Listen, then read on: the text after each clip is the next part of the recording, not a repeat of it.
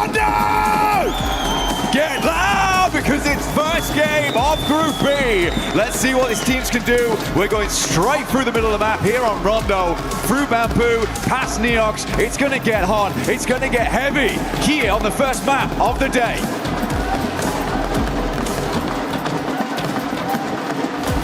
Just soak it in. For the viewers at home, it's a very different atmosphere from what we're feeling right now, live in the flesh, in the arena at EWC. I can feel it on my skin. Goosebumps. It's in the air, Blank, the excitement and anticipation. And this is before we've even seen a single elim.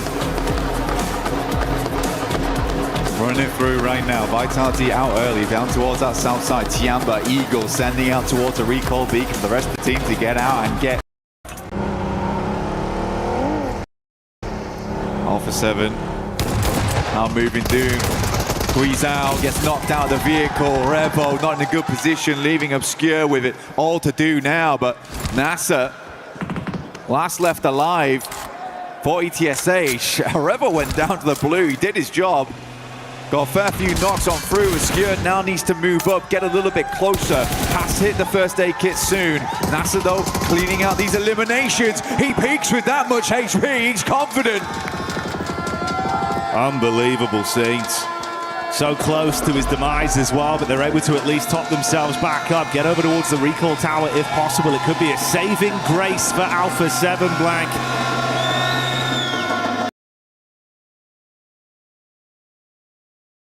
Gonna drop down towards that south side now. He has time to do it, but once we hit stage 4, it's gonna get a little bit more difficult. He has to commit now, and kind of skidding off the road there doesn't feel good. Next circle will hit Stadium. We have not seen one of these in quite a while, and we get to see our first one now here in EWC. GS team playing on the outer edges at the moment. Rihan working off these stairways. It's a good place to play. Being able to peek up and down at the back of it is fun to work against. Benonction Red Force, they're up first. JS9 in the hands of XZY.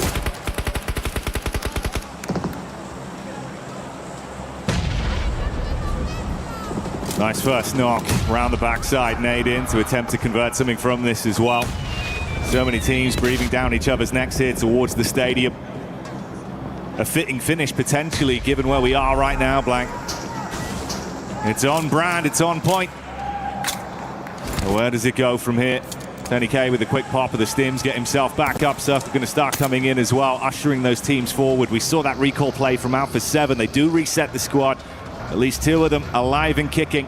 A duo is better than just one. How far can they take it? The arena lobby leaders right now with the elims, 9 under the belt. Tiamba fell earlier. Wolves with a backstab coming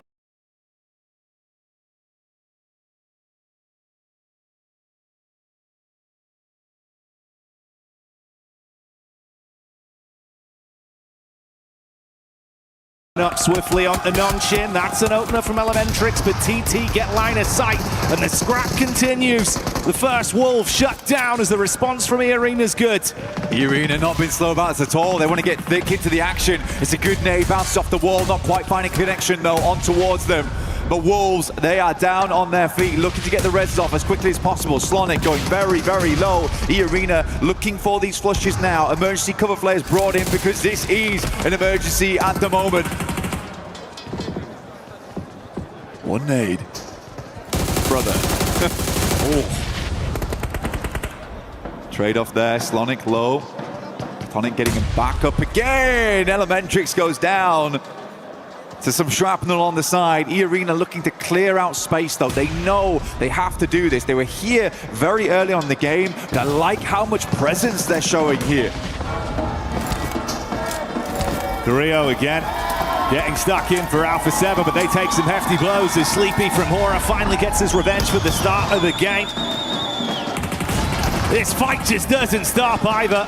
Wolves up against the arena for so damn long as they finally buckle under the pressure. Wolves out of the running. Alpha 7 once again left with a solo. Ida taking the hit towards that reigning champions in Yangon. Yangon has been playing real slow into this one too, but for E-Arena, it's good to see. Feels almost like the torch has been passed down from Vampire now to E-Arena. This Thailand team doing incredible work so far. TT Project look to get themselves out of this awkward situation. Alpha 7 still up and kicking now, but down to one player. 7 elims on the map, it's not bad, but it could be better here. But at least they didn't go out with absolutely nothing. I think for Alpha 7 they'll take that right now. But goodness me, so many teams afraid to head over towards Stadium now just because it is fairly locked down on these outer edges. We do have a circle on our hands here. A lot of teams on that eastern side quite pleased with how this has worked out. Vitality, Razy and Razak, the famous duo, improved from Indonesia, now looking to pump up a little bit more damage. Mormon grabs himself the Orc Master at the moment because he has been putting in work. A 13th elimination added now. A chicken dinner here would be fantastic for the point tallies. For Alpha 7, the end finally arrives. Try as they might to keep themselves alive in our opening game. They did well, like you say, Blank, to at least draw a few more points out from it. But it finally bites the bullet on the wrap back over to Stadium. But like you say, E-Arena right now, ruling the roost with some of the fights they've been able to pick off on. Softening up the competition that's been coming their way as well. If they can lock this down, could be in a very tasty position. Already 14 elims. How far do they take it? And what did Godlike do here? Effect with the clapback. Good for one. Nice nade from S-Power, but Ephes tries to hold on to it. An intense encounter between these two sides. Godlike down to 2, but S-Power making the difference for now. Godlike on our edge is a tough position to be in. S2G on their sideline. A quick rollback. S-Power makes it look easy, but Joker from a distance, stopping these teams in their tracks. The proactivity from E-Arena has been insane so far. There's not a fight that they have not been unwilling to be a part of. If they get line of sight, you best duck your head down because E-Arena are absolutely farming in this battleground right now. S2G, heavy hit coming over to Hustler Crew. You got the off angle set up, looking to take pot shots down and save his mates. Kamikaze trapped behind the vehicle. They want to close the gap onto it. S2G going in aggro, Vitality in the distance as well. Kamikaze with a single knock, Loco, drop back down, trapped behind the ridge. AZM, you can hear his jammer pack just went out just then. Now needs to get a move on. S2G, they post up. AZM taking a huge amount of damage. The blue might just do the trick here. We'll take him out. S2G with 9 elimina on the game. Crazy the sheer distance we're looking at as well. 9 elims being second place, 15 points for first right now, and the split on the actual minimap is insane with what we've been set up with.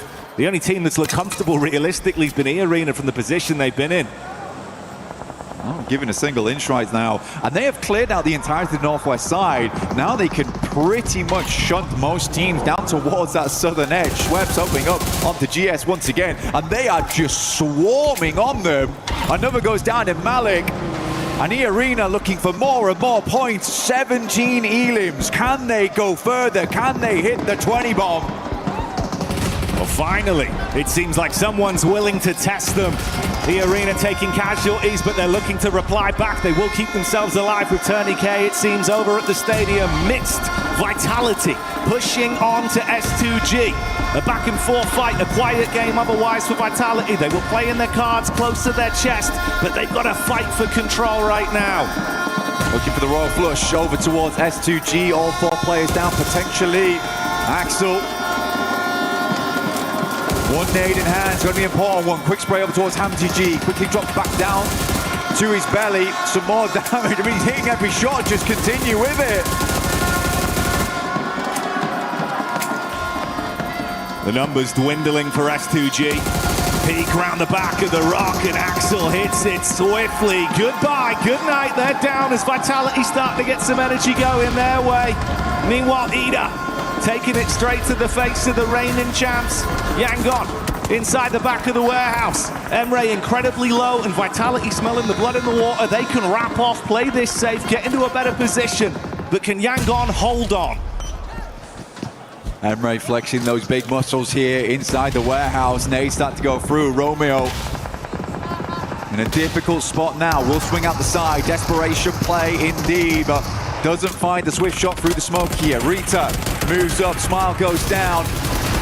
Ida putting a frown on the faces of Yangon Galacticos. Last play incredibly low, Romeo is out.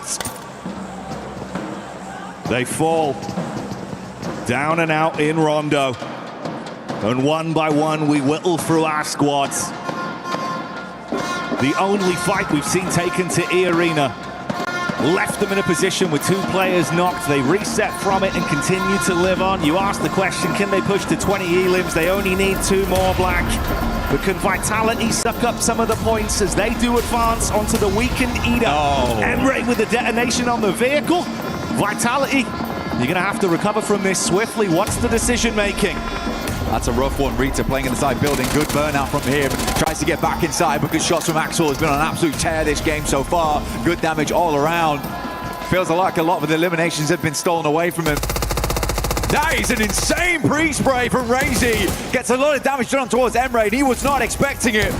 Almost jumped into the headshot. The flicks are crazy from Federales. They're playing on a different pace of the game right now, and it does work out for Vitality to bring the thunder back down to Ida. Man with the quickest fingers in France. Could not believe what I just saw. And I don't think either could Ida, honestly. They witnessed that and it was terrible. Lufa will move up from Dopeness, takes down the first player so far from E-Arena. They are down to 3. Vitality still sitting pretty with 4. And teams have to push out into them. 2 fights happening back-to-back. Stereo setups from our teams with Hora taking the hit straight to Vitality. Jiggle the only one keeping his eyes peeled over onto the E-Arena encounter versus Dopeness. They eat the opening nade. Schwepp setting up for another one, but on the peak takes a few shots, low on HP. No fear with the steal versus Vitality. Can Dopeness actually defend themselves now? Great Molotov, forces him through the doorway, opening up the lines aside. Now just one player left alive here, it is Speaker. E-Arena need to break their way out of here. 19, if they finish this fight, they're up to 22. An unbelievable game. Speaker has to make the crazy play, and there it is. A 22 elimination game. The first match of Group B. E-Arena is bringing it.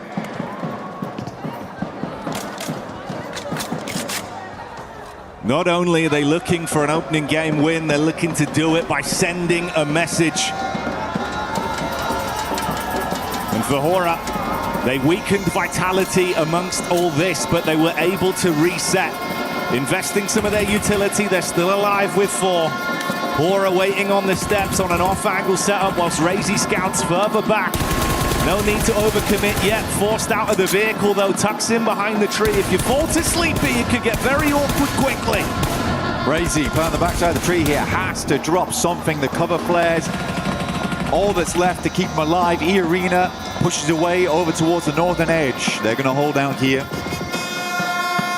Aura coming in with 4 players. It's gonna be hard to clean out this game here. E-Arena though, they are on fire so far. This team is warm, ready to go, no fear. Time to put some more eliminations in the books. Vitality with a quick rescue, but can they make it back? They do, goodness me.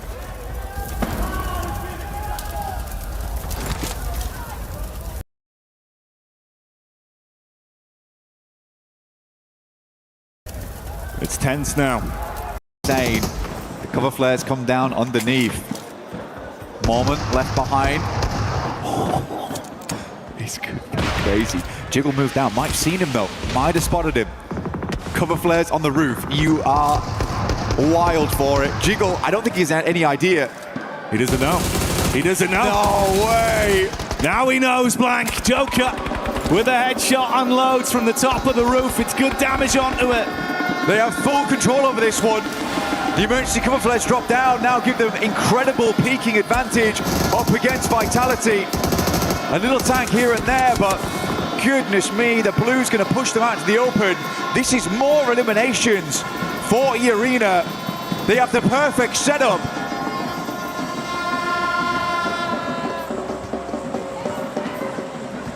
You have entered E-Arena's arena at this point.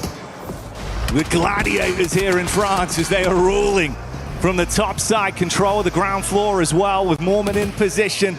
And Vitality know that they are forced to advance eventually. You're exposed either way. And Joker's looking for the peak back towards the warehouses. How far can they take it with the elims? They look for more decent damage. There's another knock from Schweppes. Instantly trying to flush out on that one. 24 in the bag. Blow up the vehicle. Don't let them go any further on the back of this one. Aura can do nothing but stand by and watch. M79 brought out to hopefully bring a train, but the rescue I don't think is coming for Razak next. Joker finds the peak off the back of it. Mormon holding the angle. But they're patient, they're real patient about it. But a nasty headshot Federales saves the day here. Joker has to not be greedy. That tree saves his life in that moment. The sightline just not quite there. Oh, Mormon. That's the issue, Blank. The duo so heavily focused at the cover.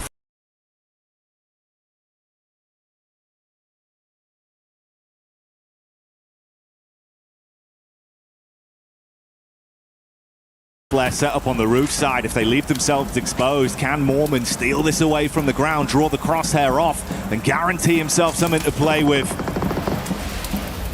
Stage 9 now. It gets spicy. Center dots towards this loot crate. E-Arena may need to drop down at some point, but they'll see what they can get done in the meantime. Vitality playing it slow, but will have to move. Even more emergency cover flares dropped. Building themselves barrier after barrier. Oh, shot down again. Joker gets the peek out. Federales cowering close towards the limited cover he's got, but no fear. Sees an opportunity and swings round. Federales with a hold. Some clean connections in the past couple minutes here. E-Arena, they see this. They know the knocks are going through. They're looking to send nade. They feel like they're in range. It's on target. A bit of chip damage. Razy has to back out. One more nade over the top. It looks on target. There, it's unreal from up on high. They are dropping bombs down towards Aura. This is insane work. Sky goes down. More eliminations available here. Might take them to 29, Jackie. One away from the big 30. And there's only a single member of the squad left to try and fight against them. The dream of E-Arena on Rondo, as they've been living their movie. Elim after Elim. And Sleepy is all that remains between them and an unbelievable game one. Schweppes looking down upon their arena, their stadium. What a ridiculous result here for E-Arena. It has been sublime from start to finish. The circle begins to close. We're getting right into those final moments. Just one more minute before it all finishes. Coming down to the bitter end, Sleepy looking up towards the sky, but will he be on point when they're forced to drop? It's all a matter of timing. Two crosshairs going to be swiftly on his angle. Can he withstand the duo drop? That's one with the shotty. All onto the last man as Schweppes tries to withstand the peak. Sleepy on the double up. Quick shots, can't quite connect. He's going down. The zone's nibbling away at him blank. There's and no that's way. how they finish it. Thailand makes a stand here at EWC. An incredible 39-pointer. They've got half the points that some teams earned yesterday at the end of it all in one match. A game one chicken dinner with an unbelievable narrative. It wasn't even a single pop-off play. It was the entire team working in unison from start to finish. The mechanics, the movement, and the setups. They read the game perfectly. And they hit their shots. I mean, respect to Revo. I mean, he's smiling over this. And he should be. Everyone should be smiling. This is records broken. This is records made. On a first game of all things. They've done it. Like, they're in. Right? They're in at this point. Yeah, they're not dropping out. It's incredible. I didn't expect it. I mean, it's just disbelief on players' faces. I don't think anyone looks all that sad about it. They're shocked. That's all it is, Blank. I mean, You're shocked. Aura's probably shocked, yeah. Goodness me. What a game. What a game. I've not seen anything like it.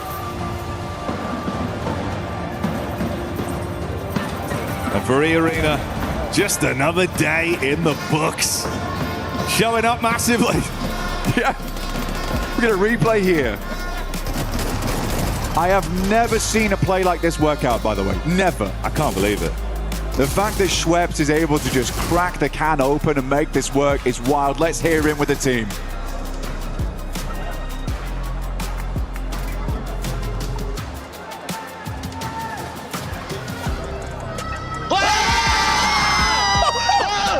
Bro, clear comms, clear comms. They were just locked in. There was nothing that needed to be said. Where's the comms? Where's the comms? There's no comms. They are locked. They knew what needed to be done. Trusted their individuals on that one. No need to waste brain power talking. Let's just get it done, and that's what they did. Man, I mean, the Rabbits, they bounce up the leaderboards and they'll stay there for a while. We'll be back shortly after this.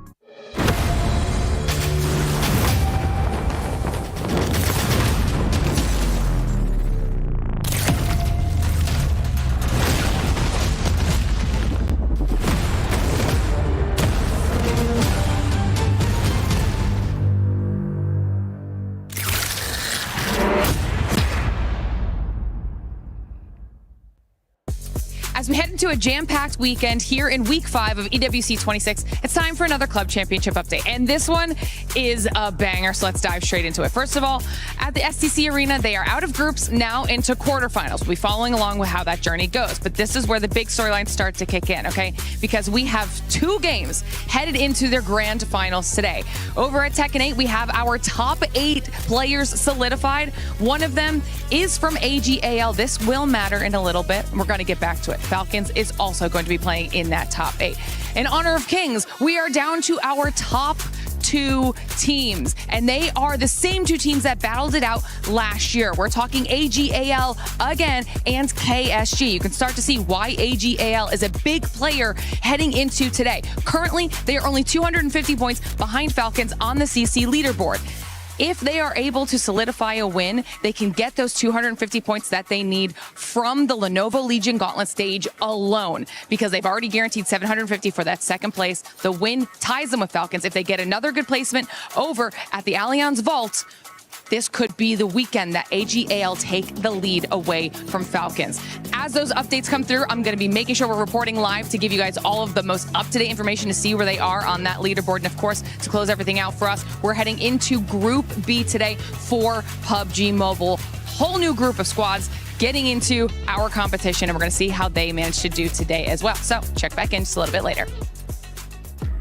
Thank you, Glitter, for that CC update. But right now, ladies and gentlemen, we are getting EWC records broken here at PMWC at EWC 26 as E-Arena puts up a cool 39 points, Max. Absolute madness, record-breaking Rondo, and just like E-Arena, we are on the rooftops right now. They're one stadium here, it's a little bit windy, but you know what a play, sending 2 players up there, in particular Joker getting so much done at the end with Schweppes. Lovely stuff indeed, and in particular, it's not just the rooftop in particular that was interesting here, Niptura, it's also the fact that down below they got so many eliminations. There was Tiamba, there was Wolves, there was Nongshim Red Force. You threw everything at that team, and yet they had a plan, Niptura. And that's what you want to see for a team of this caliber. They have a plan for every situation, just running through the basement, getting rid of all those players that were hiding out, going up onto the top and going, okay, now we have control of stadium. What's going on around it? I mean, look at all this. An excellent showcase of how to actually use nades here, Max. It's like they became the grenade. They are a seeking missile themselves. Tony K was going crazy. You know what? People say, oh, we got Tony K from Wish. No, he is the main character right now. He's crazy. And towards the end, Max, I mean, we get a stadium finish here, and something that you kept calling out over and over when we were watching it, especially when they were on the roof. It's like somebody came up to E-Arena and asked, how many cover players would you like? And they said, Yes. Yeah, I mean, I was counting, like, okay, one cover flare makes sense, then I saw 2, 3, 4, 5, 6, and then we had a 7th cover flare at the end, which literally, the roof we know, I mean, Natura, we've been up there sniping many times in Ultimate Royale. That position is terrible if you don't have any cover, because it's a little bit of a slope downhill. If any team has a position where they can see the rooftop, it becomes truly unplayable. But see, all the cover flares here was great, but at the end, the leap of faith, literally, Natura, 2 players jumping on down, and he almost was taken away by Sleepy, but eventually the shotgun worked out in their favor. It did. I was very. It's one of those things where you're kind of on tenterhooks. You know, that final push down is like, oh, I don't know how this is going to go. You've done so well. Is it all going to fall? No. We don't have parachutes, Max. It's not going to work. It's not the same. Give us the zip line. That's what we need right now. We need the zip line so we can get back to the home studio as well.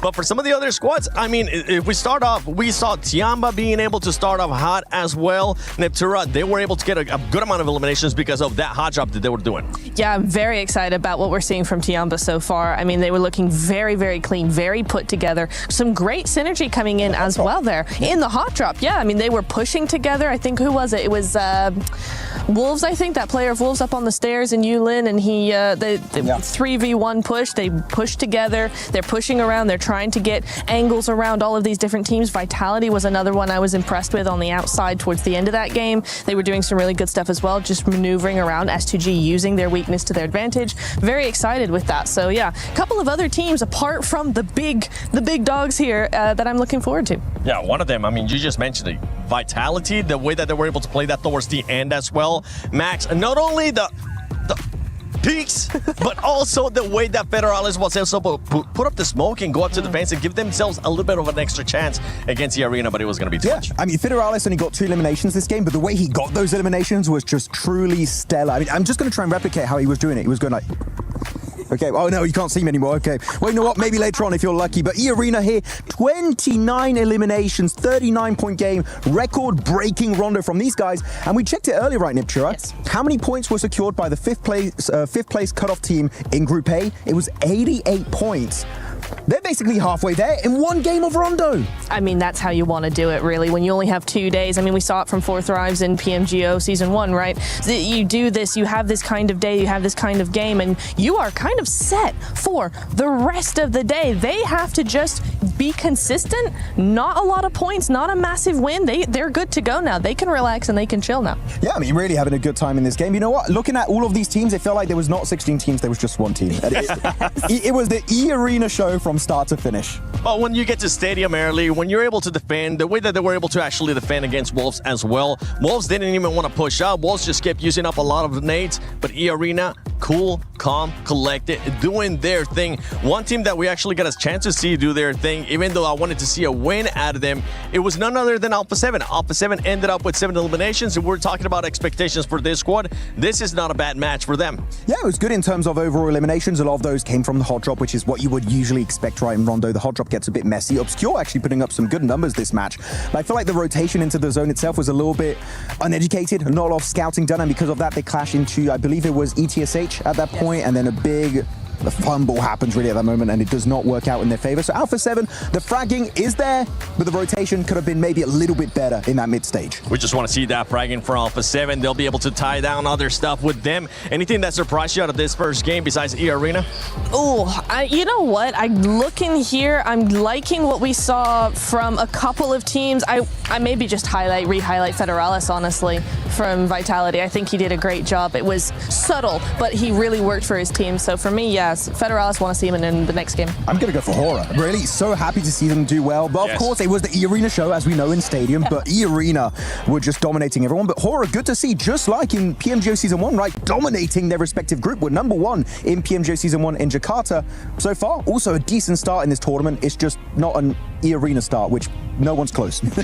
One team that we haven't really gotten a chance to give props to, especially after that match, is Godlike. Godlike was able to put up a good amount of eliminations in that game. I think they ended up with 7. We saw them take the fight with TT Project as well. We got a chance to talk with S-Power. They're very confident. They're looking to make sure they end up going to the finals like OG was able to do yesterday. And before we actually send it over to Barney, Max, show us again, what were those peaks like? There you go, Barney Lays, take it over while we'll try to see if we can find a zip line to get up from here.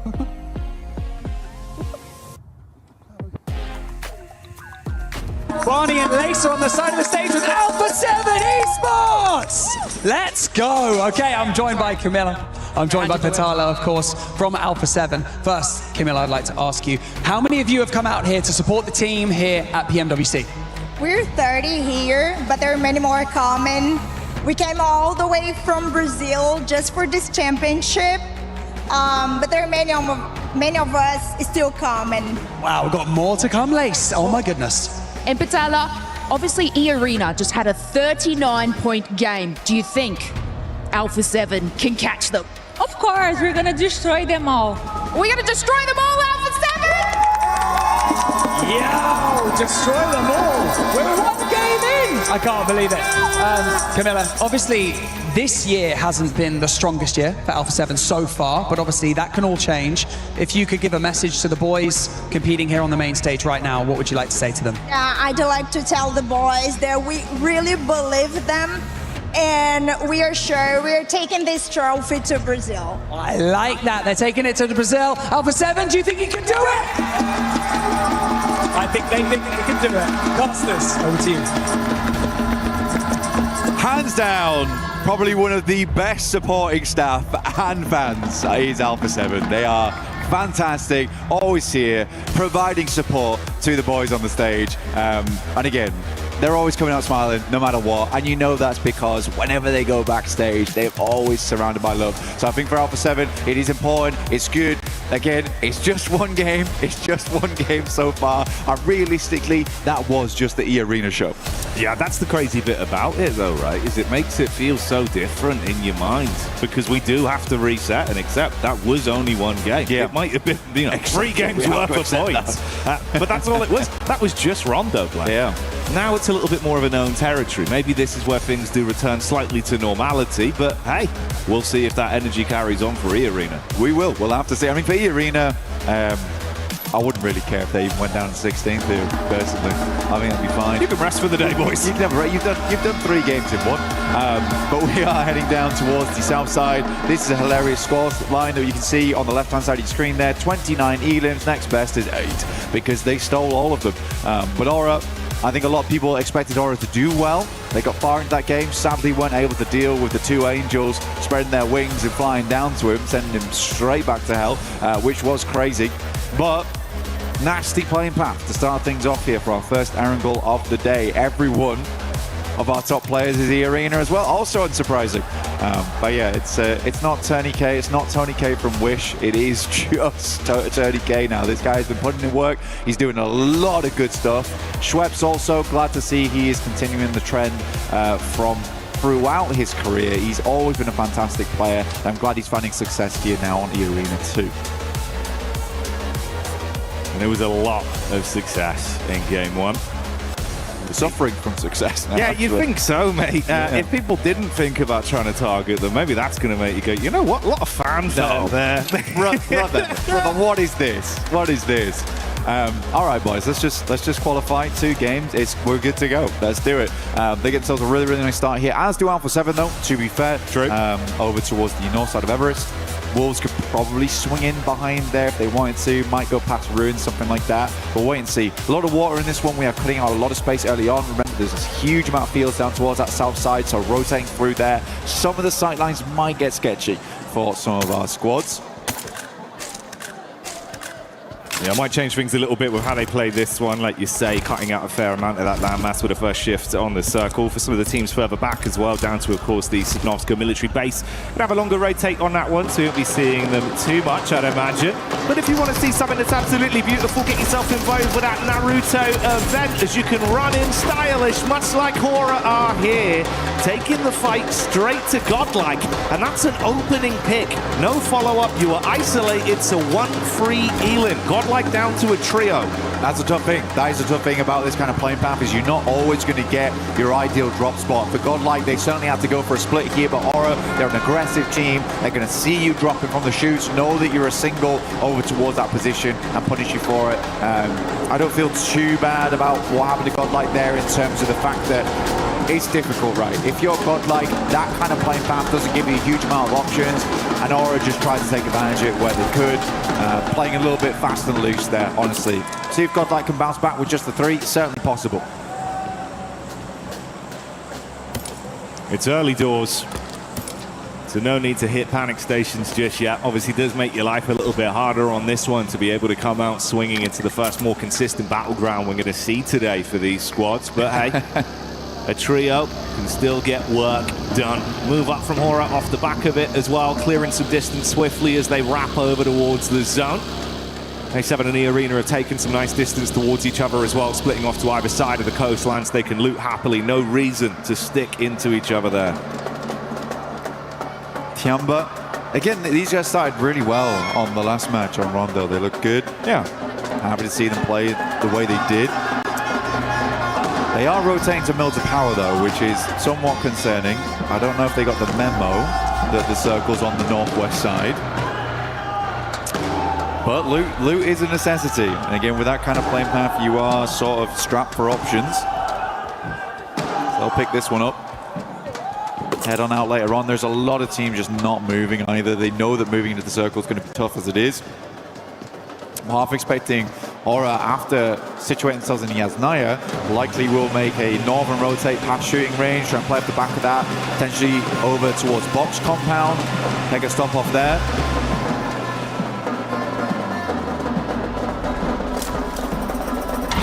Bit of an earlier split off as well from S2G.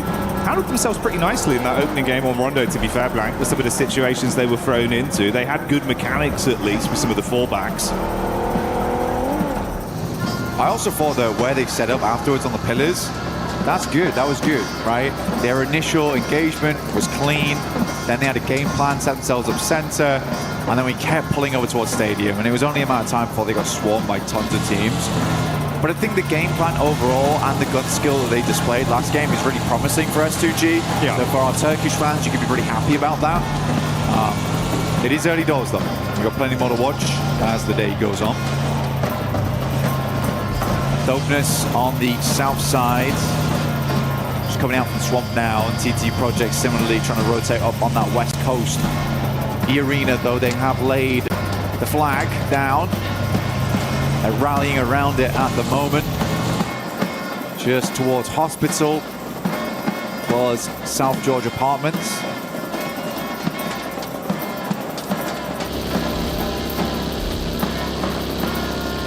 Closer and closer as our teams race to get themselves back into a better position inside of the zone and set up on this one. Nonshin Red Force starting to make their entry with a trio from Godlike on a bit of a split of either side. S2G going right down through the middle. This is the bridge crossing from Vitality as well. No one there to attempt to deflect it, so it's a free pathway out from Sosnovka to get back to the mainland. They'll be happy with that. They're spawning it anyway, but again, I feel like this is nerves more than anything, because on this type of circle, you genuinely don't really need to worry about making this bridge crossing. I think it would be almost a bad play from someone to try and camp this, but it's always a possibility, right? So they're going to take it slow in the meantime. Axel's already made it halfway up the bridge and probably is going to try and get a little bit further up here. Federales holding behind, but they have nothing to worry about. They really don't. I'm genuinely putting that down to nerves here from Team Vitality. But you need speed on this type of circle. You need to get into position. There's not a lot of spaces to take up here. Yeah, you can't afford to have the paralysis by analysis of wasting too much time on that one. In the midst of all this, we did see that opening knock that came out from Schweppes, now converted into a full elim there. That was Wolves that got slightly too close to the territory of the arena up by the compound. Rest of the team did get out though, Blank, doubled back round Hospital side and got themselves into safety, at least for now.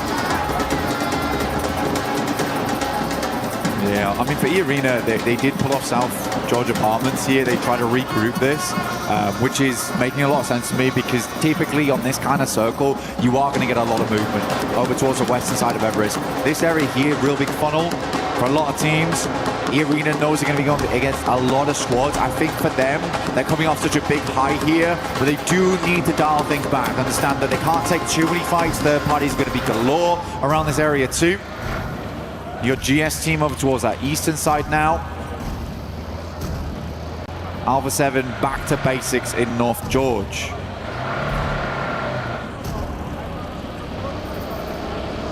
We'll how that zone was off the back of the playing path we had coming into this one, at least you're gifted a fair amount of safety where they've not had to really run too many risks early doors. Over the course of the past 8 minutes, just been able to loot and sit pretty, getting a lay of the land established. Fairly late rotates for some of our squads as well. Obviously, we saw Tiamba fragment off, go over to Milton. They're still going to be coming in late onto this one. And Vitality now entering the safety of the zone that's about to move. Ooh, okay. Arena. I mean, last game they played Stadium. They were there for quite a while, right? So we can say that there was some circle luck in that sense, but there was nothing lucky with the way they put down every other squad inside the lobby. Yeah. Here they are getting magnetized again. But again, it depends how they want to finish this out. We have seen plenty of teams in Group A get good circles and not really be able to convert off the back of it. Now, I really do want to see another big game from the Arena here. Would be fantastic to watch happen. But it will be difficult. It will certainly be difficult, and I'm not going to hold my breath for it. You go so far, it's more what you do with the position you presented. Very clean last time. Again, a little bit of a gift that they'll be happy with, but more to be done. Potentially a bit of an encounter on the later rotate from our squads outside of the zone, with Godlike getting eyesight back over as well. It's a room there that things get a little bit panicky. But Hustler crew, Yunbin, even from distance, that's on Shin Red Force getting stuck into the action. I mean, they've been taken down by Nongshim as well as Arena at the same time. I think there was not a huge amount of expectations here for Hustler crew. Go into groups. So I do think that Hustler crew going down again for 2 players. Not sitting on a great average at the moment. They've only got 1 point over these 2 matches so far. Sat down there with TT Project. So I think that Nongshim Red Force want to turn that around. This is a team that is very, very good. Have just come off some big success here, Jackie, this year. Would love to go straight towards the finals, at the very least qualify through to the next stage of the tournament. But goodness me, if we took a look at the map right now, you can see just how jam-packed it is. We have 1 team playing on Everest and Aura. Everyone else, like I said, is in that horrible tunneled zone on the western side. A few compounds around that area. S2G currently playing that one that sits underneath Everest on the southwest side. That's a good spot to be working with. You can clear a lot of space from there too. The fact that we still have about, what would you say, 30% water in this one, with Everest being a big chunk of it. No one really wanting to move into apartments just yet. It's a nasty circle. So these are the 2 back-to-back games where it is mechanically and tactically difficult. And seeing how much of a backup plan you've got in terms of adapting with these circles, like you're saying, it's not a regular game. It's not normally. No, it's not, but... Oh, no, no. In the world is that? Makes you want to be sick, honestly. That is gross. E-Arena's probably going to regroup over towards that western side, potentially, with the rest of the team. Take no chances here. You cannot be greedy on a circle like this. You've got to shore up your front at the moment. Make sure you drop the riot shield, because teams are going to be coming at you thick and fast in the near future. Alpha 7 sit all the way over towards the peninsula on that northwest side. Oh, this is disgusting, mate. Yeah, this is absolutely unbelievable. All of our squads still alive and kicking. Such limited space. Such little ground left to play with on the mainland. A few shots being taken out from various squad. Wolves continue to be fought by E-Arena. TT getting stuck in versus Vitality as well. This is the fight that's going on right here, right now. Neos down behind the back of the vehicle. Affecting Zerich, they just got to call it quits. Yeah, TT Project just got to move on this one. You got to get further in towards the circle here. Difficult push out for Yangon Galacticos, stuck on radio tower right now, held out by Nongshim Red Force, who are looking to be the arbiters of the fields. Playing Scarecrow right now versus all the Crows coming up from that south side. And once again, already it's E-Arena that have been able to find themselves free elims with the picks they've secured. You got that wrap over the top of the bridge from George Paul as well that's coming in from ETHH as they're going to look to try and chase and get into a good stable position inside of the zone. Ravo with a pickup. That's one back over on at 72, one GS. Ida now moving forward, adrenaline shot in at stage 3. I mean, it's got to be done. The boys got 2 of them. You need a lot of adrenaline to make your way through these next circles. It is pain that is ahead for a lot of these teams. How well can they weather it? Can they grit their teeth and hang on? Aura, Jiggle looking forward now. Yangon Galacticos dropping some shots down towards them. AUG in hand. Aura though, still doing well, honestly, over towards this eastern side.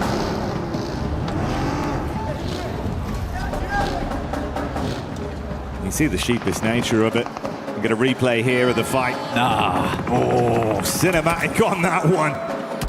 That was the follow-up pick onto Ephes. Neons was already down in the back line. Good defense there to make it very uncomfortable for TT that left as a duo. Emre from Ida with a shot onto Godlike as well.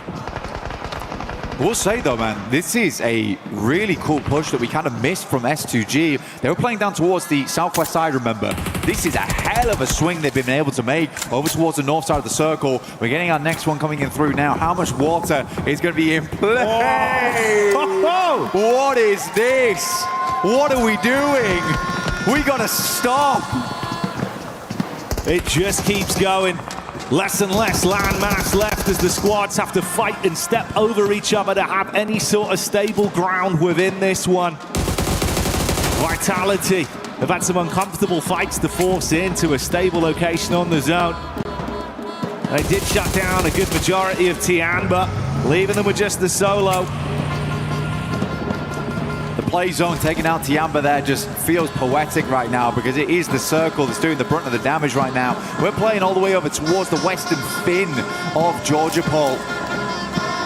And these players have to tread water going forward.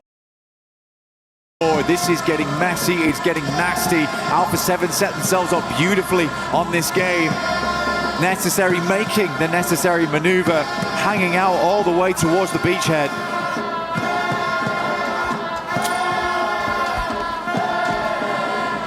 Nice nade lineup. Tianba trying to stay alive as they bounce either side of the vehicle. Bit of chip damage.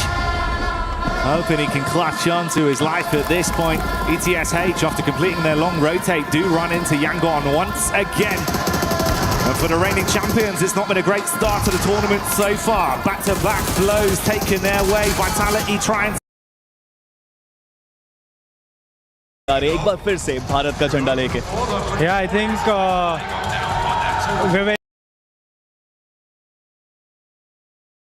वो net थे वो समाप्त हो चुके हैं.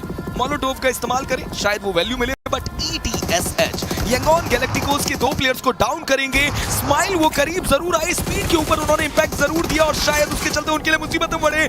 Seat switch करना चाहते थे और उसी की वजह से उन्हें डाउन कर दिया गया. बट स्माइल को समझना होगा कि वो अकेले हैं. ऐसे समय पे अपने आप को बचाएं, अपने आप को हील करें. बट ETSH अभी भी 2 प्लेयर के साथ, और ये एक रैंडम जो मोलोटोव डाली थी, इंपैक्ट तो उससे डाला गया था. टाइम बाय कर लिया, सबसे बड़ी बात है. वहाँ पे रीसेट कर सकते हैं, थोड़ा हील करने का जो टाइम वो चाह रहे तो वो मिला. डिफेंडिंग चैंपियन कहीं से भी आसान रहा नहीं. स्माइल फाइट बैक करने की कोशिश, एक और प्लेयर को डाउन करेंगे. एक और कंफर्मेशन यहाँ पे निकालने में हुए कामयाब. दूसरा फिनिश पॉइंट निकाला जा चुका है, लेकिन अब क्या एक और यहाँ पे क्लच कर सकते हैं? जी हाँ, पॉसिबिलिटी जो लग रही थी उसे यहाँ पे कामयाबी दिलाते हुए स्माइल अपनी टीम के आईजीएल हैं और उसके बाद भी यहाँ पे क्लच करने में कामयाब होते हुए एक प्योर 1v4 और अभी भी बने हुए इस लॉबी में. और वहीं पर S2G के प्लेयर्स ने 7-1 को परेशान किया. वहां से वो अंक अपनी टीम को लाकर दे दिए गए. मात्र 13 टीम 29 प्लेयर इस मैच में देखने को मिलते हुए नजर आएंगे. पूरा ई स्पोर्ट्स एक एंड को होल्ड करते हुए, बट मैं सर्कल की चर्चाएं करना चाहता हूं. वुल्व्स का वो अकेला प्लेयर नेसेसरी को आप देखिए, एक ऐसे छोर पे जाके बैठ चुके हैं जहां पर उन्हें कोई देख ही नहीं सकता. हाँ, वो वहां से अपनी टीम के लिए प्लेसमेंट पॉइंट जरूर लाकर दे सकते हैं. गॉडलाइक का वो अकेला प्लेयर, वो भी अपने आप को कितनी देरी तक बचा पाएंगे, ये भी एक सवाल बनता है. पूरा ई स्पोर्ट्स 4 प्लेयर के साथ पिछले मैच में अपने आप को टॉप 2 तक लेकर गए और शायद मौका था कि चिकन डिनर तब्दील कर पाए, बट वो चिकन वो नहीं लेकर जा पाए. VIT रिजी वो एक शोर एरिया पर देखने को मिलेंगे, बट जस्ट उनके पीछे आईडीए रीटा भी हमें देखने को मिलती हुई. पूरा स्लीपी अल्फा 7 के रेवो को डाउन करते हुए, बट ई अरीना ये हर बार कंसिस्टेंसी, पिछले मैच में 39 अंक, इस मैच में भी 5 पॉइंट्स बटोर लिए गए और सबसे बड़ी बात उनकी मानसिकता, वो फाइट लेना चाहते हैं और जितनी फाइट वो ले रहे हैं सब जगह फिनिशेस बटोर रहे हैं। अगर ओवरऑल स्टैंडिंग में दूसरे ही मैच के दौरान 44 पॉइंट्स आ जाए तो फिर तो आप ऑल इन अटैक करना चाहेंगे, बट गॉड लाइक उनका एलिमिनेशन होता हुआ 0 पॉइंट इस सेकंड मैच से लेके गए, मतलब ओवरऑल स्टैंडिंग में भी 7 ही पॉइंट्स रहने वाले। बट फिलहाल आगे बढ़ने का प्रयास, जोकर उनके ऊपर वो कनेक्शन आया, डैमेज काफी ज्यादा दे के जाएगा, लेकिन काउंटर आप देखिए अलग अलग एंगल से भी वो शॉट्स आ रहे हैं। ईगल की तरफ से वो काफी दूर से अटैक किया गया प्ले जोन के बाहर और फिनिश जो लग रहा था प्ले जोन को जाएगा, जी नहीं, काफी अच्छा करेक्शन, कंफर्मेशन तब्दील किया गया, रिवाइवल वो भी यहाँ पे पॉसिबल। और ऐसे में ई अरीना को आप देखिए वो फाइट में अब इंटरेस्टेड नहीं दिख रहे, वो थोड़ा सा और पीछे की तरफ जा रहे हैं, उन हार्ड कवर्स पे फोकस किया गया और ये बहुत अच्छी बात है। अगर यहाँ पे सर्कल को अपने एक बार फिर से अपने हित में लेके आ गए यहाँ पे, तो फिर चिकन निकालने की पॉसिबिलिटी काफी ज्यादा रहने वाली है। बट अब सर्कल तो देखिए इंजीनियर इस जगह पे जा चुका है जहां पे कवर्स के नाम पे आपको कुछ भी नहीं मिलने वाला, एक ओपन ग्राउंड की तरफ आपको जाने की जरूरत पड़ने वाली है। और ऐसे में अगर आपके पास वो आर्टिफिशियल कवर्स अपनी गाड़ी की हो अगर आप लेके जाते हैं तभी फायदा होगा, नहीं तो ये मैच में चिकन निकालना काफी डिफिकल्ट। बट जोकर उसके ऊपर भी शॉट रिवाइवल देने का यहाँ पे मौका है, आसानी से रिवाइवल मिल जाएगा उन्हें। और ये अरीना के प्लेयर्स के लिए भी मुसीबतें बढ़ती हुई, हाँ वो डिसीजन उनकी तरफ से बेहतर था कि अब फाइट में इन्वॉल्व नहीं होना है, सर्कल के अंदर एंट्री बनानी है, बट डोपनेस के प्लेयर जोन का क्रूर रूप झेलते हुए जिसके चलते उन्हें इस गेम से बाहर होने पर मजबूर होना पड़ा, एक एक करके अपने प्लेयर्स को गंवाना पड़ा। पर जैसा कि मैंने पहले भी चर्चाएं करी कि वुल्व्स ई स्पोर्ट्स का वो अकेला प्लेयर नेसेसरी जो अभी भी सर्कल के सेंटर पे देखने को मिलता है। और सबसे बड़ी बात यह है कि उस जगह पर और कोई भी टीम नहीं है, किसी को भी उनके बारे में इंफॉर्मेशन नहीं है, प्लस ड्रॉप भी उस जगह पर, मतलब लेवल 3 का आर्मर वेस्ट भी वहां से नेसेसरी उठा सकते हैं। बट डोपनेस, लूफा, अल्फा 7 के चारों प्लेयर्स, थोड़ी सी पैसिविटी जरूर अल्फा 7 की तरफ से देखने को मिली क्योंकि अभी तक केवल एक फिनिश उनके पास है, बट शायद ये वो नेड हो सकता है जो दूसरा फिनिश उनकी टीम को ला कर दे। सही समय पे वो नेड कैंसिल कर दिया गया, शायद इंफॉर्मेशन और ज्यादा वो गैदर करना चाहते थे। हो रहा ई स्पोर्ट्स उनके पास अभी भी एक बेहतर मैन पावर और वहीं पर ई अरीना वो भी अपने 3 प्लेयर्स के साथ इस गेम में जीवित है। एसजी ये रोटेशन आसान है नहीं, अल्फा 7 के सामने से गुजरना पड़ेगा और लॉस्ट को देखिए उन्हें फॉलो करते हुए बाकी प्लेयर्स, क्लोज कॉल था लेकिन आखिरकार नॉक यहाँ पे करने में कामयाब हो चुके हैं। लॉस्ट इकलौते प्लेयर रहेंगे जो कि अपने गाड़ी के साथ पानी में जंप लगा चुके हैं और उनकी भी पोजीशनिंग रिवील हुई थी, कुछ सेकंड के लिए शॉट्स उनके ऊपर गए हैं, हालांकि ट्राई करेंगे कि ज्यादा देर तक बने रहे, लेकिन जी नहीं, एस2जी उनका एलिमिनेशन होता हुआ 8वें स्थान पे, 7 टीम्स के बीच में अब ये कहानी बची हुई। अब बात भी कर रहे थे कि यहाँ पे आखिर स्टेज में जाना, उस चिकन के लिए फाइट करना इतना आसान है नहीं क्योंकि एक ओपन ग्राउंड की तरफ जाने की आपको जरूरत पड़ने वाली है। बट वाइटलिटी सेकंड प्लेस में चल रहे हैं और इनके लिए भी जो रन है ना बहुत प्यारा जाता हुआ इरांगल में। ई अरीना ने रोंडो में डोमिनेट किया और इस टीम को आप देखिए तो इरांगल में काफी अच्छा बैलेंस बना के रखे हुए हैं। 11 फिनिशेस कहीं से भी आसान थे नहीं इस तरीके के सर्कल में, लेकिन उन्होंने पॉसिबल करके दिखाया। इस तरह एक बार फिर से अटैक करते हुए हो रहा है स्काई, ई अरीना के ऊपर वो हमला, अल्फा 7 वो भी फाइट कर रहे हैं और इस बीच एलिमिनेशन होता हुआ ई अरीना का। और इनके बीच में वुल्व्स नेसेसरी ने भी एक फिनिश अपनी टीम को लाकर दे दिया। ई अरीना को बाहर करने में उनका भी एक कंट्रीब्यूशन देखने को मिला और शायद अब वीआईटी भी समझ चुकी होगी कि पीछे उस जगह पर प्लेयर है। अल्फा 7 के करियो जो करीब आने की कोशिश कर रहे थे एक्सेल के ऊपर, पीछे से वो कवर फायर देखने को मिलता हुआ नजर आया। वीआईटी को भी समझना होगा कि थोड़ा सोच समझ के इस गेम को आगे लेकर जाएं। जो पिछले मैच में मुकम्मल नहीं कर पाए, जो पिछले मैच में वो चिकन डिनर नहीं निकाल पाए, इस बार उनके पास पूरा मौका है। मात्र 5 टीम 13 प्लेयर, बीटीआर उन्हें अभी भी सर्कल के अंदर एक अच्छी जगह चाहिए। अल्फा 7 को सर्कल के अंदर एंट्री बनानी है, बट बीटीआर गेट कीप करके अल्फा 7 को वो शिकार कर सकते हैं। और दूसरे एंड पे हो रहा ई स्पोर्ट्स, वो भी तो यही चाहती है कि इन दो टीम्स के बीच में फाइट हो और थर्ड पार्टी में वो भी कुछ वैल्यू अपनी टीम को ला कर दे।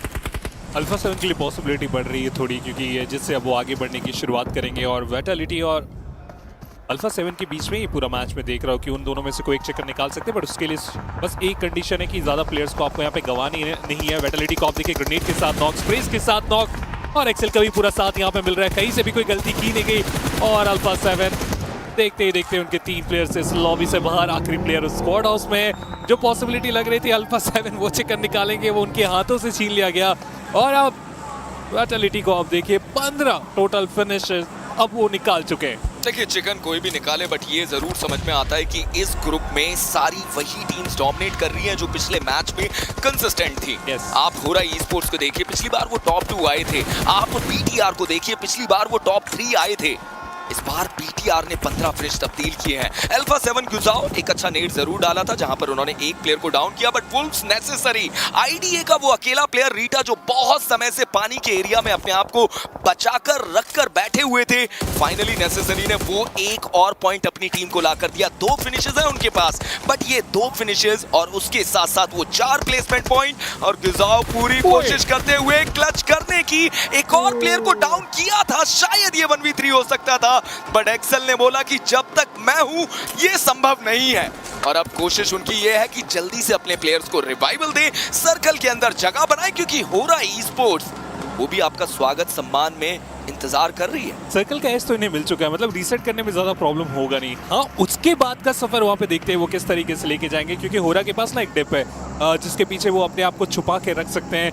ऑलरेडी 5 फिनिशर निकाले हुए, नंबर पूरे तरीके से इनके हित पे, सर्कल का पूरा एडवांटेज और एक बहुत बड़ा स्प्लिट बना के रखा गया। अगर आप मिनी मैप में देखिए, एक प्लेयर कंप्लीटली ईस्टर्न कॉर्नर पे जो स्काई रहने वाले, वेस्टर्न साइड में नो फेयर जो कि एक अलग एंगल बना के बैठे हुए, और बचे हुए player centre of the circle अपने आप को रोक के रखे हुए। तो ऐसे में इम्पॉसिबल है चिकन निकालना। मैं अभी बस बोल रहा हूँ, लेट्स सी अगर मैं यहाँ पे गलत साबित होता हूँ तो मुझे बहुत ज़्यादा खुशी होने वाली है। और बहुत लंबे समय बाद हम AWM देख रहे हैं लॉबी के अंदर, क्या उसका इस्तेमाल यहाँ पे किया जाने वाला है, क्या वो कनेक्शन यहाँ पे बना पाएंगे।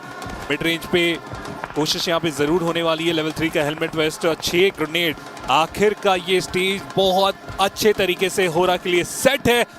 इनिशियल स्टेज में एक फिनिश पॉइंट निकाला गया, तो उसके बाद स्लो प्रो सर्वाइवल में फोकस, और अब चिकन की वो कोशिश। पॉसिबिलिटी रहेगी यहाँ पे कि चिकन उनके हित पे ही हमें जाता हुआ देखने को मिल जाए। वाइटलिटी वो गाड़ी स्टार्ट कर चुके, आगे बढ़ने की वो बारी। 3 प्लेयर 3 डिफरेंट व्हीकल में यहाँ पे विराजमान। स्लिपी अगो अगर आप देखें तो AWM के साथ वो एंगल बनाने का प्रयास किया जा रहा है। और आखिर के स्टेज में AWM क्या वो शॉट कनेक्ट करा पाएंगे? पहला शॉट जो कि मिस हुआ, दूसरे शॉट के लिए भी जाएंगे, लेकिन अब अपोनेंट के पास वो इन्फॉर्मेशन है कि सामने से वो AWM का इस्तेमाल होने वाला है। 7वां स्टेज हमारे आंखों के सामने, और वाइटलिटी उन्हें यहाँ से रोटेट करके सीधा नो फियर के ऊपर अटैक करना ही चाहिए, अदरवाइज उनके पास एंगल नहीं है। एग्जैक्टली वो यहाँ पे वही करते हुए सीधा नो फियर की तरफ अटैक करने का डिसीजन बनाया जा चुका है। S12 के उनके हाथों पे स्विच किया के पीछे से साथ भी मिल रहा है, बट ये कहीं ना कहीं सरप्राइजेस से भरा हुआ मैच उनके लिए। नो फियर उन्हें यहाँ पे टेक डाउन कर दिया गया है, और आप इस तरीके से मिस्टेक नहीं कर सकते। ये मैच आपका, ये चिकन आपका है। स्काई उनका कंफर्मेशन यहाँ पे निकाल के जाएंगे। पीछे से जो 2 प्लेयर थे वो काफी तेजी से आगे बढ़ते हुए, क्या स्लीपी का साथ मिलेगा या फिर होरा निकाल रहे का सांसद chicken dinner? It's a 1v2, एक्सेल को मौका बनाना होगा, यहां से 1v2 करना होगा, बट क्या होरा ई-स्पोर्ट्स जो पिछली बार नहीं हुआ? ये नेट तो बहुत ज्यादा करीब डाला गया, और शायद ये वो नेट जिसके बाद होरा ई-स्पोर्ट्स पिछले मैच में चिकन नहीं आया, बट इस मैच में वो चिकन अपने साथ लेकर जाते हुए, वापसी करते हुए, बताते हुए कि जी हाँ, हम भी वो टीम है जो यहाँ पर ग्लोबल पर आए हैं। और देखिए उन्होंने बताया है, निम्सदाय पुर्जा फ्लाई हाई। एग्जैक्टली ये होना भी चाहिए उनके आइडल। जिस तरीके से की स्टोरी रही है वो भी बहुत ही इमोशनल, और उसके बाद ये प्लेयर भी बहुत ज़्यादा प्राउड फील कर रहे होंगे इस पॉइंट पे। जो स्टार्ट में नहीं मिल पाया उतना कमाल का, सेकंड मैच में आए, फिनिशर्स निकाले, चिकन डिनर अपने लिए निकाले, प्लेसमेंट के साथ साथ वो फिनिशर्स क्लाइम करने की जब बारी आई है काफ़ी ज़्यादा बेहतर। लेकिन वाइटलिटी भी बहुत ज़्यादा खुश होंगे, उनके पास भी हमें वो फिनिशर्स जाते हुए देखने को मिले। प्लेसमेंट पॉइंट काफ़ी अच्छे तरीके से मेंटेन किया गया, जो जंप चाह रहे थे इन्हें भी मिल चुका है। लेकिन अभी 2-3 ही टीम्स हैं इंजीनियर जिनको हम लॉबी में काफ़ी अच्छे तरीके से वन साइडेड डोमिनेट करते हुए देख रहे हैं। बाकी सारी ही टीम्स अभी स्ट्रगल कर रही है, और देखते हैं कि आने वाले समय में क्या कहानी यहाँ पे उनके तरफ से रची जाने वाली है। पॉसिबल रहेगा कि और भी मज़ेदार हमें इरांगल देखने को मिले, लेकिन इस इरांगल का समापन हो चुका है। जी हाँ, बिल्कुल देखेंगे। बढ़ते हैं अपने एनालिस्ट की तरफ। आई मीन काफ़ी ज़्यादा बेहतरीन परफॉर्मेंस यहाँ पर डिलीवर करी होरा ई-स्पोर्ट्स ने, और काफ़ी ज़्यादा कंसिस्टेंट नजर आई 2 टीमें, वाइटलिटी और होरा ई-स्पोर्ट्स, दोनों team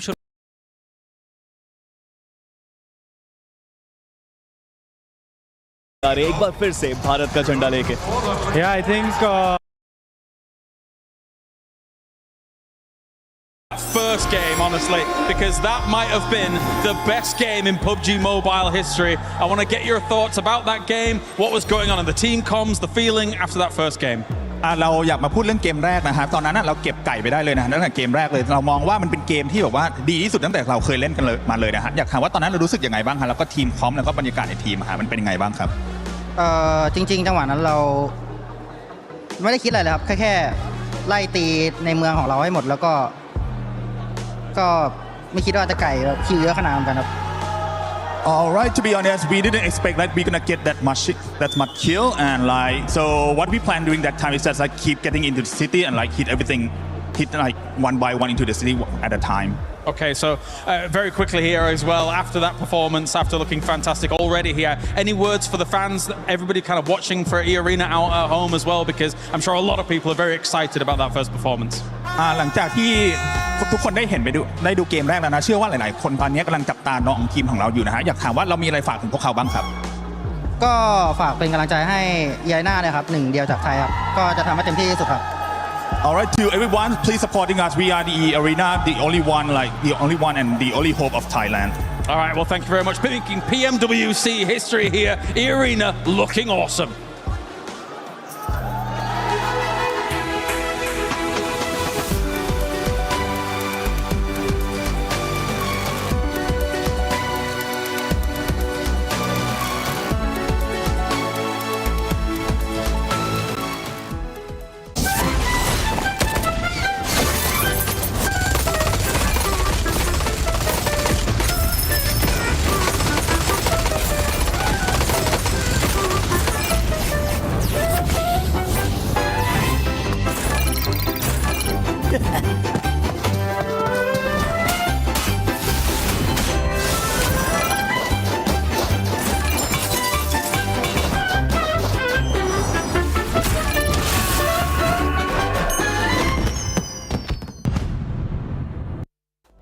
E-Arena hitting us with the only hope for Thailand. Well, that hope is looking pretty damn good. And you know who else is looking good? Hora! As they were... you too, Max. You too, honestly. No, I mean, Hora, what an absolute banging day for Nepal, right? You start off with a second place in one of the weirdest opening games ever in an international tournament. And then, how about we do get that win here on a beach finish that we rarely see at any tournament whatsoever. And oh my goodness, I mean, for you in particular, Nipchira, you're a big fan of snipers. Sleepy, the bolt action. Oh my God, Nepal is here to play. Oh, it's so nice to see it. So nice to see it at a global tournament. Finally, it's been years, it feels like. He's still one of the only players that uses a bolty. We need to have that more often, and maybe after this game, other players will go, maybe it's not such a bad idea to have an absolute god at sniping on your team, because oh my.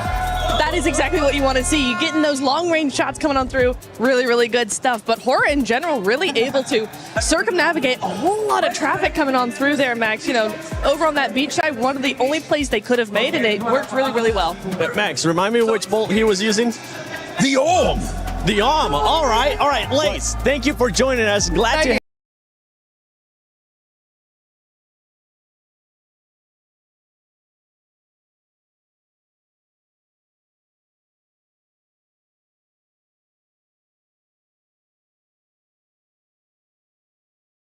have you here. I want you to give me the best sound. Okay, on me. On him. Put it on him. On me. Get the camera on this, man.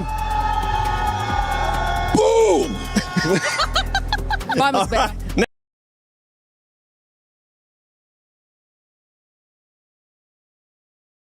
Nep, you're next. You're next. Okay, All right, get ready. That sounded Arm good. sound. AWM. Come on. Choom. What? Did you sneeze? That was a sneeze.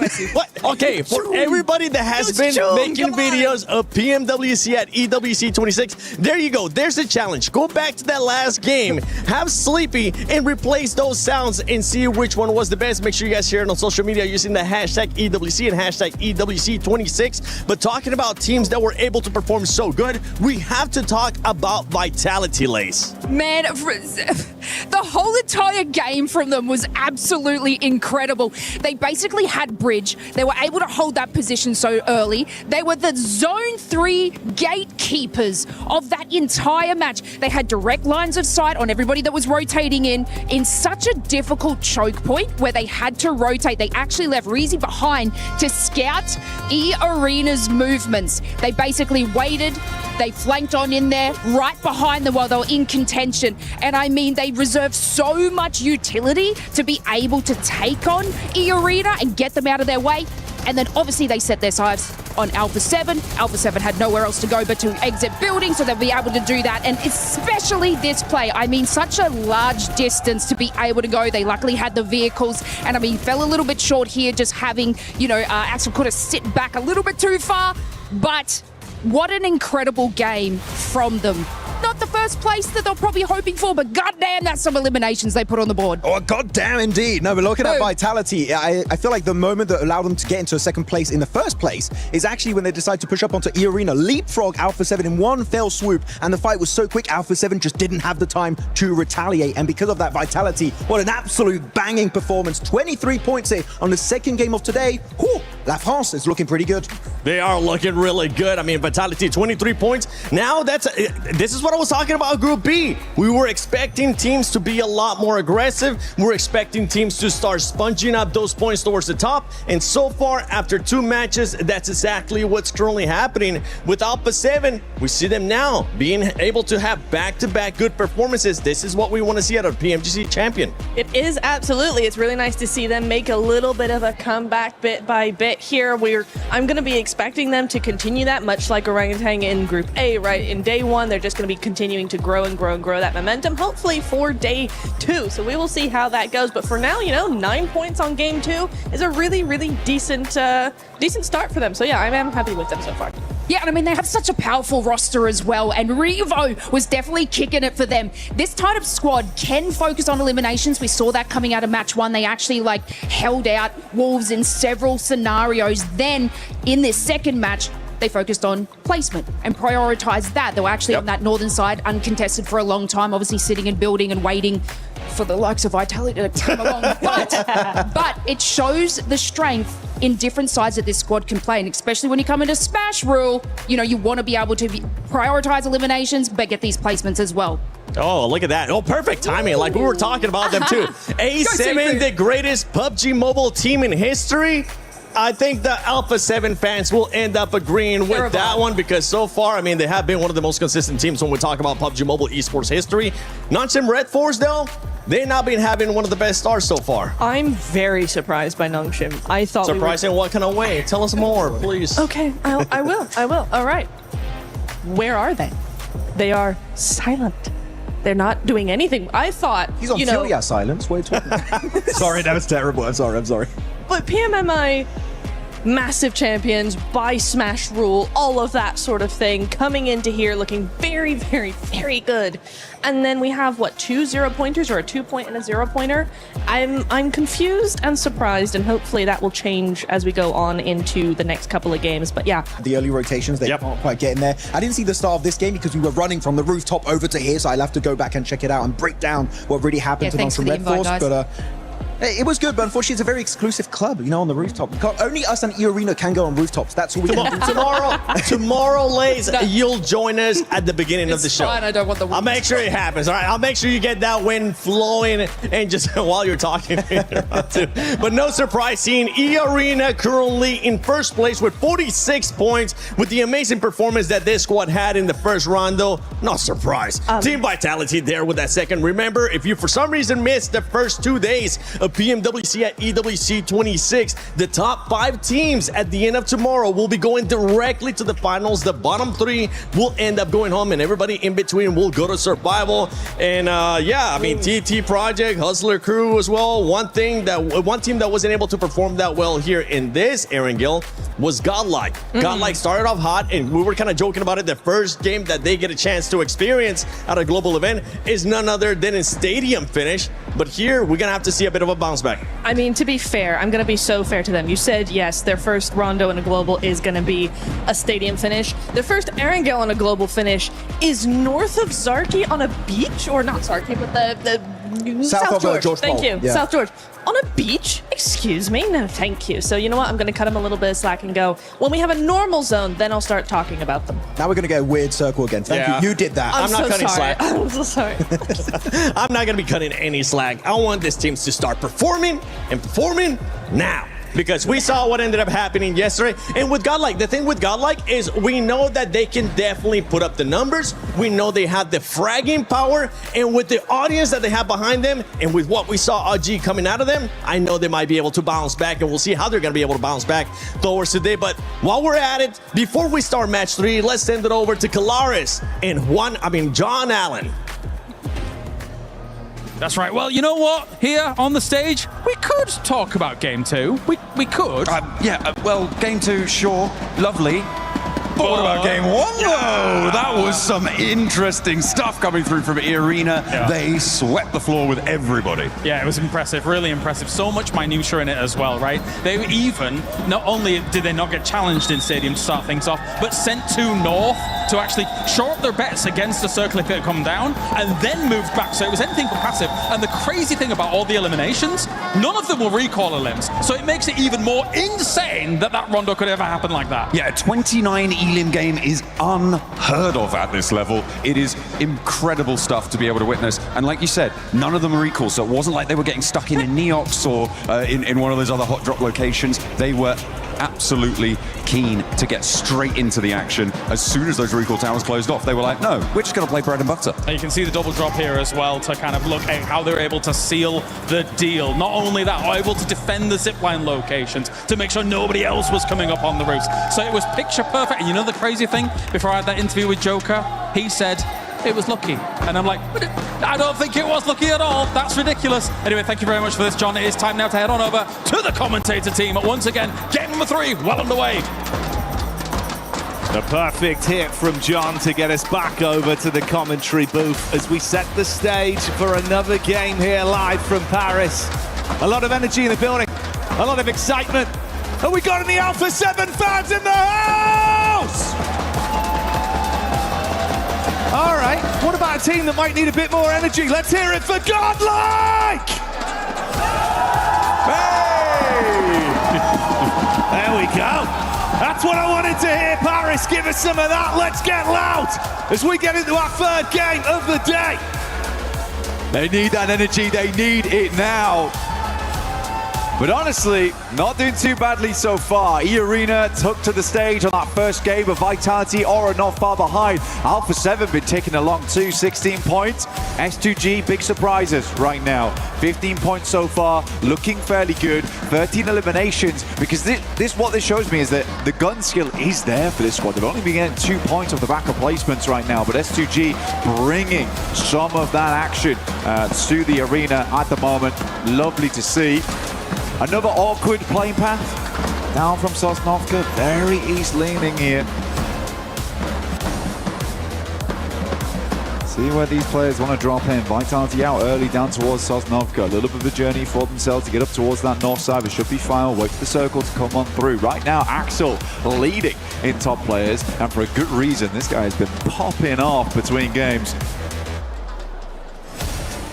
And with what we've already had today, Blank, it feels like there's been something different in the air for these circles, for these games. Are we getting another ridiculous affair again? Do you reckon this will be normality? Well, Neptune already jinxed it, didn't she? So we'll see. Again, the circle might be kind to us coming through to game 3. These players sort of need a break at this point. It's been wild so far. Some teams been able to roll with the punches, others not so much. We're heading down towards the south side. This is your fault, Neptune. You got to take ownership of this one. We'll see who comes through with it. Vitality, they'll get themselves a nice start on this one. Down towards the south side. No eking their way up past the coast on the western side. They get to start in a good position. This could head back over towards the northwest side. But Godlike already taking 2 knocks here. S-Power has to hold it down. Let's see if they can withstand the full frontal assault that's coming their way as S-Power opens it back up onto Loco. Oh, close quarters engagement with the shotgun. Good pre-fire on the angle. Vinny gets it done. It's not the start they wanted. Hustler crew has been dropping on teams all day today. Do not care one bit. They lose Loco in the process, but feels like they've got their job done there. I think Godlike might need to start figuring out how they want to drop this one out, because they are going for this trash drop, right? They're going for split loot around apartments. I think personally, maybe they need to start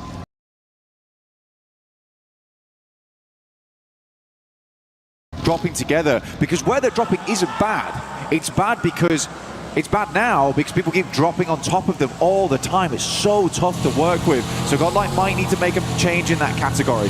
Also, I mean, Hustler Crew has just been all over the place. It's hard to predict for Godlike.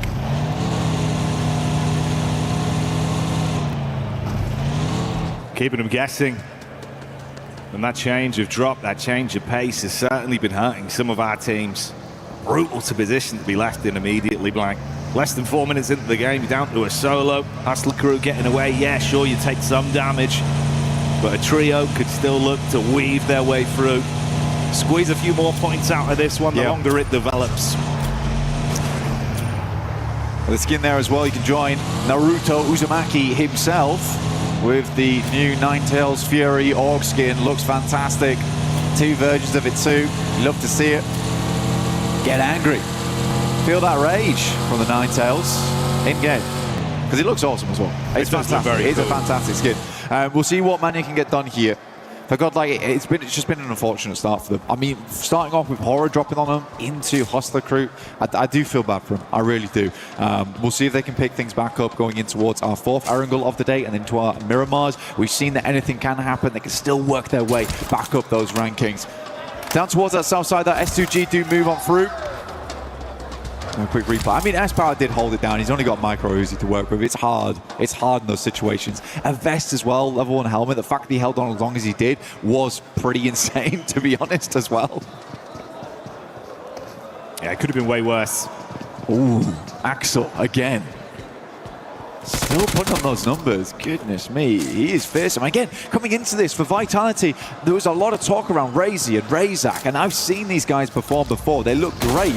But the fact that Axel is just like, guys, we got to get through here. We got to get into the top 5. We're making it through to finals. We're going to do Indonesia proud. And they're certainly living up to the hype right now with some of the plays that are being made. We've seen these awkward encounters happening down towards Novka as well, with the shots over. Everyone taking a few casualties here and there. Wolves only getting away with a duo off the back of things, and S2G falling very early here. For S2G, they stepped a little bit too close to Vitality's home ground down towards this south side. They want to clear out more space. You got Razak as well as Federales holding over towards the bridge, whilst Razy as well as Axel currently holding down C block. They have a lot of area to work with. They are feeling unbelievably confident. Hustler Crew still causing problems for people around the map. Oh, swing out. Close quarters connections onto the Hustler Crew. That's your single knock to play with. Looking for more as they do take the fight back over to Vinny. Nade in the hand for the close quarters shutdown. It's good damage, but can't find a follow through with a shotgun. Not able to withstand it as they are down and out. Revenge there for their hot drop. Yes. Getting away with that one in school. Now, they do certainly teach Hustler Crew a lesson. But we'll need to get on the bus right now to get down towards the south side of the map. Curious to see where this next circle goes, because this could be another nasty one where we end up on the bridge. Wouldn't surprise me after the circles we've seen today. Alpha 7 still keeping it pretty chilled out over towards Milta. Moved away from North George towards this location of the map, considering the plane path itself. E-Arena, though, they took way longer. I mean, they wrapped back up towards South George. Gonna loot in this area, get as much as possible. I think they understand it's going to be a late rotate in, either on the bridge or send Primorsk and grab some boats.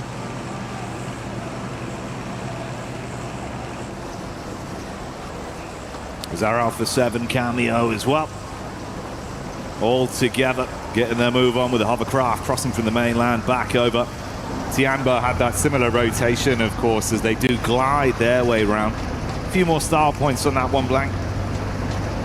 Oh, definitely. Line for the air does feel good. I mean, for Alpha 7, though, this is going to be feeling weird for them. think a lot of times when they make this approach, they're always expecting teams to be holding in Novo. Yangon Galacticos, on the other hand, though, they've headed over towards Observatory. They've got a split there. They're trying to hold out all teams.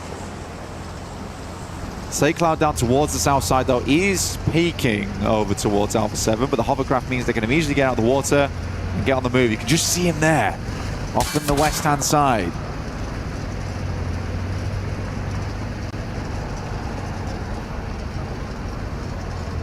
This was the S2G fight, where they were taken out by TT Project, the duo that tried to get away after their encounter versus Vitality. TT once again right here, right now, taking pot shots onto Dopeness bit by bit. I mean, for TT Project, they know they've got to get some aggression under the belt right now. They are low down in the rankings, and they can't afford to let this game keep going the way it is. Ephius finishing out Kenji, and I think that might just be Dopeness out now. We've already lost 3 teams. Hustler Crew, Dopeness, S2G, down to 13, 47 players this stage of the game.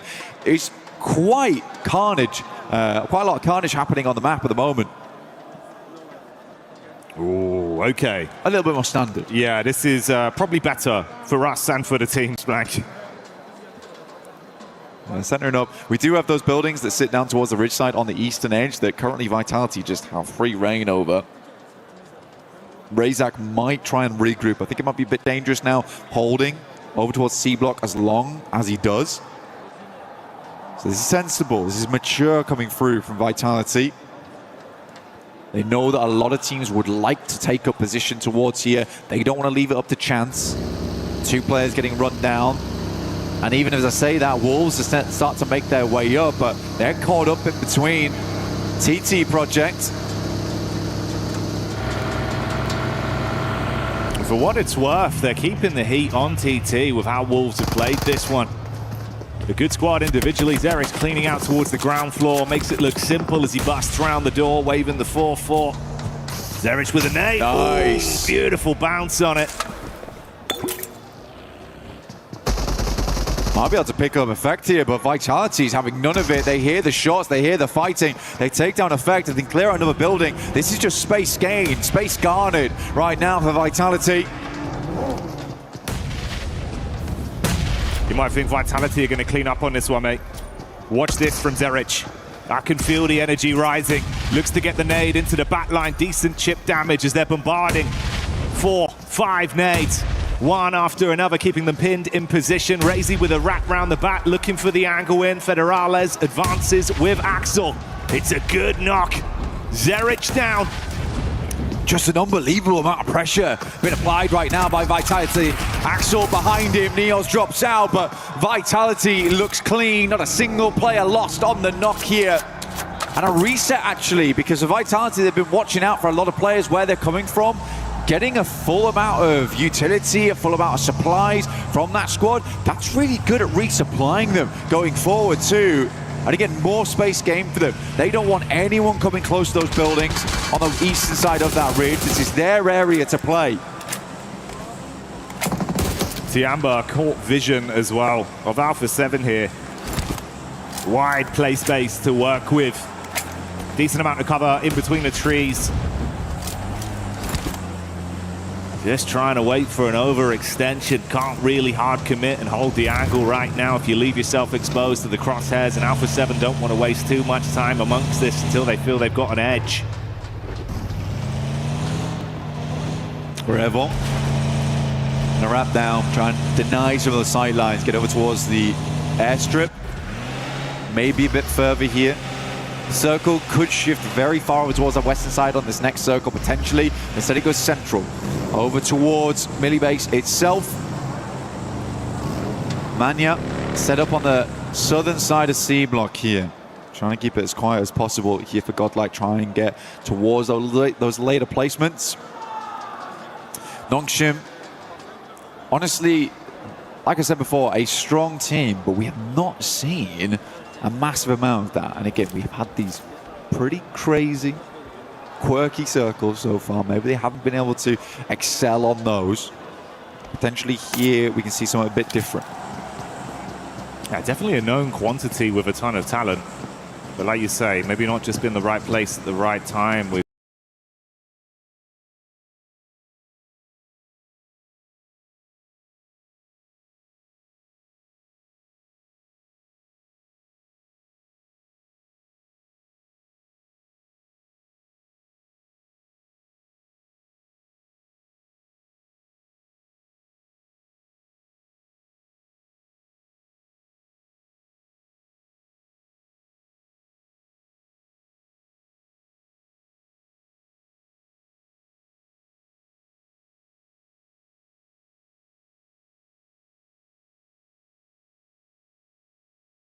of the abstract nature of the first 2 games we've had today as we've kicked off the action. Group B, bringing the heat here. A lot of very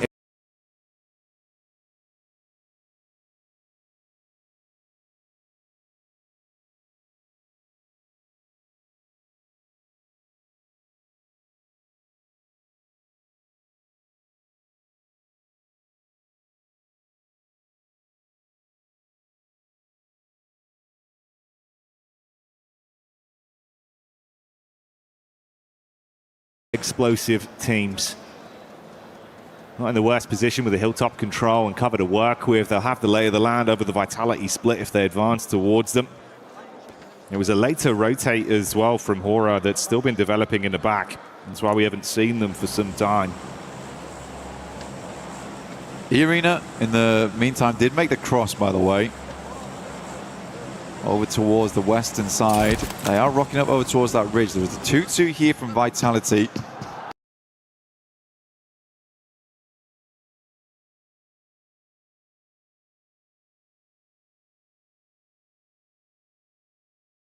Arena rocking up on it right now. It's a little bit scary here, but immediately Vitality's backing off the angle. But they have information now. That's the big thing. Will Arena catch any of them in the process? Manya now up against Yangon Galacticos as a solo. Could have had the drop on him. Manya was hoping to at least get that one clothesline play. Introduce him to the shotgun, but he's exposed to Smile through the window. And Yangon do shut down the final member of Godlike as another squad exits stage left. Arena playing this one slow at the moment. Again, I love the way these two teams have played this one out. Arena was cautious on the approach. Vitality didn't want to hold this position any longer. Quick regroup down towards the eastern side. Like, honestly, Vitality's playing like a finals team right now. This is really, really cool to see. Layering up towards E-Arena. They've got the hovercraft in play. I think for Razak's got to be careful here, though. Yes, he can keep gathering information. Make sure he knows exactly when E-Arena moves, where they move to, so they can plan out the rest of the game ahead of this. It is slightly dangerous versus Turney Cage playing on the top of the building. You talk about slightly dangerous. This could be somewhat lethal. ETSH have to basically fight their way through the Ida blockade that is set up watching the bridge. Crystal clear line of sight. Looking to fire some shots onto them. The zone shifting in favor of Vitality's current position as well, with E-Arena in close proximity, and that battle does break out. Knockback over onto Emre, it seems like, though, for Ida. It's not gone anywhere near as cleanly as they were hoping for. It's pretty messy both sides. I mean, Ida has the opportunity to get all the players back up again. They're outside in the play zone. So one player goes down there. Emre potentially getting him back up again, leaving them as 3. But Aura, they sense blood in the water. They move up. Darkin with a P90. Looks to take some shots over towards him. But again, Horror. This is horrifying, honestly, for Ida. They're just poking their head slowly over the top, making it uncomfortable right now for them. You think with that very delayed rotate, they went all the way around the east side over the other bridge. Haven't had too many opportunities to get elims on this game. 32 points coming into it in 3rd place in the overall standings after our previous 2 games. They're going to want a chance to fight, add a little bit more to that. But that wasn't the hard commit onto Ida. Like you say, get a bit of a read off and try and stay safe. Rest of our teams now focusing on forging a path ahead back into the zone. Well, the thing is that for Aura, they have to be very careful here. They know there's a ridgeline that sits down over towards Nongshim Red Force. They can play that, but they also understood they didn't want to get too involved with Ida, considering that the main rotational path here for most teams is over the northern side, over the rolling hills, and then swinging by E-Arena and then trying to play off that ridge there. So for Horror, I think they just take their chances. They move down towards the high ground. They're going to isolate a lot this northeast side of the map whilst keeping their back cleared from Nongshim Red Force as well as Vitality. Alpha 7 in a pretty good position as well to possibly rearm themselves with some higher tier loot off the back of the drop. One of the times we've seen them not really taking early casualties as well, so we get the full force of Alpha 7 where they play their best PUBG Mobile. E-Arena seeing the wrap round from Ida. And That seems to have caught their attention, perked their eyes up a little bit, but they're going straight down towards Tianba territory. I mean, right now for Ida, they were just shepherded by E-Arena in the hovercraft, and Ida does make their way up towards the building, but this is an uncomfortable position to be playing. Alpha 7 off the distance also trying to get involved there. In the midst of the chaos, Darko in the P90 goes extremely low, but for Tianba, they don't want to really leave these buildings too much. Everyone understanding that there are so many positions to play here. There are so many sightlines at play as well, that it's difficult to be making those rotations. I mean, Ida just felt the full force of 5 different teams all taking shots towards them. Terrified of E-Arena, forced into Tianba, and then skewered by the backstab of Vitality. Alpha 7 even assessing the situation to see when they want to make a move. Zone still crunching in. Last few squads making their rotate in. Yeah. I mean, this is playable though, right? That's the problem for Alpha 7 right now. This is very playable in terms of the ridgeline they've got ahead of them, that slight slope that looks upwards. Until they're forced to move, I don't think they're pulling off this position anytime soon. Aura opens up over towards Smile. Behind the missiles. On to see if they can find Romeo underneath. Sleepy looking to do his best anti-aircraft. Over towards these guys, clip their wings at distance, but this time he's got the DBS in hand, no Balti in play.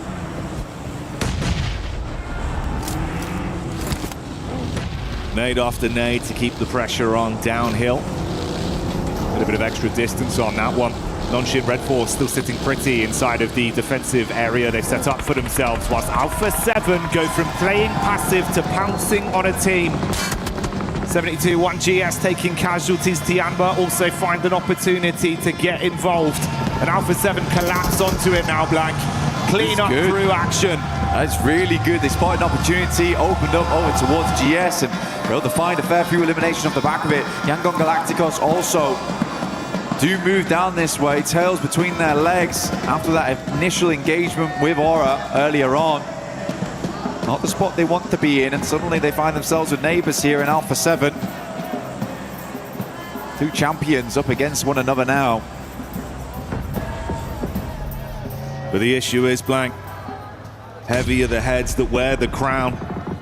And it's Yangon Galacticus that need to stand their ground and defend versus a reinvigorated Alpha 7 with a point to prove. It's a real big opportunity there for Revo. 6 nades though, and a rough idea of where they're playing. That might just be enough. Good arc on the first 2. Initial chip damage to aid them in the fight, but no overcommitment.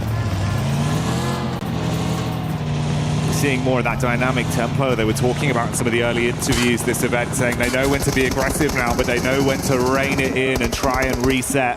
Yeah. Again, I think that was the big thing for Alpha 7 though. I think they got so in their heads that there was not a single team that could fight them clearly, that potentially that's their downfall. But again, this team has incredible gun power, but they just need to realize when to apply it and when to accelerate, when to pull it back. I think they've looked a lot better today. Honestly, it's looked a lot cleaner. It's a lot more like the Alpha 7 of the past, consistently getting towards those late games. But they're realizing there's some big dogs in this lobby.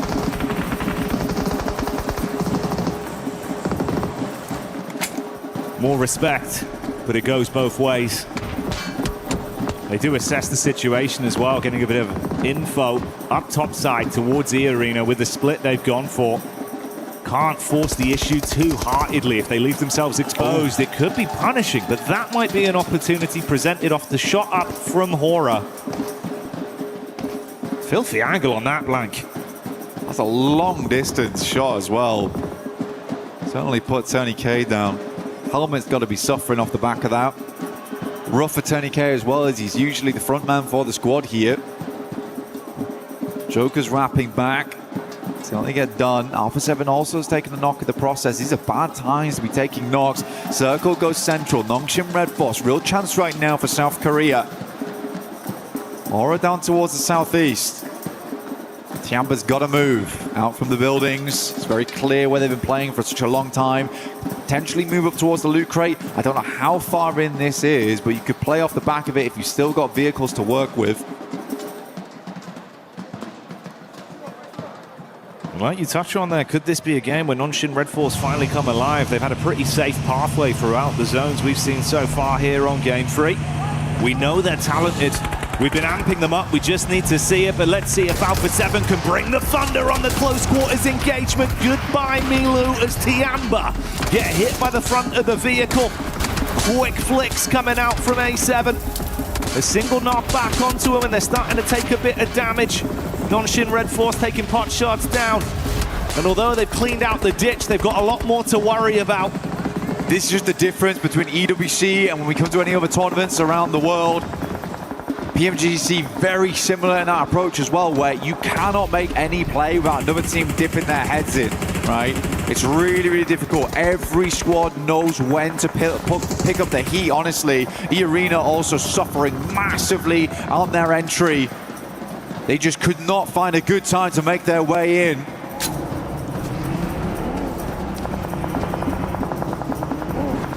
Yangon still living on with a 4-man squad. Hillside position in play currently for them that they will have to abandon eventually. Hora on the rack further down.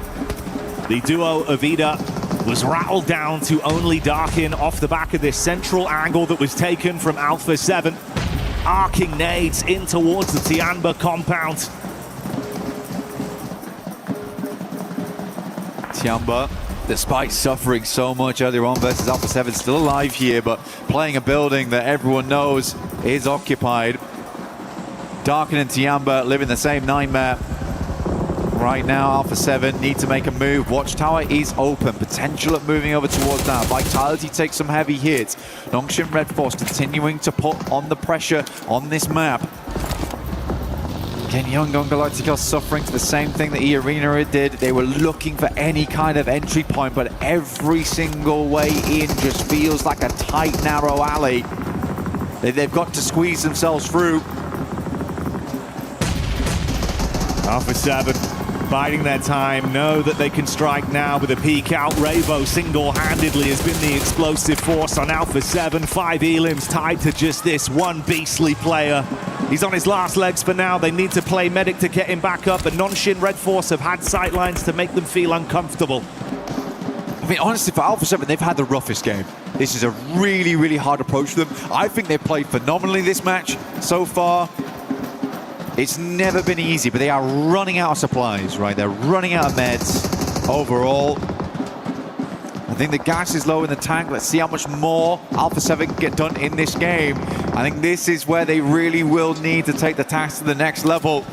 I think it's going to be hard. The game's going to come down to Nongshim Red Force and Vitality, unless Aura has something to say about it. Nonshin Red Force just uncontested by any other squads. They've just got 3 angles to hold onto A7.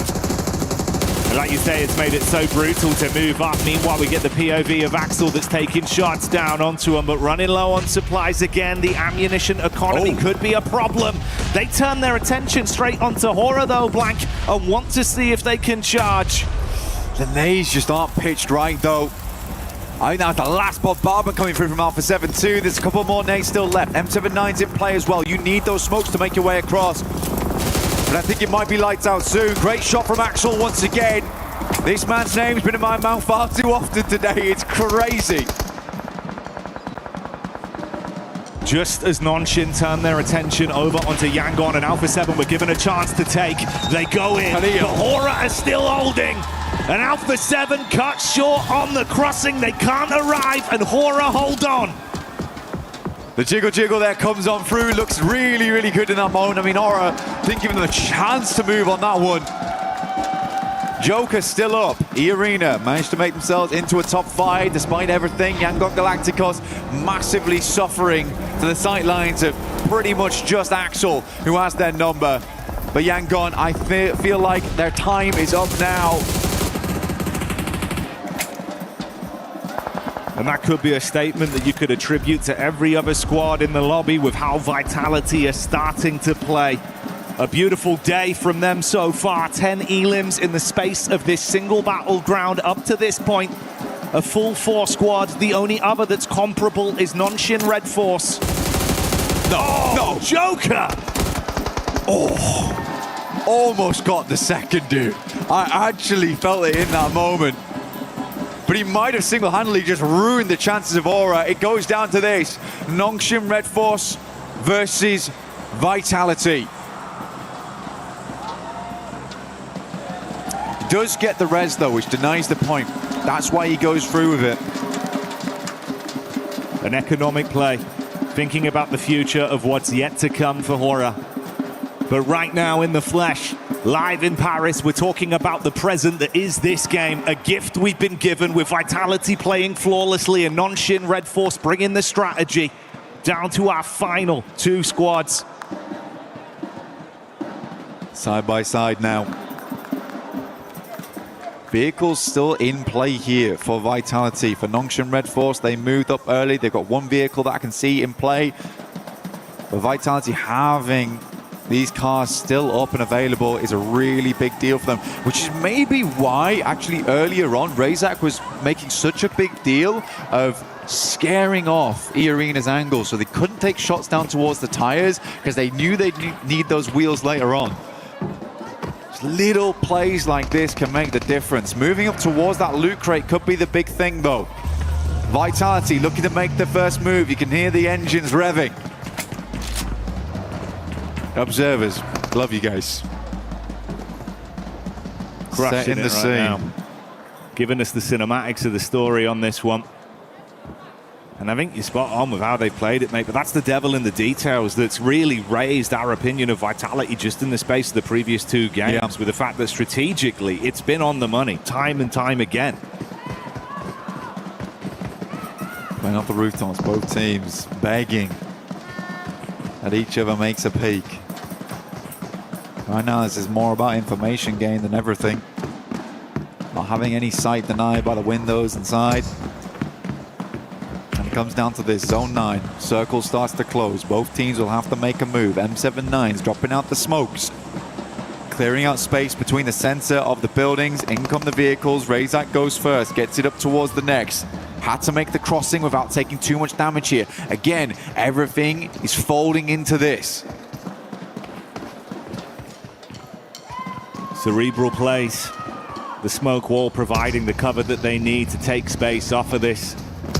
Second by second, edging further closer into a better angle to play off of. They want to cross. Smoke wall goes up. That's a nade being primed from the top of the roof, though. If this is on point from Nongshim, it could be absolutely brutal. Goes into the back line. Just splash damage. Oh, what?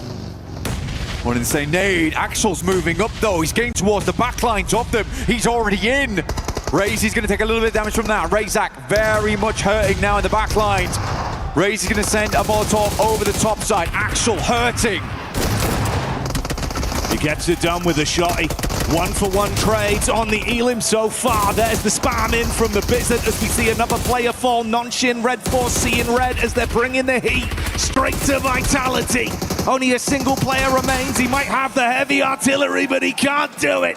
Nonshin Red Force with a strategic, comfortable game. Take game 3 and get that chicken dinner. Just hold strong inside the building, they say. Au revoir to Vitality. C'est la vie. But honestly, for Nongshim Red Force, I half expected that just to be the ending of them. But it was stalwart in their defense. Losing Razak on the approach was the big deal. I half expected them just to all follow Axel's approach and just move to the side. But Nongshim Red Force, they've been storing those nades up until that moment. That's the crazy thing, right? They were just given so much space to sit comfortably. And they get it done, they get a chicken dinner. But you can see, Blank, it's not just what they've done for themselves, it's the reverberations they're sending throughout the other teams in this lobby, in this group. Alpha 7, trapped in such a horrific position. A squad that looked like they were really starting to build up energy in that lobby, in that game, held back by Nonshin Red Force, could not get out of their angle, forced to fight Aura, and it all falls. But honestly, again, when we were watching that game, Alpha 7 probably had the roughest task ahead of them.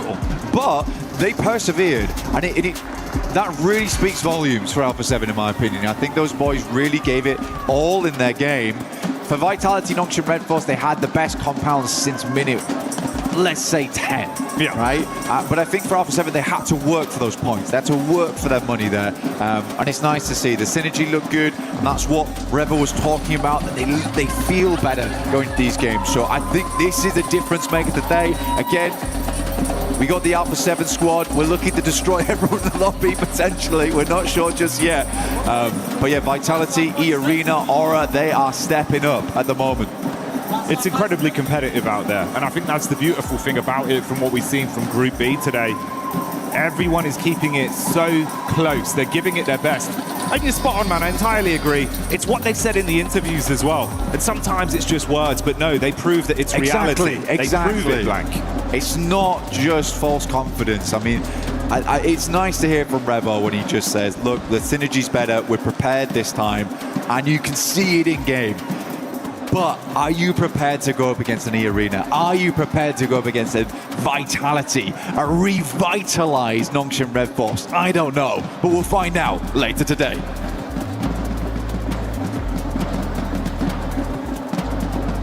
Max and Lace here at the merch stand at EWC 2026. Now, I've heard, Max, you're a little bit of a card fan. Look, I've been playing and collecting card games for over a decade now, and I've never been on a card myself. But that changes today, right here at this booth. Well, yes, here at EWC, you can actually choose what you want to go on your card. Fantasy, fighting, shooter, cyberpunk, horror. Max, I'm going to have to go shooter. What about yourself? Look, I love shooters, but fantasy is just so sick, so I'm going to go fantasy. But now the next one is you're picking your class. Usually in every game I play, I'm a healer, so I'm going to go with the healer class. And guess what? I'm a DPS gal. I'm right up in that action, so I'm going to hit DPS. Fire, ice, lightning, shadow, glitch. So now we can put a bit of an aura light around our card. I think you're a glitch. Glitch? I'm a glitch? I don't know how to take that, but thank you, I guess. But yeah, Esports World Cup is all about, you know, getting that technology involved. So I'm going to go with the glitch side of it.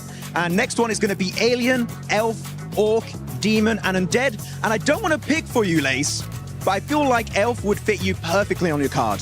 Absolutely. I'm going to pick Elf. It's like you just knew me, Max, and I'm so excited for this card. Now we're going to open the camera here and take our photo.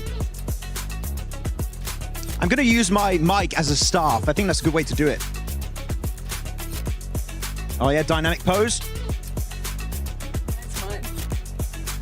Oh, I like that. And confirm. Have a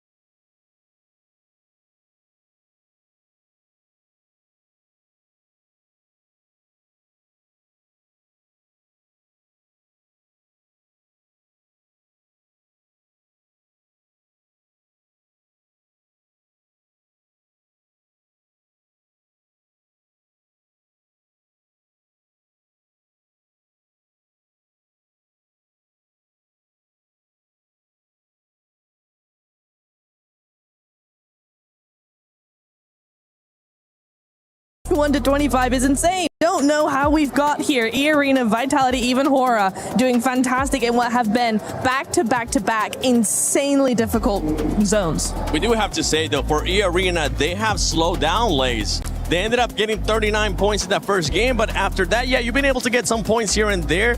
Obviously, just for everybody, I'm not expecting for you to get 30 points again, but if it does happen, that'll be amazing. But the squad just hasn't been able to pull off the gap that I thought was going to happen. See, this is what I see across several games, is that your game number one can be the crux of the whole entire thing. You can clearly take everyone's weakness, go in strong, but of course, second, third game, people are going to start reading your plays, understand where that you are going to push and how you're going to make this through, and that's what's happening to E-Arena now. They had such a strong start, but everyone's reading them like a book. Everybody is reading them like a book. When we saw the overall there, at the bottom three, we did ended up seeing Godlike. And with Godlike, we saw this past match that they ended up getting into a hot drop. For this squad, but you know what? Before we even talk about Godlike, let's talk about this, because I know you wanted to talk about this, Max. I really wanted to have a bird's eye view of this push on Vitality.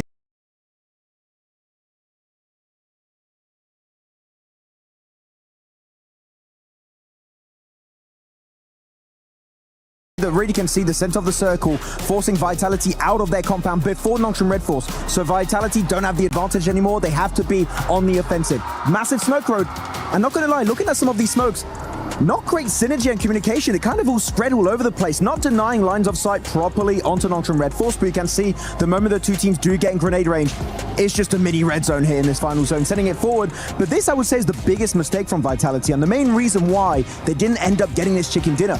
They're sending it one by one. One player sends it, then an extra player sends it, but two players are still on the back end of that fight. This is the moment to send everything onto Noxian Red Force to hopefully make it work out. But here, one player on the left side of the wall, he gets overwhelmed. That's the end for Axel. Another player inside the building gets 1v3 at that moment pretty much. No way, Jose, is that working out. The two other players still on the roadside. Unfortunately for them, that was a massive misplay, sending it all together. Maybe that could have been a Vitality win, but Noxian Red Force, they see that mistake and instantly shut it down.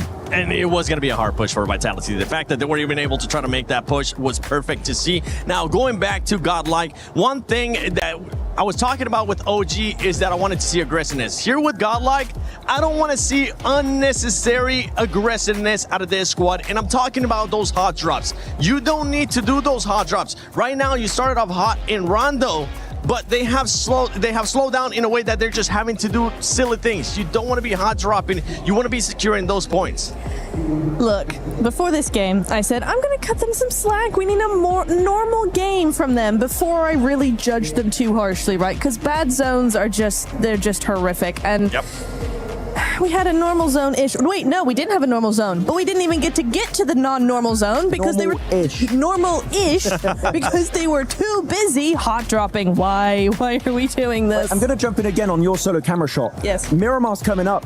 La Cobreria. So if it's happening on a wrangle, they're hot dropping the entire day, basically. That's so true. You're so right. Actually, and I'm not here for it. Stop hot dropping. Play normally. We believe in you. Just stop it. I believe in them too. You know what? Let's all get into it cozy here. Let's get over, ladies. Yeah.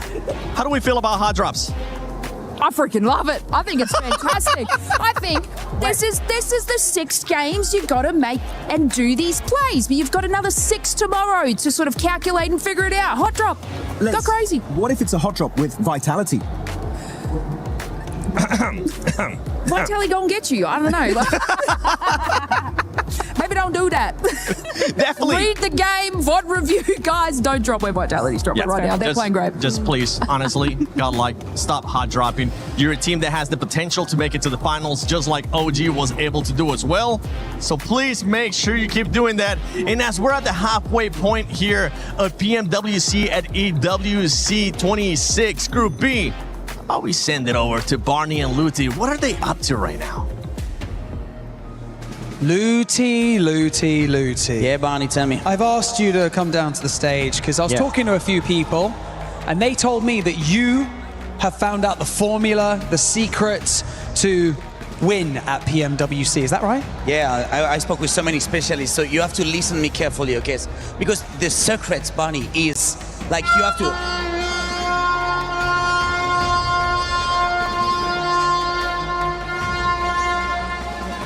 and the chicken, you take the chicken at this point.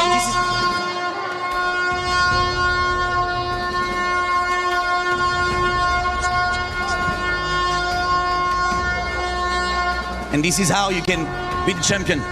Wow. I never knew that. That's some crazy insight into this game. And I tell you what, for those of you at home, if you're watching and you want to find out what it takes to win at PMWC, that right there, that's the secret. And so, casters, over to you. Hope they listen well. The secret is out, baby. Let's get it going. We're live in Paris, France. Man, I thought Group A was crazy, but Group B is not messing around. I'm Hot Jukes here with John Allen. Bro, are you kidding me? What's going on today? I mean, eArena, what a start to the day. And then Vitality just hitting those games every single time, always ending up in that late game and having a blast with it. Now they're neck and neck at the top, and they're pushing past those boundaries, Jukes. Man, those boundaries are long gone. We saw, in my opinion, the best start in a tournament in PUBG Mobile esports history here. And we got some teams actually competing with them still. It is unreal. The zones have been going all over the place. This first half has been nuts, and I'm expecting even more craziness as we get into the final 3 matches. There is so much still left to go, if you can even imagine it, right? That is so crazy that we've had such a bombastic start, but we've still got plenty more matches left. This is the last Erangel today, so we're going to be heading to Miramar later as well. The desert awaits, but we have to get through the last of the grassy pastures first in order to get there. We haven't earned that right just yet. Neither have our players, but they are getting locked and loaded and lobbied up as we head on into the match. It is time once more to see if Vitality can reach that late game.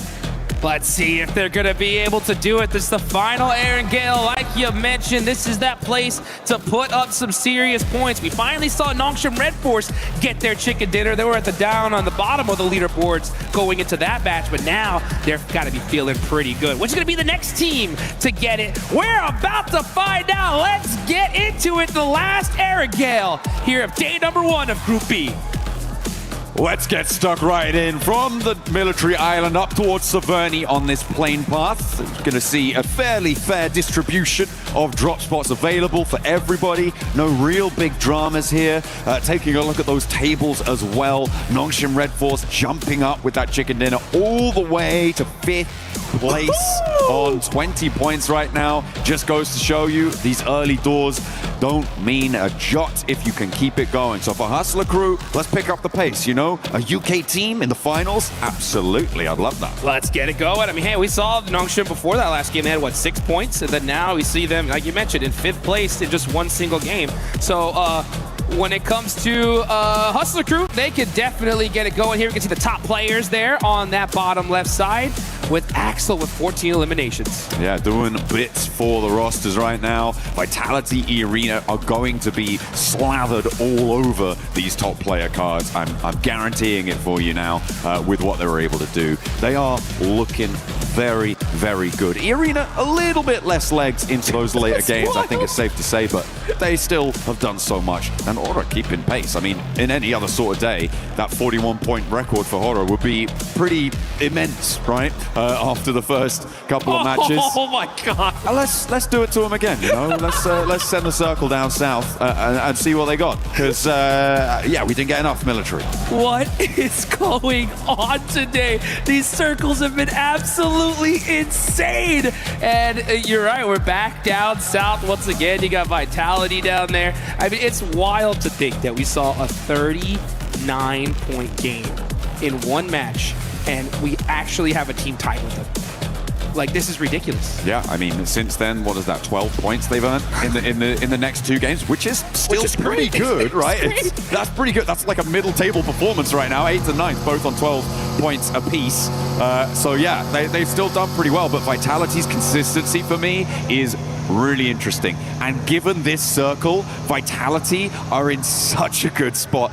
If it does go south, because they do need to keep themselves nice and cool, calm, collected, and look good. Yeah, well, you guys got to make sure you pick up that Naruto skin. That Uzumaki event is going on, guys. Make sure you pick up all that good stuff in-game immediately. I'll tell you what, I make sure that I got mine, and I know that Maxman has got his. But which team's going to get this chicken dinner? We can see the Wolves. They ain't messing around. They said, let's get down south quick. Absolutely. First over the bridge. Well, second maybe over the bridge, I think it's safe to say. You do have some players. Oh, are you kidding me? No. They're just going to abandon it. Not even going to try and flip it. I mean, I guess if you don't have any nades or anything like that, that's actually really nasty for the Wolves. That's going to slow them down. The good news is that they are across. The bad news is we saw them do that. Yeah. So, you know. Out of all the things. That's the most negative aura that I think I've ever seen of any team is from the NA team, of course. Out of all the things that could have got put on stream, has to be that one. Who was driving? I didn't catch. You know what? It was nobody that was driving. Oh, right? they get caught by Vitality. No! Oh, if only you had a vehicle. Oh. This just goes to show here, folks, at this level, one single... Oh, Baton with a pan! He got a pan knock. I think that was a thrown pan knock coming on through. Okay, they're not out of the fight just yet, but they are starting to bleed. The Wolves will struggle here, and I imagine that Razy's going to get back up. Yeah, now you got Necessary all by his lonesome. Razak trying to pull off some plays there. Oh my gosh, switching in that buggy. Necessary is done, and the Wolves are getting destroyed. This is what I'm talking about. One tiny mistake, a domino effect into a straight disaster. Imagine being an NA team right now, man. Oh, that would suck so much. Wow. Look at his face. Hey, he's got, look at his vehicle. face. They found another. Oh, okay. I think. Wait, no. I'm wondering if Vitality found the flip turn vehicle, the beetled vehicle, Dude. and if they've pitched it back. That would be brilliant. This is what I mean. And the good thing is that for Vitality is that this is their drop spot. They're already so high on the leaderboards, they can do whatever they want. They can chase this all the way if they feel like it. Let's take a look at the replay. Okay. Oh, what's this? No way. Oh my! On a moving buggy. And with a headshot, baby! Headshot to the face! Are you kidding me? That was insane. If his team would have survived, that's going on the highlight reel for sure. Oh yeah, I mean, yeah, that's that. Okay, they get some aura points back for that. Yeah, so we can forgive the flip vehicle. You know, if you're getting a ranged pan headshot, that was cool. You're breaking brains and scrambling like eggs. You know, that's fair enough. You're gonna bring the pan to play like that. You can have that one back. Yep. Yeah, that officially is even. Aura balanced. Let's take a look here at Vitality, though. They're looking to put in some more work. Oh, look at that, though. We're going to see Lupa get a nice knock onto Razak. Can he hit this next one? He doesn't. The rest of his team not so lucky either. Will be taking 2 knocks their way. Looks like Razak will be resable here. They have got the backup. Axel's holding face, and they do need to send in for that recall as well. Ooh, as having the hovercraft rolling up to the fight juice. Yeah, and you can see Axel getting those thirsts really quickly here. Kenji, that hovercraft is getting beat up. Still surviving for the time being, but now it's on fire.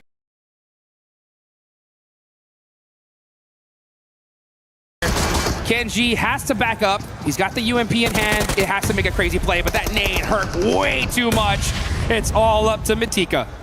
3 players for Vitality. They should be able to hold this one down. The question is, how much time is this going to take, right? Because all the while, teams are starting to migrate south. They're moving in towards those bridge locations. Vitality losing time in terms of their ability to set up across these hills and may lose the ability to stop players getting across. Nox and Red Force have taken advantage of this. They are now on the north side of that military base. And in comes Ida as well across the bridge. You're correct. One thing about Vitality, though, is they do have the ability to get straight to the finals in like 4 matches. That is one thing that is definitely happening, though, with how crazy they're playing here. I don't even know if this is PMWC or if this is a classic at this point, because Vitality are just running over everybody. Matika's trying to make something happen, though. Oh, it's actually from across with the AK. Ida chiming in with a third party. This is the bridge crossing team. They move forward to Vitality, starting to drop now. There's a flush sent their way, a second, and they are cut down to 1. All of a sudden, this bridge crossing is going to come back. It's going to punish them, and Axel still down. Only Razy remains. He's going to go for the res here, and it looks like he might be able to get it. But yeah, they took a long time on this fight, and the longer they waited, those third parties are coming, and now you got Ida in the mix. So this is bad news for both of these teams. Dopeness is in big trouble. Vitality, I mean, they got 6 eliminations, and the fact that they're so high on the leaderboards, I mean, that's still not a bad game, but you're right. If they would have just made a few different plays, we could have seen a crazy, crazy match from them again. They had a big opportunity here to take control of the hills. They decided to go for the fight with Dopeness. I think that it lasted a lot longer than they expected, which is why we're seeing this sort of thing unfold. They got stuck in, and they couldn't figure out a way out. It is unfortunate for Vitality, but going for the fight in the first place, maybe not a terrible idea. As you said there, though, Jukes, it's the sticking around that has really come back to bite them, because the bridge is just so open. Yeah, I mean, teams are going to be hauling into Millie now. You're going to see Aura having one heck of a tournament. No fear. Gonna have to make a play here. Gets enemy no. Tries to hit that shot, but Godlike shuts down Aura, and they are out of this one. Up on the northeast side, there is time to res here. It's stage 1 on the blue zone, about to hit stage 2, and this res will come through. They'll be able to get on the road. They can out-heal it. That's a really annoying circle for a lot of teams. It pushes you up to the north coast. And I mean, it technically still has the ability to go back to the mainland. This is so yeah, I mean, you guys can see it there on the top right. This circle, just so much water in between them, and that zone could still go north. But Axel trying to put some more eliminations for his team. Can he win this 1v1? He's got the DBS. Speaker's gonna have to reload. He's got the pump shotgun. Let's see what he can do. It's Og. He's gonna do the jump out. Let's see. Try to make some moves, find those angles. Reload on the AUG now. Got 10 rounds behind. It should be enough. He goes for it. He's got the HP advantage. Got him. Doesn't even need to sweat it. Razy will get back to his feet, but down on 2. The circle pushing out to the east. They do need to start to get a move on now, severely diminished as they are, but they are on 58 points already. 7 points earned this match. As you said, it's already a good result. All the way up by Rozhok Bridge as we hop on over to Etch as they try and hold it underneath. Looks like they're doing pretty well against 721 Gaming GS. Yeah, you can see Fajita's got that nade. And just pulling the pin, scaring them off. Okay, and this is a tough fight here. This is way too long in the blue zone. But the fact that the zone did go up north, it does buy them a little time. They don't have to really panic all the way down to military base. But regardless, you know, you're trying to get a big game here. I mean, especially for 721 GS. Down a player, only 7 points. This is just rough for them. Absolutely. Very, very difficult stuff. Them and Hustler Crew, well, everyone towards the bottom of these tables is going to look for that Nongshim Red Force injection of points. Nongshim Red Force getting across to the military island early on the northern side of it, I think is going to play fairly well for them in this sort of a circle. Given how the lay of the land sits, they're going to be buffered around by teams trying to cross either side of them, rather than coming across, and they can farm up players trying to go for a swim. Let's hop back on board with the fight on our screens, though. As 721 GS lost a player, we saw that on the crossing, and Etch tried to keep them there, but there is a knockback over to Fajita. Yeah, you can see Speed holding that angle on the backside. Needs to get with this team at this point. There ain't nobody in that direction. But we see the MG3s in play. Masco's got that S12K. That's the gun you want, though, in that CQC close quarters combat. And right now, this fight is still ringing out. This is all the way over by Rozhok, folks. This is going to take a long time. Now we're starting to see some util get thrown back and forth, and everybody's just trying to wait for that first critical knock. Oh, Alico should completely see NASA there. Uh-oh. Going for the nades. Beautifully placed. They felt like they should have known there was a player here. And that's going to be a big opener for them, but in the close quarters, that SK-12 is going to dominate. And S721 GS will be able to clean out partially some of the team from Etch, and both teams now bleeding heavily. No one having a good time. They're losing players left and right, and they still have to get south. I don't think these two are going to get very far. Yeah, I mean, this was a kind of a sacrificial play. I wouldn't have minded this fight personally if that zone was deep millie, because it's like, yeah, our chances of getting down there are pretty tough now. Let's just try to get these points. But considering where that circle is, I think they could have just avoided this fight and fought late game. But regardless, you know, that's the decision they made, and that's the one they went with. Let's take a look at Alpha 7. Alpha 7 are going to be going on the other side of the bridge, wrapping around. The next zone did head a little bit heavier into military, and for the time being, it does look like they're going to have a clear path to that circle. Alpha 7 looking to scout the bridge on the western side right now, moving Carrillo up onto the high ground near the lookout post there, the lighthouse. We'll be able to see if anyone's holding that bridge, which is definitely very possible. Maybe stop off for a little picnic while you're there. Why not? Have a little bit of downtime, but you can't be sleeping too long because you do still need to get on towards this circle. You got to get moving, that's for sure. Let's take a look at their utility. Carrillo's got a UMP, level 3 vest, couple first aids. That's going to help them out here. It is still pretty early. Stage 3, you could definitely afford to eat a little bit of that blue zone.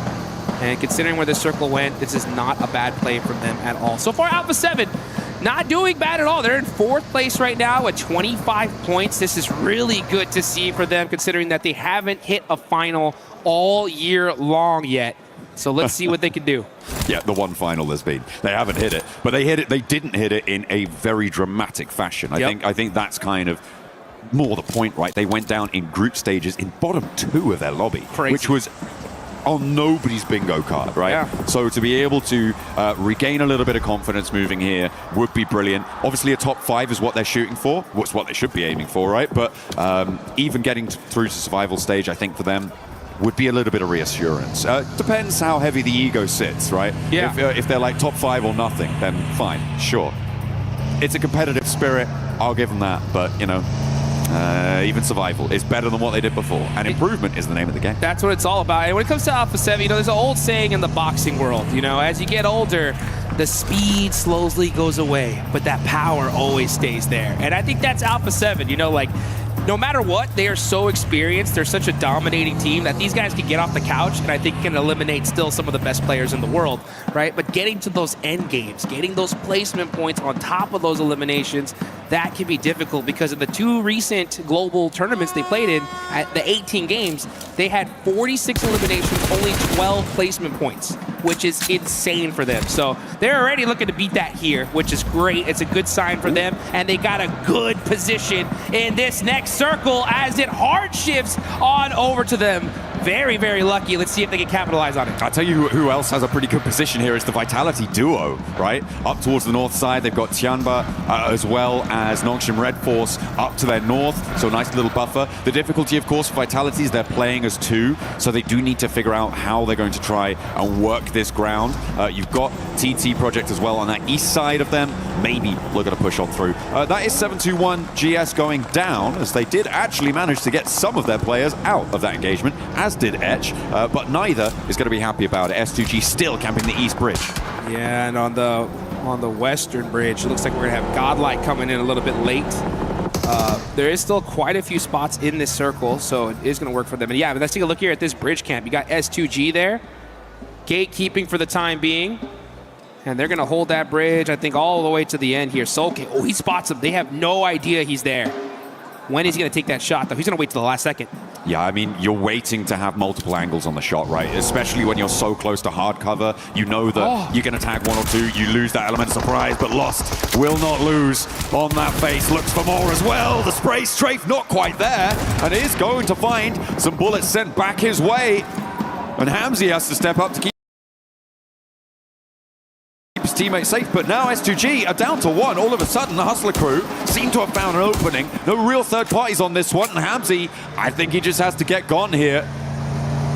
Yeah, his whole team's going to be taken out. I mean, this is stage 4. The blue zone's hurting. Loco is looking crazy as he's on the move here. They should definitely get these confirmations before they push, because it's going to be difficult to get across that zone. Instead, they just said, hey, you know what?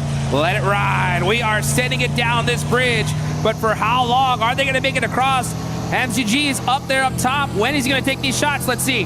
I don't think he's going to have the angle to do it. If they break right here, they're going to crash straight into Yangon Galacticos instead. As Smile starts to unload the clip, finds Loco, pulls him out, switching into the driver's seat's not quite enough, and Yangon Galacticos send Hustler crew for 6. And yeah, that's going to be them out of here. So 16th place, tough start for them.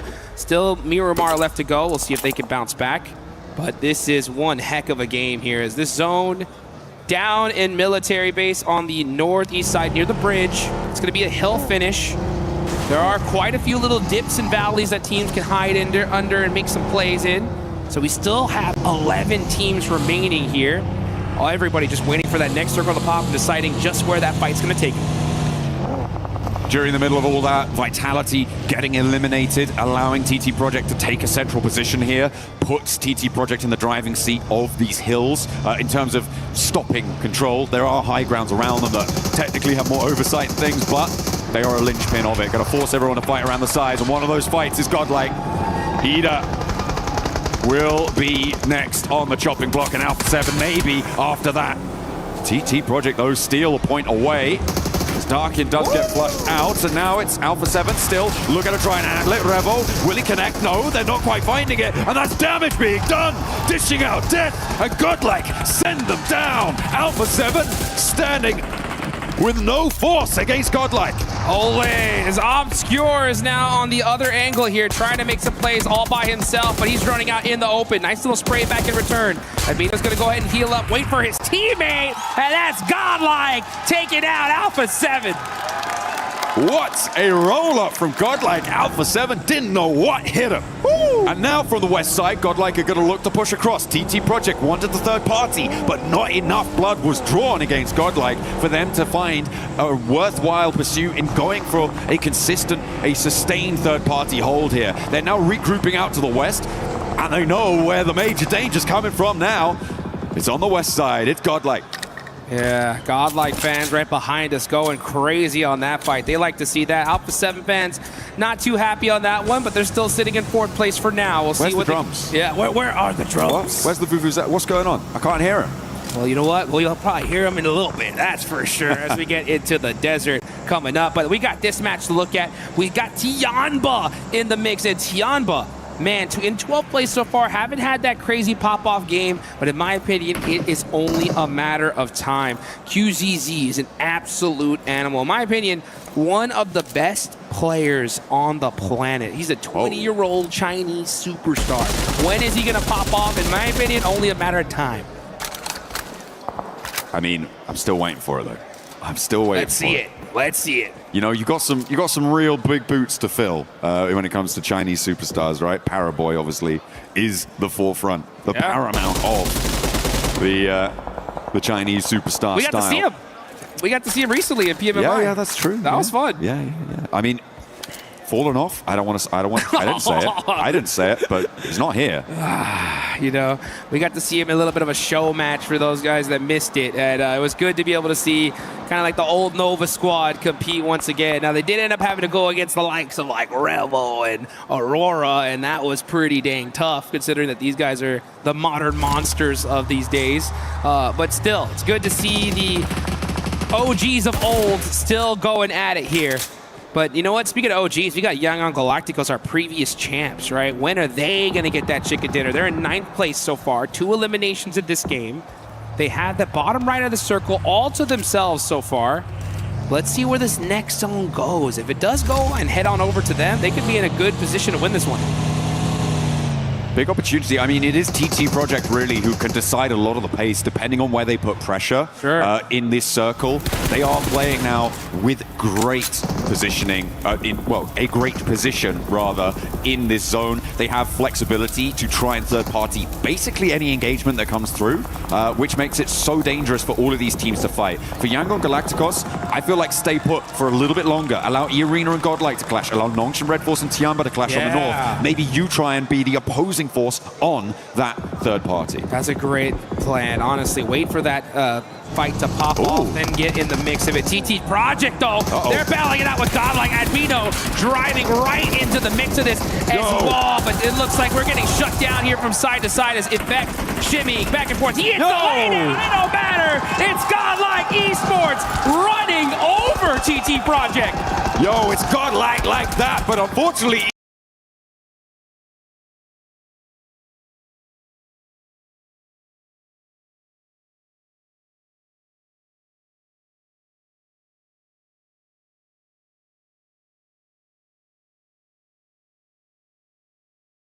Arena heard all of it unfold. They put too much into taking down TT Project in the center, and E-Arena pounced. Yangon Galacticos, this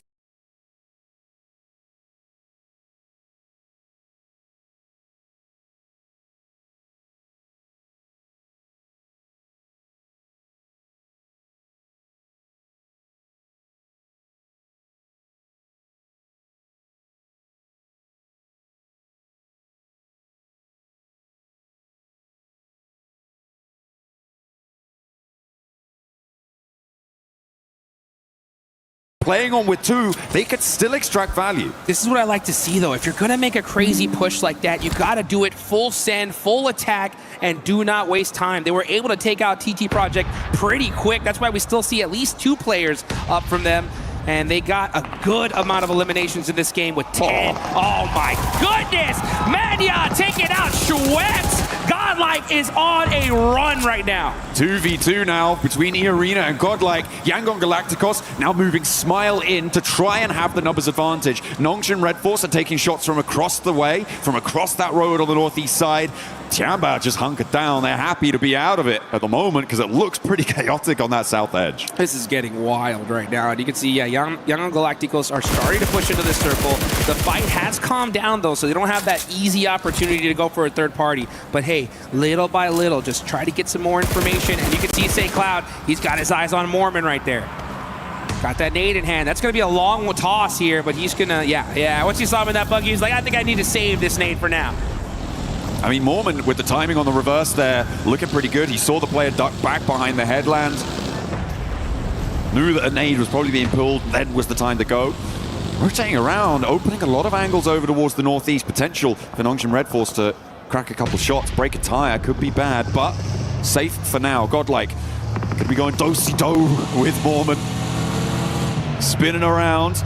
And Mania has a little bit of trouble. Joker spots him, and it's a flush, leaving just 1 player now for Godlike. But they've got deep into this game, Duke. 6 teams remaining. They've got 11 eliminations. This is a big match. They're up in 7th already. Huge match from the side of Godlike. That's going to put them in a great spot to try to reach that top 5. That Joker getting taken out as Young Galacticos are now like, hey, you know what? It's time for us to get some eliminations. They are controlling that south side. They're still outside the circle, though. They need to find their spot on the way in. Let's see if they can get there. And now Nongshim Red Force are starting to move around. Yangon Galacticos have fully committed to this angle, and if they can get rid of the stragglers, maybe it's going to work out for them here. But Nongshim Red Force, in the meantime, have established a chokehold on the rest of the circle. Yeah, Smile forced to jump out of his vehicle. That's Mormon gone. That is now the top point sponges in this lobby are out. This is a huge opportunity for teams in that mid pack to try and catch up to them. You still got Tianba there, right? We've been waiting for them to pop off all the way in 13th place. They have their whole squad up. Let's see what they could do. But like you mentioned, look at that. Our previous game winners, Nongshim Red Force, they are spread out, controlling this circle. I love it. I mean, XZY up on that high ground position, out across the way, controls the low ground between them. Unfortunately, he's going to have to move here, as is TZ on that off angle, and they have to send forwards. Yangon Galacticos finally take down the last player for Godlike, but they should be so proud of what they've done this game. They are being brutally efficient on those fights. They're on 19 eliminations. Wow. Dukes, that's all but 4 of their points right now. Monster game for them, and a huge bounce back. Let's see what Yangon Galacticos can do, though, because now with taking out that player, they can have some real estate to control. We still got a few big teams here. We got 3 full 4-man squads and a solo on the side of Ida in this match. And let's just see where this is going to go. One last circle shift to go, and then we're going to find out where this end game is going to happen. Yangon Galacticos kind of corralled now onto the south side. This is what I was worried about, that overcommitment potential to that southwest edge, but they do still have quite a bit of ground to play with, and Tianba are going to start to look to flex out. You can see Hyunbin, he's got that AUG and the P90, right? Ooh. What an absolute monster. This guy's only 18 years old, and he is one of the best PUBG Mobile players in the world. One of Maxman's favorites, that's for sure. And let's see what he can do here with that P90 in hand. That's the squad wiper. He's going to need it, though, because there are some monsters in this lobby still here. You got our previous champs, Young Galacticos. You got Tianba, who, by all means, should have won PMMI, but it was Nongshim Red Force at the last second to smash and take that tournament away from them. So let's see who's just going to win this one. Rita. Oh, yeah, and there's Rita all by himself in a shack saying, please, guys, leave me alone. All by myself. Don't want to be Rita all by himself. Don't want to be in now. that shack, I'll tell you that. Yeah, right it's pretty nasty, especially with Nongshim Red Force bearing down upon you. You're right. I mean, you're right. Hyunbin, one of the most successful breakout performers, one of the most brilliant rookie performances we saw from him. He's looking to try and build that resume, that CV, to become that veteran standard player, and he's well on his way. Rita? Moving up towards Rita. He's got a nade to bobble out. Looks good, but only takes half the HP. In the meantime, Tiamba getting descended upon by Yangon Galacticos off in the distance. XZY will look to try and challenge and doesn't quite get the full gut shot there as Rita getting chipped away, and they will find him down. It's the P90 to do it, of course. That's the gun, I'm telling you. That's the weapon you want here in the end game. How about some nades, though, as that is going to be the big bell to ring to get this fight started. Smile getting knocked there is going to be brutal. Yeah, and Tiamba are going to probably throw all the utility they have to try and take him out. This is so well orchestrated by Nongshim Red Force throughout all of this. They have taken so much ground. They've stopped movements. Tiamba being reserved in their compound, now looking to try and break out. And Yangon Galacticos, they are now trapped in the middle of Nongshim Red Force, out of the blue zone. They are going to get pushed by it, and I don't think it's going to go well for them, Jukes. I think it's a back-to-back chicken dinner from Nongshim Red Force. They have so much control, and these two teams are fighting each other, like you mentioned, outside of the circle. Yep, here it goes. So easy, and it's feeling like that for them because the blue zone's on their side. It's how many eliminations can Nongshim Red Force get? Yangon Galacticos trying their best to stay alive, but they're two players now. Tiamba do still have a chance here, but Eagle is going to step straight to the firing line of the backstop Nongshim Red Force position. Say Cloud trying to stay alive, but TZ's just making it so hard, and they are really, really going to find it difficult to get out of this divot. Has the hovercraft as well. The fade away with the nade, finds another knock, and now Yangon Galacticos only playing as one. Say Cloud spotted out, but has to back off the volley of fire. He'll leave the hovercraft on about a quarter of its HP and is draining quite quickly, but now he's got a huge amount of ridgeline cover as Romeo gets flushed away.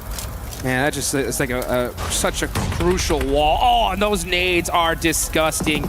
Dizzy putting that cover right where it needed to be, and having this hovercraft right towards the end is even better for the side of Nongshim. This is the final circle here, folks. This zone's gonna go down to nothing. Nongshim Red Force have the dead center spot, and Hyunbin gets a Molotov onto the side of Tiamba. These guys are completely trapped. Yeah, Yangon Galacticos finally going down. Tiamba starting to bleed on the low ground too. They are having a real tough time of it. And this high ground angle, TZ has been so operative, so commanding in these off angles over the course of these last circles, and is looking to open another can of whoop-ass. Woo, and that's exactly what's happening, because you got another can of Hyunbin down south with that P90, and that is it. It's a back-to-back chicken dinner on the side of Nongshim Red Force. That is how you do it. Masterfully orchestrated in those final circles for Nongshim Red Force. As soon as Yangon Galacticos stepped out of that middle position, they were like, guess this game's ours now. We'll have that one. Thank you very much. Oh, man, I remember I was talking backstage with one of the fans out there that was just looking at PUBG Mobile for the first time, and I was like, hey, you see that team right there on the bottom with 6 points, Nongshim Red Force? That's one of the best teams in this lobby. And they were like, what? Why do they only have 6 points? I was like, you just wait and see, right? And I think if you're listening to this, you have seen now, because Nongshim Red Force, 2 chicken dinners back-to-back. These guys have rocket launched themselves all the way up. Military Island, man, what can you say? It's going well for them. That rotate in to get there nice and early on the north coast, that saw them so nice, and it's a lot to do with how Vitality felt in that early game as well. Yeah. Getting stuck into a fight instead of maybe even allowing other teams in the area to hold that bridge for them so that they could establish more of that ground, maybe go deeper into the game. Not that it was a bad match in terms of point scoring for Vitality, but still, maybe a lost opportunity. I think I would be way more critical on Vitality if they just have such an insane amount of points, right? But considering that they are like all the way at the top of the leaderboards, I'll give them a little bit of slack, right? I mean, yeah. You're allowed to flex a little bit, right? You pretty much almost secured a top 5 in just a few matches. And yeah, 7, still great game, but you're right. I mean, if they would have made a couple adjustments, considering that it was military, it could have been 20 points for all we know. I feel like when you're at the top of the tables and you're doing so well, I want to be more critical of you in a lot of ways, right? I want to hold you to a higher standard because that's the bar you set for yourself. And if you're not up to it, what are you doing earning all those points in the first place, you know? Come on, give them back. You know what? That's a great point, though, because if this was the finals, it would be a different story. That's true. Right? Because that one little mistake could be the difference between becoming our champions and second place or even third place, right? Especially the fact that we've seen the smash roll come into effect so critically, you know? So, yeah, you know what? You're right. I mean, I think that you definitely got to take every opportunity you can, no matter how high you're up on the leaderboards, just be relentless no matter what. Yeah, you got to keep that train going. You got to keep that momentum. It is the most important thing, especially when you're talking about shorter game sets, right? Where you're playing 12 matches in your group. The single match is so much more important. When you start to expand, as we will over in the finals too, well, technically at least 14 matches with the smash rule. It is going to get a little bit harder to stay towards the top. But Vitality will hold that accolade. Let's send it down to the stage with Kalaris. Yes, thank you very much. Down on the stage here to get a word from Axel after looking fantastic throughout the day so far. No chicken dinner just yet, but a third, second already here. Very much on the way to being able to qualify. So first question, based on this, PMGO and PMMI, it didn't look as great for you guys, but here so far today, it looks amazing. What has the preparation been like coming to PMWC? Jadi tentunya buat turnamen PMGO atau PMMI itu bukan turnamen yang kurang baik untuk tim Vitality. Tetapi apa sih persiapan kalian dan perbedaannya dari turnamen yang terakhir dengan turnamen kalian di saat ini? Yang pertama, yang pasti dari PMGO dan PMMI kita kayak belajar banyak banget. Kayak banyak hal-hal yang baru kita dapetin bareng. Jadi kita datang ke PMWC dengan hal yang udah kita bawa dari turnamen sebelumnya. Dan kita pasti belajar banyak lah dari hal-hal itu. Dan semoga kita bisa terapin sampai ini ke final. So yeah, I mean we learn a lot. I cannot go into details like what we are learning, but we are like bringing it here in PMWC. So far we're doing good, and just hopefully that we can continue this until the finals. All right, and from what we've seen so far, Axel is obviously looking fantastic in the IGL position, but also putting up a lot of eliminations to try and challenge for that MVP spot. Is that something that Axel's kind of looking at, and does he think he can keep that up? Oke, dan tentunya kamu hari ini memberikan performa yang bagus banget, bisa dibilang MVP level performance gitu. Apakah ini sesuatu yang kamu tuju atau kayak enggak juga, atau mungkin ada pendapat tersendiri? Kebetulan nggak ada sih, karena dari dulu aku kayak berusaha selalu ngalah buat ngasih temenku main enak aja. Cuma mungkin hari ini lagi wangi aja. Cuma nggak ada ke arah sana sama sekali. So usually it's not like this. Usually I tried my best to make my team perform more, make my players more comfortable in their roles. But I don't know. Probably today is just like a beautiful day for me, and yeah, we can see. All right, well, thank you very much, Axel. You're looking awesome so far here. That does it from us down on the stage. Back to more for PMWC.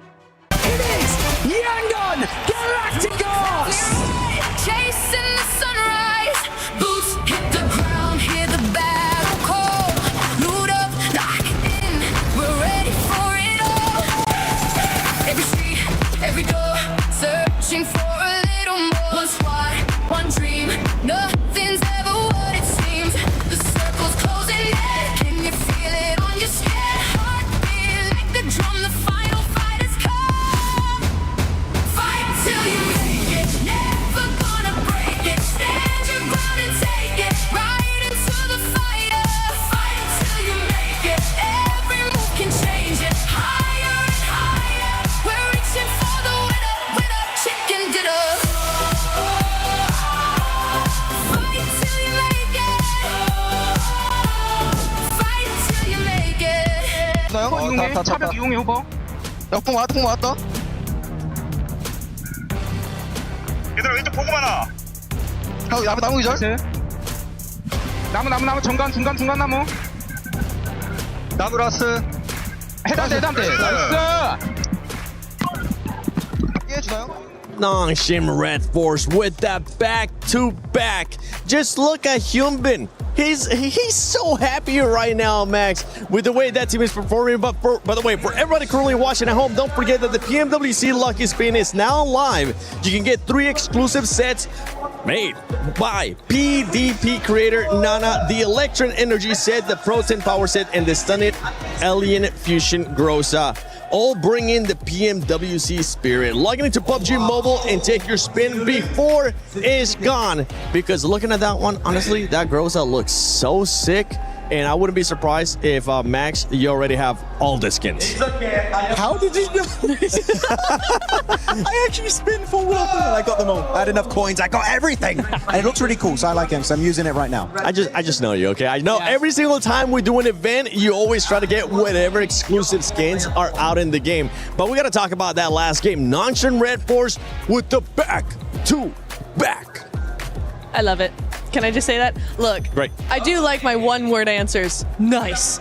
No, Hyunbin, Nongshim Red Force, I really like what they did there on all of it, honestly. What I will say, the biggest point for me here, Max, maybe you'll agree with me, is that for me, when Yangon and Tiamba were finally going head-to-head there, rather than spreading up and around, which they did do eventually, but rather than waiting for that fight to finish, they took advantage of that fight to actually spread into zone a little bit, maintaining that control, getting that high ground, and their reward is 18 points on the board. You know what? I'm going to steal your thunder right now. Do it. Nice! Oh, yes. What a nice one coming out from Nongshim Red Force. 18-pointer. That's a back-to-back chicken dinner, as we already said. Loving it from South Korea. I'm getting those G+ vibes right now. I'm getting Nongul 2.0 vibes. Loving what we're seeing so far. Really happy. But going on to the second slot here, Godlike. Interesting to see, right, Seven? No hot drop, how it can do for you in these games. Exactly. Don't worry. We'll get a chance to talk about Godlike a little bit more. Tiamba. How about Tiamba? Tiamba with that great performance as well, putting up those numbers. Tiamba really hasn't been putting up much. And also another team that I wanted to touch base on, Lace, is none other than Yangon Galacticos now having back-to-back good performances. Yeah, I mean, top 5 in the last 2 games, but not too much to show for it. Then coming into this match, and as the PMWC Championships, they have finally picked up the phone to their goddamn wake-up call, because I could not understand why this team had to take this long to get to this point. Now, we're obviously in this final zone. They didn't have the cover to sort of protect themselves from it. They had to just bide their time to make sure that they can get those placement points. But I mean, it moves them from 15 to 6. Yeah, it does end up moving them from 15 to 6 because of the sponge points. Something that we ended up seeing there is in the top 5, there was none of the top 3 teams, so allow other teams. And you were talking about Godlike. Guess what, Godlike? This is what happens when you don't hot drop. This is exactly what I've been talking about. And we can look at the stats here as S-Power was able to get those 4 eliminations. Oh, finally, just give it up. It's just not worth the hot drop. They're really happy behind us, though. They're not hot dropping. They're really hype about it. But no, going to see when you don't hot drop, look at that. 4 eliminations, 3, 2, 2. Especially Some. What a save earlier. Yes. He got the entire team reset. This team is looking great so far. Man, I just want to talk about Manya's decision to make the largest rotate over to the eastern, well, not from the eastern side, the western side's bridge. They were able to scout. There were 3 teams on that east bridge. They made their way around to the western side. They obviously moved their rotation into there. They were able to obviously protect their 4 eliminations early on, but my God, they actually then took notice of IDA's split hold, took them down, and quickly advanced and moved their rotation in. And then Alpha 7 came out of nowhere. Oh, we're going to third party this easier. No, Godlike read that like a book, were able to defend them off. And look, usually, we're going to say, there's a couple of clutch mentalities, but we're handing that over. We're handing that over to Mania because that was an absolutely insane performance to be able to defend through certain teams after that entire long rotate. It's the next one. It's it wasn't next. you. I dodged it. I was so quick. I can't throw him at Max anymore. It's my turn. It's my day today. I got in trouble. But my God, what a performance. No, it was really good. I kind of need those. You can't damage me. We were kind of talking about, right, how you were like, look, Godlike's a really aggressive team. Don't be so aggressive. And this thing is that actually unnecessarily, right? Yeah. this was very necessary because once they stopped hot dropping, they took out Hora, A7, and with a little help from Yangon, EA as well. E-Arena, the top team. Well, second place team now, but you can see that this is a team that actually can go up against the big names in this lobby as long as you don't hot drop. Yeah, this is what we're talking about. Unnecessary aggressiveness from Godlike. You don't need to see it. Just wait for the right time. We know you have the fragging power. Snacks is currently watching. He's like, yeah, you know what? We're absolutely right. But you know what else we were watching? Wolves Baton with the headshot of the Pmwc. That's so you love to see that. Sorry, I can only laugh at the plays like that. Come on. The pan is the deadliest bullet. Look, it hit me. You got me. Why is this a boomerang? Okay, if only we could have a real pan. So actually, you know what? Sorry, I gotta be that guy. Actually, according to my calculations, we're talking about no hot. According to my calculations, that sounds like John Allen. Anyway, no. Thank you. Looking at these drops going into Miramar, which is going to be the next coming map, right? We do see Godlike actually normally going in La Cobreria. I did do an interview with them just yesterday, and they said Godlike they're going to commit to the hot drop. So did Sky from Hora, but that's not all, because apparently, from what I've seen in the announced drops, Tiamba and also Hustler Crew could also send it over there. Tiamba, I think they're going to put their ego aside, go for maybe water treatment. I wouldn't be surprised. But Hustler Crew, maybe. They're a bit of a troll team, and they like ruining teams going into these games like they did on Godlike earlier in Apartment. They might do it again. Tactical sabotage is what it's called. Oh. They're also going to be sabotaging their own performance if they keep doing that kind of stuff. Well, let's take a look at this head-to-head between Vitality and E-Arena, because those two teams have just been sponging up so many points. I mean, right now, Vitality, 10 eliminations average is absolutely insane. And that's why, Lace, they're currently sitting at the top with those 59 points. Yo, I heard Hot Jukes before saying like, oh, you know, it's not the best game from them, but, you know, blah, blah.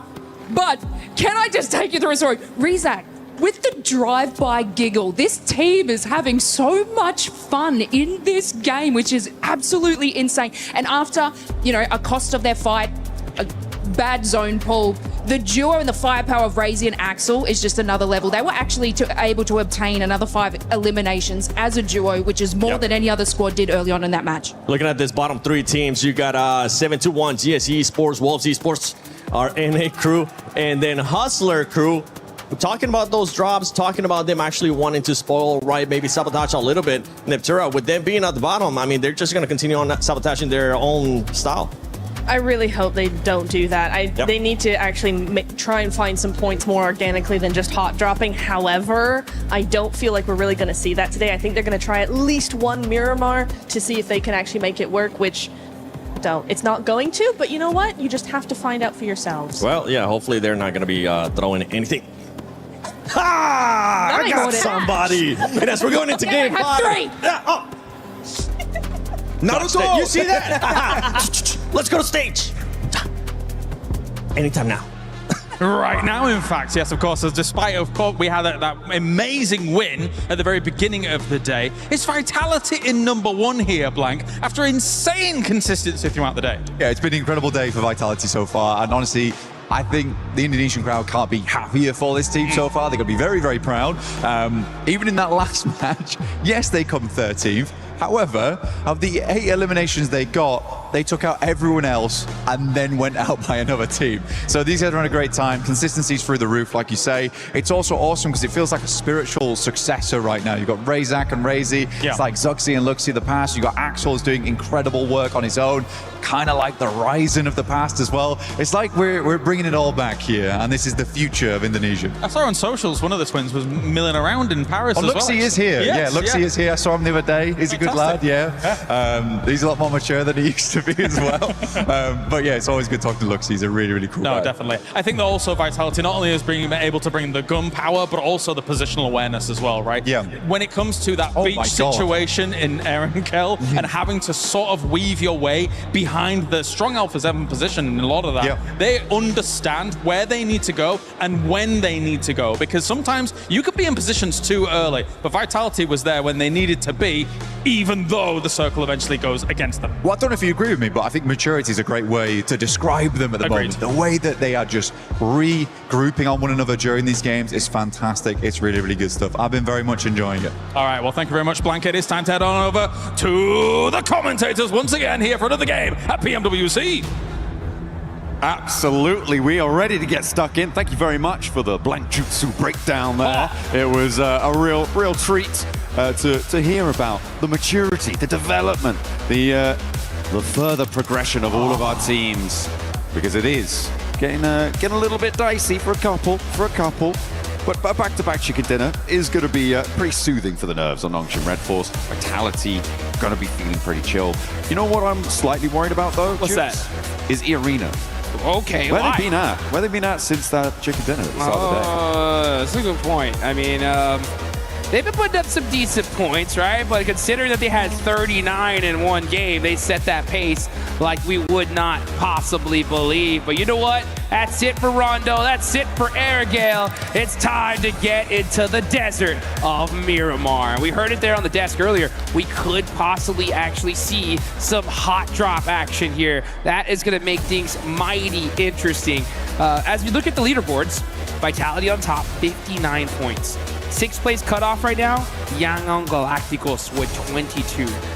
That is a 37-point difference. 37 points from first and sixth.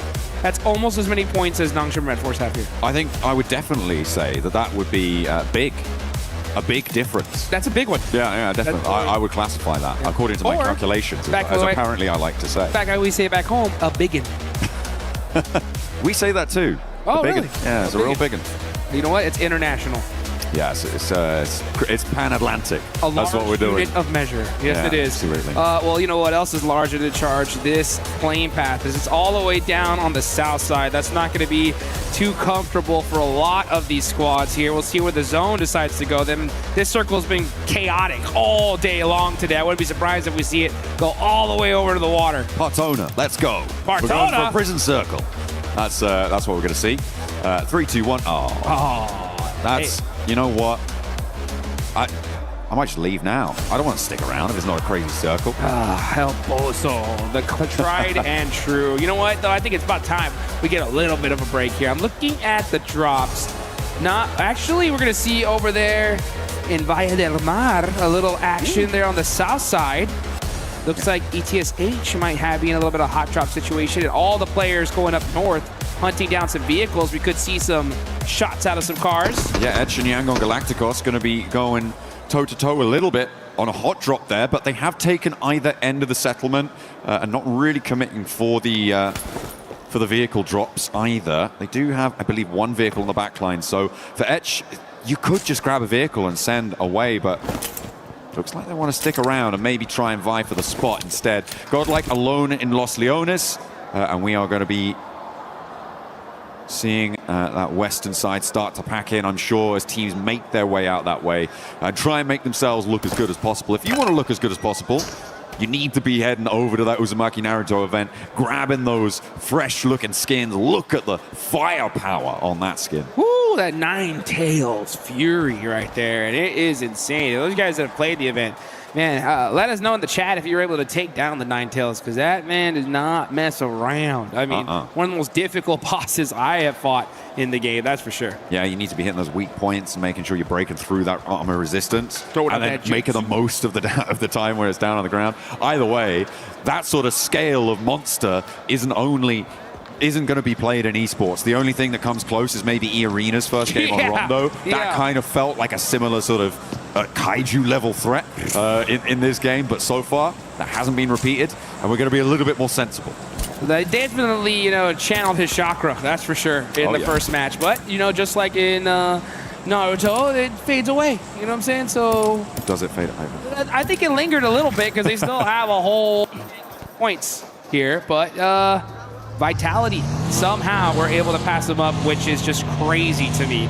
But the one difference that we have from Group A versus Group B is there are some serious points bunches here, right? It was pretty close for the most part when it came to Group A, where we felt like any team could make it in the top 5. The thing is, though, with these next 2 matches to go, if we continue to see, Nongshim, Aura, EA, Vitality, even if Alpha 7 get a win here, it's going to be pretty difficult for these teams to try to make it straight to the finals. Yeah, absolutely. But I mean, to be fair, 5th place being 25 points, like that's one kind of good game, right? From a team all the way down towards the, well, I say very good game. A 15 Elim chicken dinner, that's doable, right? Sure, that is a very reasonable thing for a team to be able to achieve. So literally anyone at this point could just jump straight into the top 5 if they've got that firepower behind them. They get a position. And by top 5, you mean just 5th place. Oh, well, yeah. 5th place is top 5. I checked. That is true. I mean, that's what's so crazy, though, considering that, 38 to 25 from 4th and 5th is wild. So, yeah, I mean, we still have that 5th place spot that's looking good. But, if you continue to give breathing room to those top 4, then that only leaves 1 slot available tomorrow, and you do not want that. And there's some serious names below that top 5. You got our previous champs, Young Galacticos, right there at 6th. Our PMGC champs barely holding on right now in 5th. And Tianba, a monster squad right below them. So, man, it's going to be pretty wild to see how things ring out here. You can see the coach corner.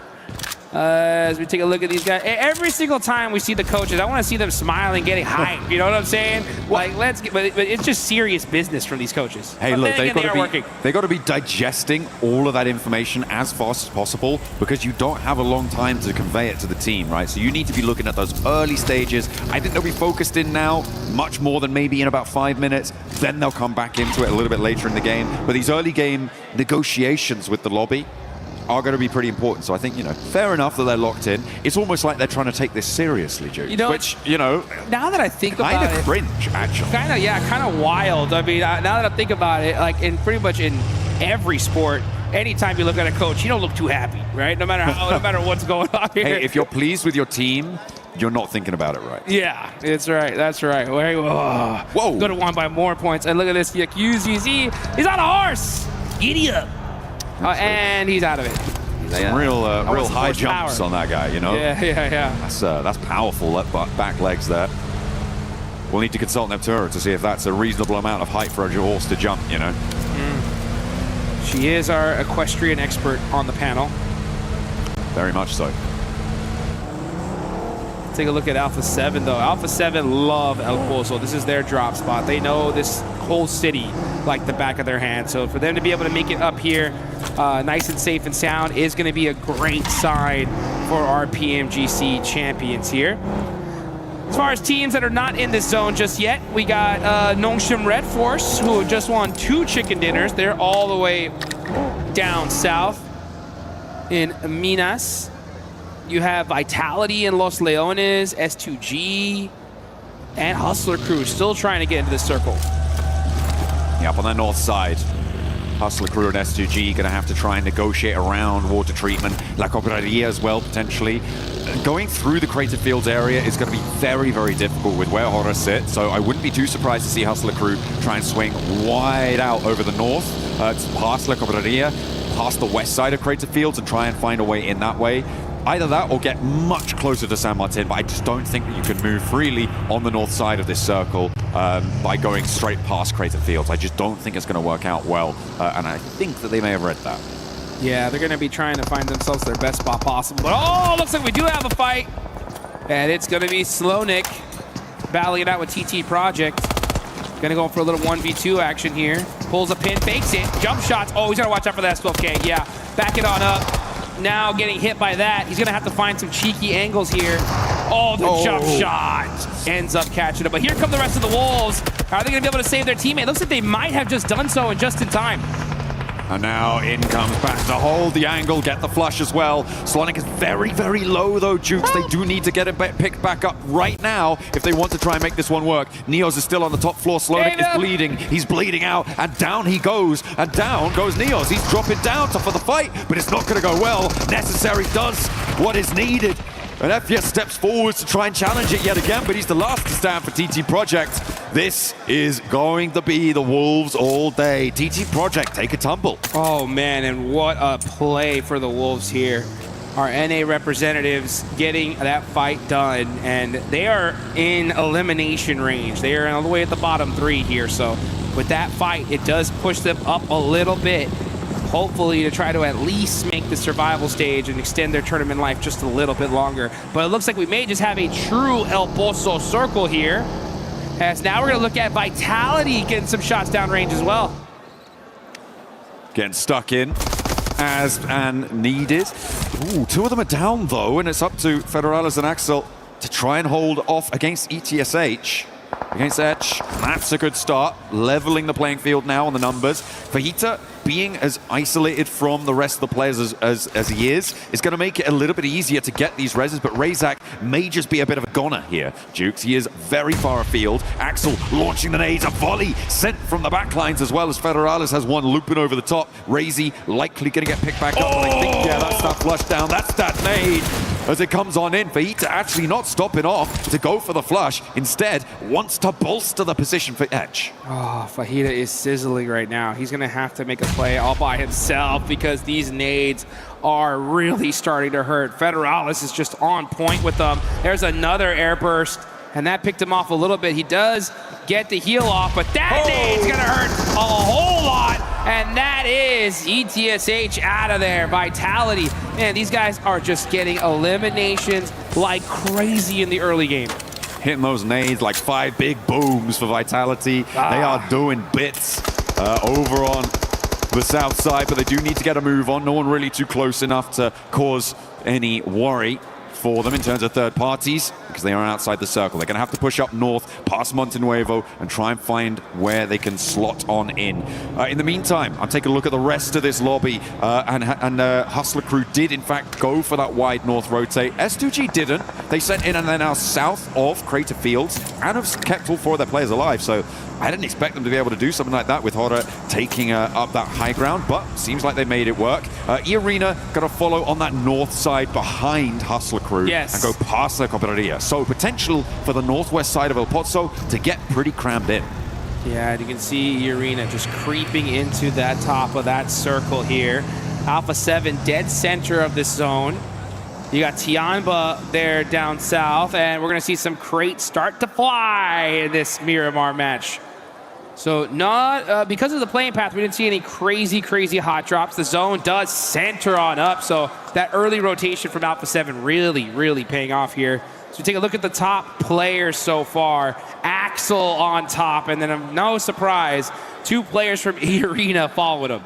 I mean, yeah, it's still just got to be these 2 teams on these top player cards. It was kind of nutty with the amount that E-Arena were able to do in that first game and the amount that since then Vitality have been able to rack on up. It's been pretty beautiful stuff. Godlike on the east side losing a player there as we hop back over to the map. Vitality still making their way in from that south side. Those fields that are overlooked by Ida's position now gonna make it pretty tricky. Okay. Oh, I kind of like this approach. Hops out with the parachute, jumps on top of the mesa. Okay, looking pretty stylish with the stunts there. That's how you get it done. The question is how is he going to get down? Yeah, I was just thinking that. That's the problem. So we got STG. They said, you know what? We don't have to worry about getting down. We're getting into this building here. And now they're looking for some angles onto Alpha 7. So this fight starting to ring out, which is a little bit wild. I mean, they are in center of zone. It would pay off for these teams to kind of just hold their position and then wait to fight until the end. But with Guizhou kind of out of position here, it is going to make things a little bit spicy. Yeah, with Dopeness sort of cutting through the middle of that position, it's going to make things hard. S2G are going to start to get angles on it too once they figure out how to park a car in their little garage there. And there's that nade. That's what you're worried about. That's exactly what you're talking about. And Guizhou goes down. Alpha 7 allowed too many noisy neighbors. They didn't put in the complaints early enough, and now they can't do anything about it. Yeah, they're not going to be able to do anything about it, like you mentioned. Looking at Revo here, trying to do something, though. He's looking at those 3 peaks, just trying to get a little bit more intel. I won't be surprised if we don't even see a fight here happen at all. I mean, this is still dead central zone. I think right now it's just about getting information, just making sure no team just randomly pushes up into them. Now, the fights that could definitely ring on out are there on the south side. You got Vitality, Tianba, Wolves, mighty close to each other. But meanwhile, in El Pozo, we're going to see just A lot of teams just taking little pop shots, trying to knock down a little bit of armor. I like what EDA are doing on the eastern side of this circle, right? They have that super duper high ground that overlooks those Opalso fields. They're going to have a lot of angles to try and make that one work. And I like what Rita has done here. Moved down. They know that they're not under threat from their east side anymore, which means that they can, well, almost certainly not under threat from their east side, not technically guaranteed, but certainly a little bit assuaged. But moving Rita out, I really like that. Gives them a foothold to move down because they're very likely going to have to leave this high ground. Yeah. So they can start to scout out the angles that they can crash towards in those fields out on the east side. So hopefully we're going to see a Turkish team have a good game here. Yeah, the zone definitely goes to them. Oh, and it kind of does. Wow. I mean, it still have some of that play in for them. So this could be a huge opportunity for them to get some points. If that next circle definitely hard shifts onto the east side, they're going to get a crazy, crazy game because that open field is disgusting. Like, if you just try to take one of those little hay bale areas, you're committing to that for the rest of the game. But now we're going to see Vitality, Team Vitality getting into it with Tianba. This is a huge fight. I mean, Tianba not really getting into it at all, actually, sending straight across the open field. Okay, Vitality and EDA both actually vying for the warehouses on the south side of the field. EDA committing there. Tianba trying to get across out in the open, losing another player. And now, I mean, EDA crunching in Vitality. It might just be working out beautifully for them. It's going to send Vitality away, deny them access to the eastern portions of this circle. See on the west side, we're looking at E-Arena and Nongshim Red Force. Ooh, oh, yeah. Schwepp scatching XCY. Gonna be looking for some more players here. Hyunbin mighty close. He heard that pin get pulled and he said, let me time to back it on up. This is a very difficult area to nade. You have to throw it literally in the perfect position if you want to get it on. And now Tizzy from across the way, putting a little bit of pressure. Gonna go ahead and get his teammate back up. And it definitely looks like this fight's going to ring out all the way to its bitter end here, because this zone is not kind to either of these teams. And yeah, E-Arena is just trying to find some room to work with. Trying to roll on up to the back lines, take that 2 versus 2 fight. And it's going 1 for 1, but they're hitting the drop shots. It is brutal. And Nongshim Red Force serve a lesson straight on up to half of E-Arena, and the other half is nowhere to be seen. Big nade in as well across the way. That flush comes through. We're on stage 4 here, which means the zone is survivable, but you don't want to be staying in there too long. Another nade goes a little bit longer, and Hyunbin wants to load one more into the old arm cannon. Ernie K trying to make a play here, putting some shots on the Tizzy while he's in the blue zone. And you are right, man. We saw E-Arena go crazy in Rondo. And oh, that would have been so good. Yeah, since then, things have been a little bit difficult for the Thai squad. Turning Case got that nade, though. This could be dangerous if he hits it. Doesn't quite get the mark. And now Nongshim Red Force are getting their whole squad together. This is not good on the side of E-Arena. Yeah, they didn't manage to win that fight out on the east side. I mean, it was a little bit of a gamble, but probably a necessary one. Unfortunately, this time around, it did not go their way. And Nongshim Red Force are looking pretty stalwart in their hold. So easy. Moving across through those smokes, waits for the nade, darts past it, and they are just moving across. Vitality, in the meantime, though, have moved up, and this is going to make things tricky. Razy wants to unleash, but it's Tizzy who goes down to Federales, and E-Arena are going to strike immediately, snapping the points where they can, but no, not going to happen. What? All of them go to Vitality. That's crazy. Somehow wasn't able to steal that elimination. Just looks like he may have just shot him down to half an HP and it ticked him on down.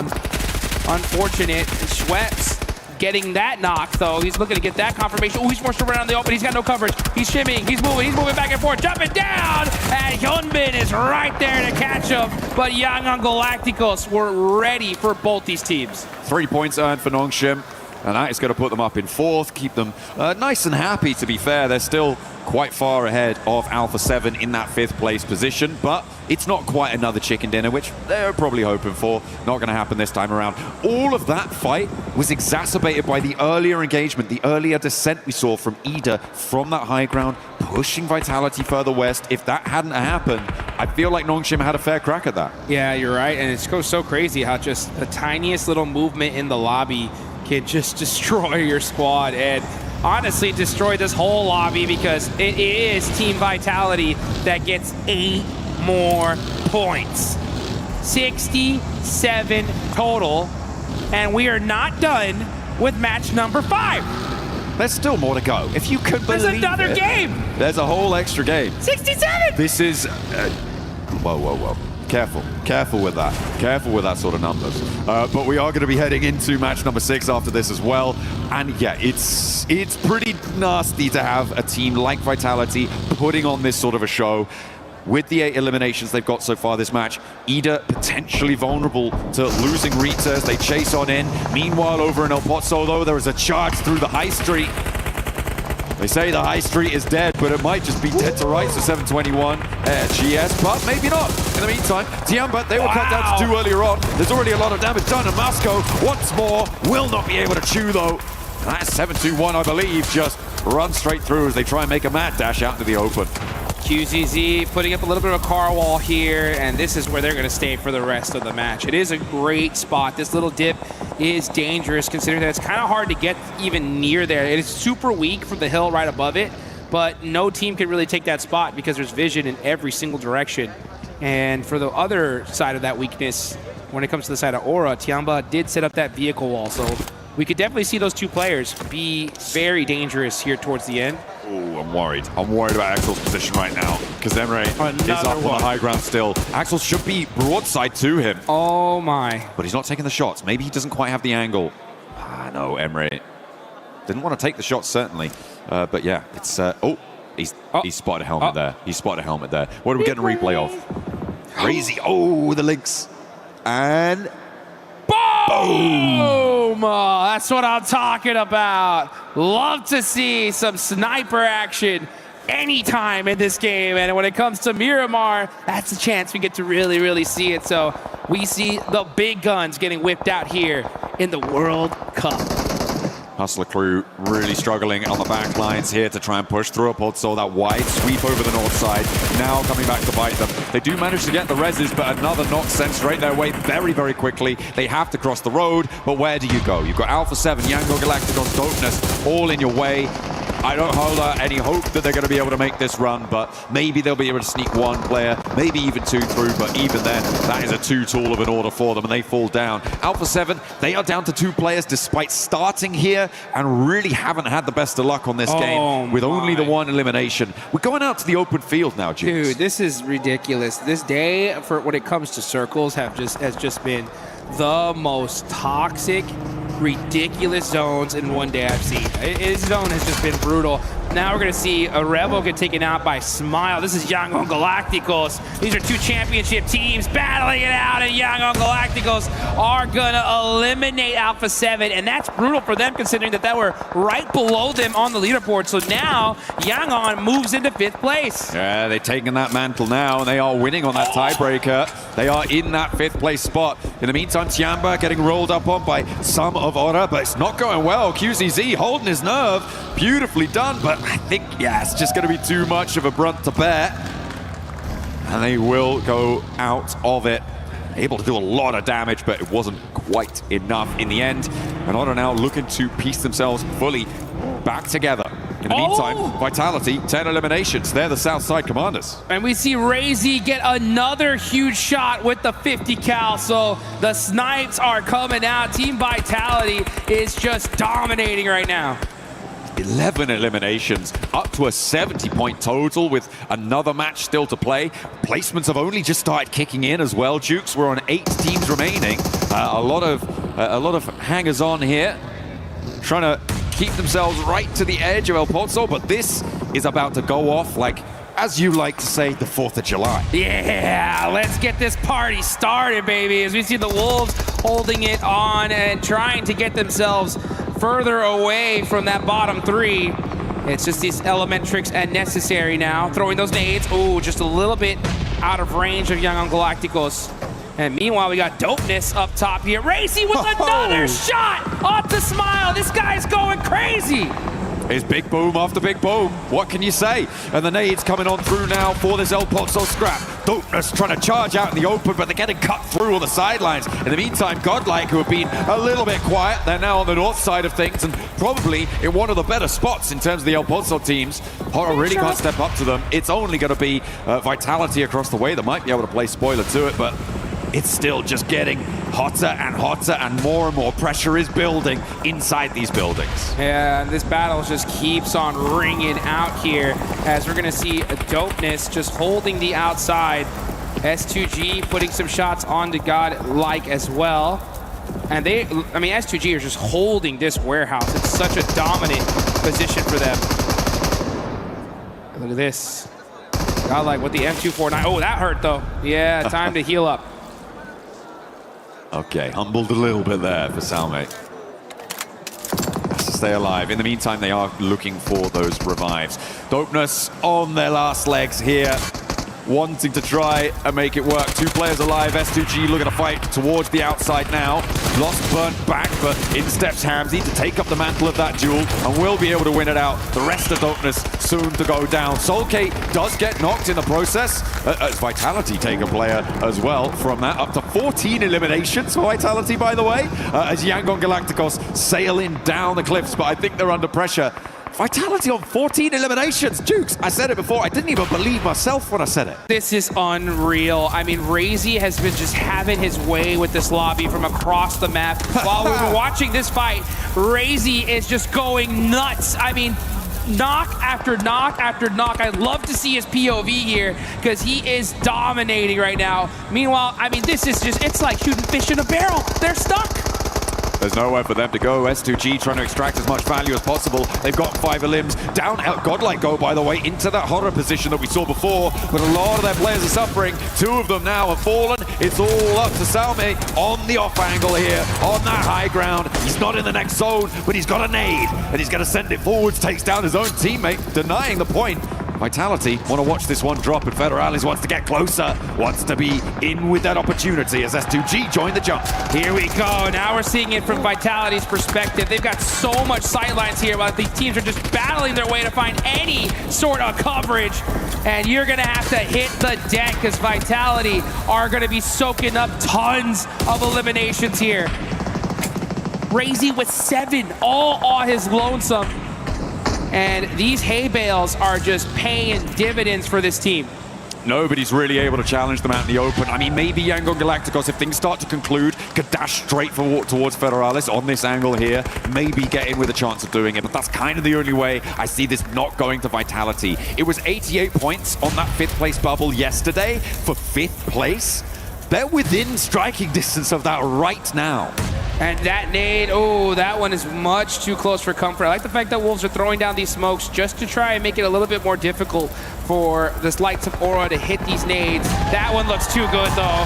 And Necessary is out. Elementrix is pinned between that vehicle and hay bale, so that's a perfect spot for both these players to survive just a little bit longer. Every point counts when it comes to Wolves. Yangon Galacticos will go down entirely. Vitality up to 17 eliminations now. Hodder on 11 themselves on this game.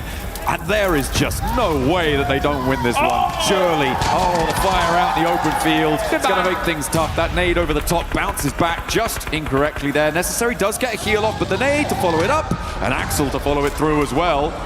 The fact that Wolves are still alive with both of their players right now is kind of crazy. And Horror now have to make that mad dash. I don't know how much more they've got left, but they get another burn on. Well, here comes Team Vitality looking to take this chicken dinner, and it's Razy. He's got the angles. He's got the Molotov.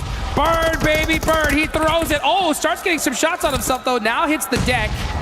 But with this utility usage, Vitality are just dominating this lobby. Razy still has nades to play with as well. Sends that Molotov forwards, finds Sleepy with the explosion. Razy wants a little bit more. Just Sky now there, as well as Necessary out in the open field. Axel joining him for the 1-2 punch. Razy goes down, and Sky stays alive now with a chance against Axel in a 1 versus 1. Necessary could backstab. There's Razy getting flushed away. A little bit of danger now. He's going to stay at their doorstep as Sky steps forwards. He looks for the feet, looks for the ankle swipe. It is traded, but 2 players now, and Necessary could do it. Necessary's got to make a play here for this team. Got to keep them alive. Got to get them at least to the survival state. Oh, the angles, though, are just too good from Razak. And it's Team Vitality getting a huge, massive win. 19 eliminations coming through from Vitality. It's absolutely insane, right? Okay, sure, we saw something pretty crazy earlier on, fine. But this on Miramar, on that map from Vitality's position, to be able to get that done is miraculous. This is a team that I think has already, on match 5, qualified in the top 5. Oh, I mean, that's a fact. These guys could not show up tomorrow and we'll still see them in the finals. At this point, it's just a victory lap when it comes to team vitality. And look at that react. I mean, no reaction. These guys are just too cool for school at this point. It's just like, hey, you know what? Another day at the office. You know, when you're a giant striding amongst the pigeons, do you look at the birds? That's no, right. you've got your eyes on the horizon and you're stepping towards those finals. Like that is what Team Vitality are looking to do. That is so impressive. We talked about consistency from this roster from the start of the day all the way through and all the way to the end. They've got so much punch. Oh man, what a game. You can see all these other players right now. I'm looking down at the stage and you can see them just kind of talking to each other, being like, what do we do for this next Miramar? Last game of the day, how do we do this? And I'm looking at Team Vitality and they're just like, hey, what kind of croissants are we going to get here at this point, right? Because I mean, we're good. Hey, you can't be saying it like that. We're in Paris, you know. You got to go full French. You got to throw out croissant. Well, we are going to head over and see if we get some better pronunciations on croissant. What do you got?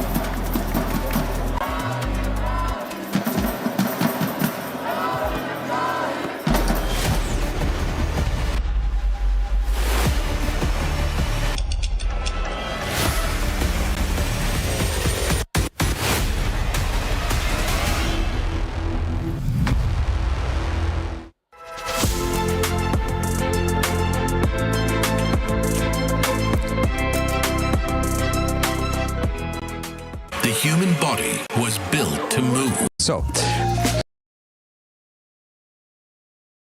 done, we start taking them towards hero shots, we start taking them towards like content ideas and such. And this is only the first stop. So at the moment behind me is one of the teams and they're doing their hero shots. So there's two kinds of hero shots and they usually do either solo shots or they go for group shots together as a team. And of course none of this would be possible without our lovely sponsor Sony for providing us all the incredible cameras that we're using at the moment to give you the best quality pictures of our lovely players. Now this is only one of our stops for the day. So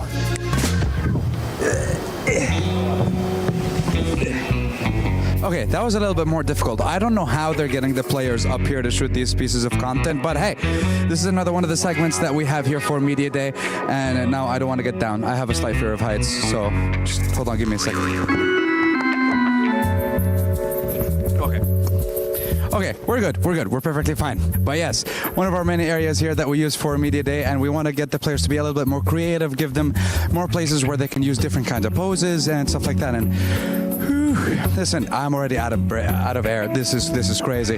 Oh, that's what they use. They have a ladder. I wish I have known this was a thing before. It was only one climb as well. You see, that was the problem. I thought I was a little bit more athletic than this. Turns out, no. So next time, use ladder. Anyways, to the next one. Now we're going to go on over to the next set. And look at this. Let's get a little sneak peek behind the scenes of what's going on over here. Look at this. Look at these guys. They're getting ready. They're locking in. We're going to go ahead and see how this interview works, and we'll get back right to you.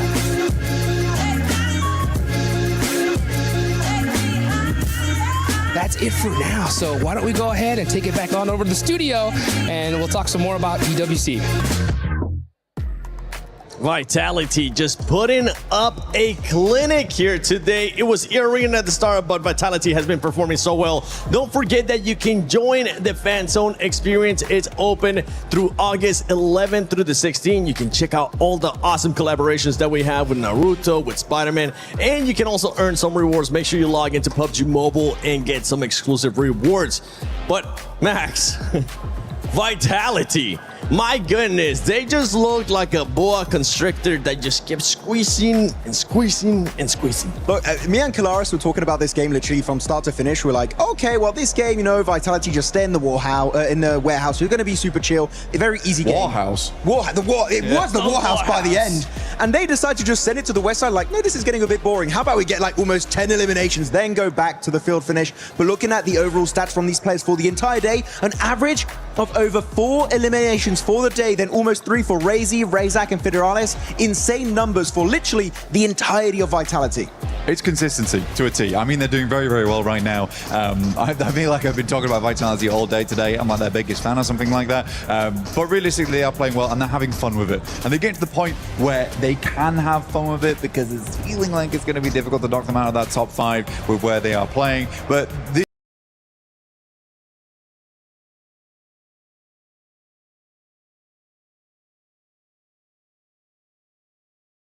is incredibly greedy. We have to just quickly take a little look at that. I do like it, but you can be greedy if you are the dragon of the lobby, which they are. Exactly. And with that said, I mean, with this team, you were saying it's going to be hard to get them off the top 5. The cutoff for Group A was 88 points in Neptura. Right now, it looks like, depending on what happens next match, actually, we need to see the overall too at some point, because they might have even already hit that, or they're about to hit that as well. No, I think they might have already hit that, which would be absolutely insane. And you know what a great team to actually have that happen too, right? Because we have seen them be so consistent throughout today. We have seen them just take control of everything, all the way from the western side down to the southwestern side, clearing teams left and right, pushing Ida out of their compound, which I think should have never happened. What? Look at Ryzen. He's just giving them the lucky high 5. Oh, yeah. wow. Very nice. He gave him the dap up as we see Hora Esports getting 13 eliminations as well in the last game. And a big one too is going to be none other than Wolves Esports. Wolves Esports was in 15th place coming up before this match with 13 points. That's going to be pushing him up. And keep in mind, you want to be outside of those bottom 3.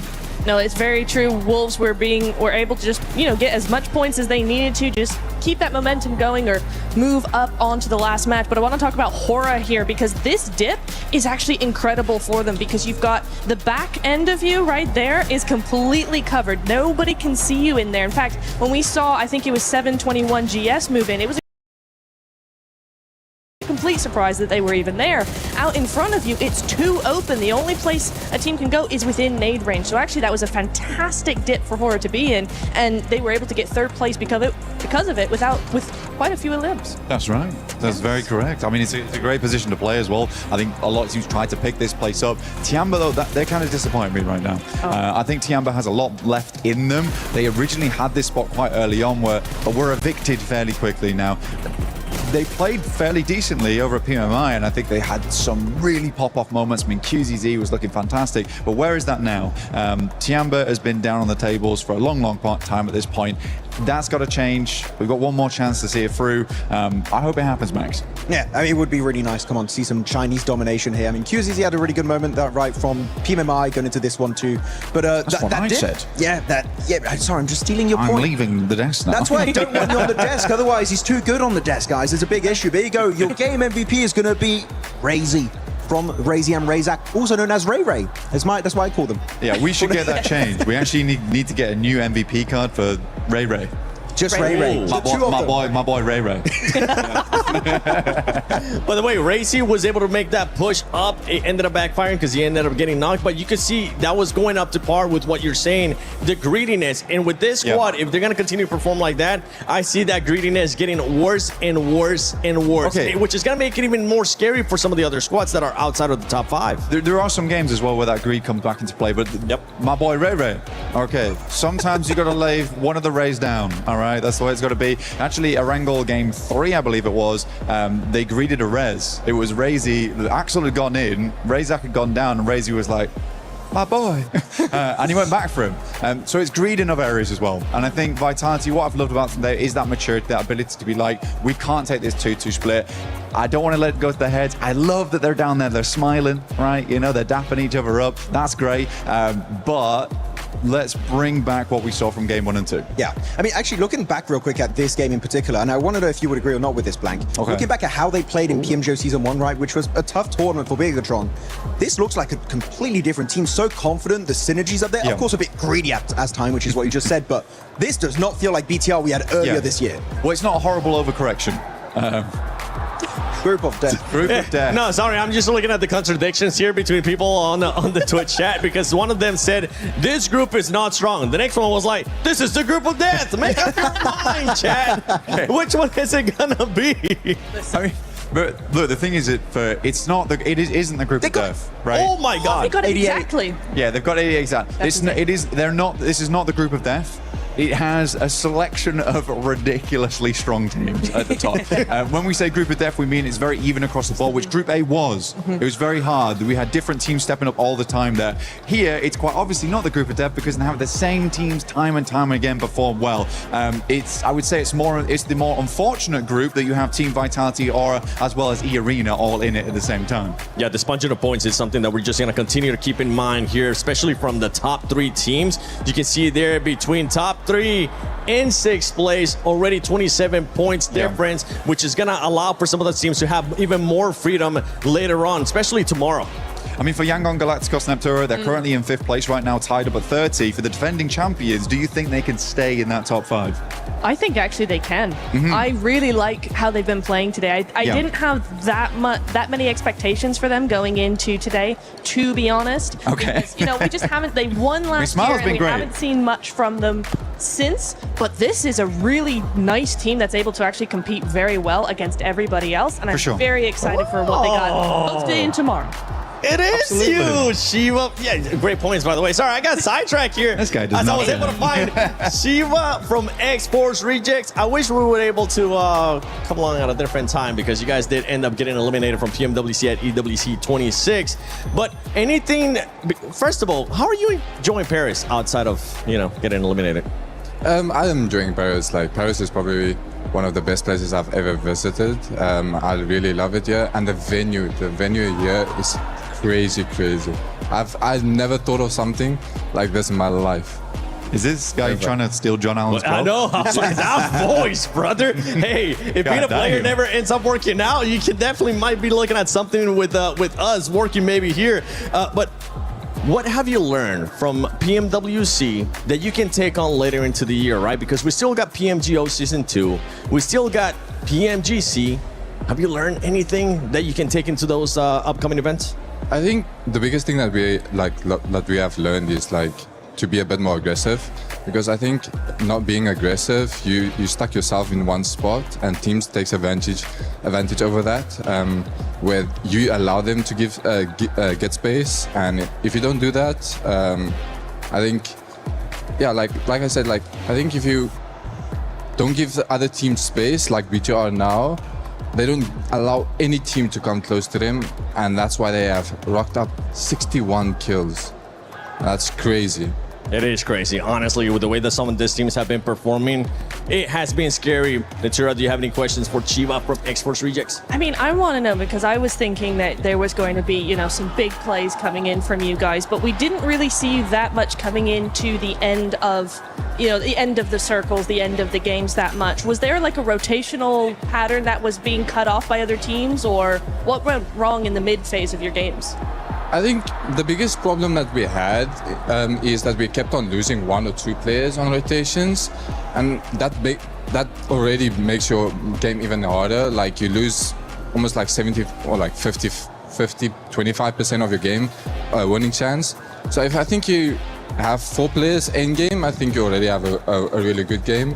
So for us, what we need to fix on is try to have all 4 players up on rotations, and also be more coordinated on pushes and holding spots and things like this. That's also a big thing. Hey, man, Joe, thank you so much for coming on and just giving us an insight. And I'm hoping we'll get a chance to see you at PMGO Season 2. I'm hoping that we'll get a chance to see you as well at PMGC. You know what? I actually want you to take over my job. I want you to say, John Allen, Hot Jukes, take it away. John Allen, Hot Jukes, take it away. Hey, thank you very much, Seven and Shiva over there for that lovely throw. It was great to hear from him, and that is what we talk about so much for tournaments like this, from PMWC, from global level tournaments. Getting that information, getting that practice and knowledge and insight is just so important. And the fact that they're taking that on board so quickly and with such humility as well is beautiful. I love to see it. Let's see him again next year. Yeah, absolutely. By the way, guys, make sure you go follow him on Instagram, shiva.ios. That's what it's all about here, guys. And we're going to get into the last match of Miramar here, and just how many points is Team Vitality gonna get?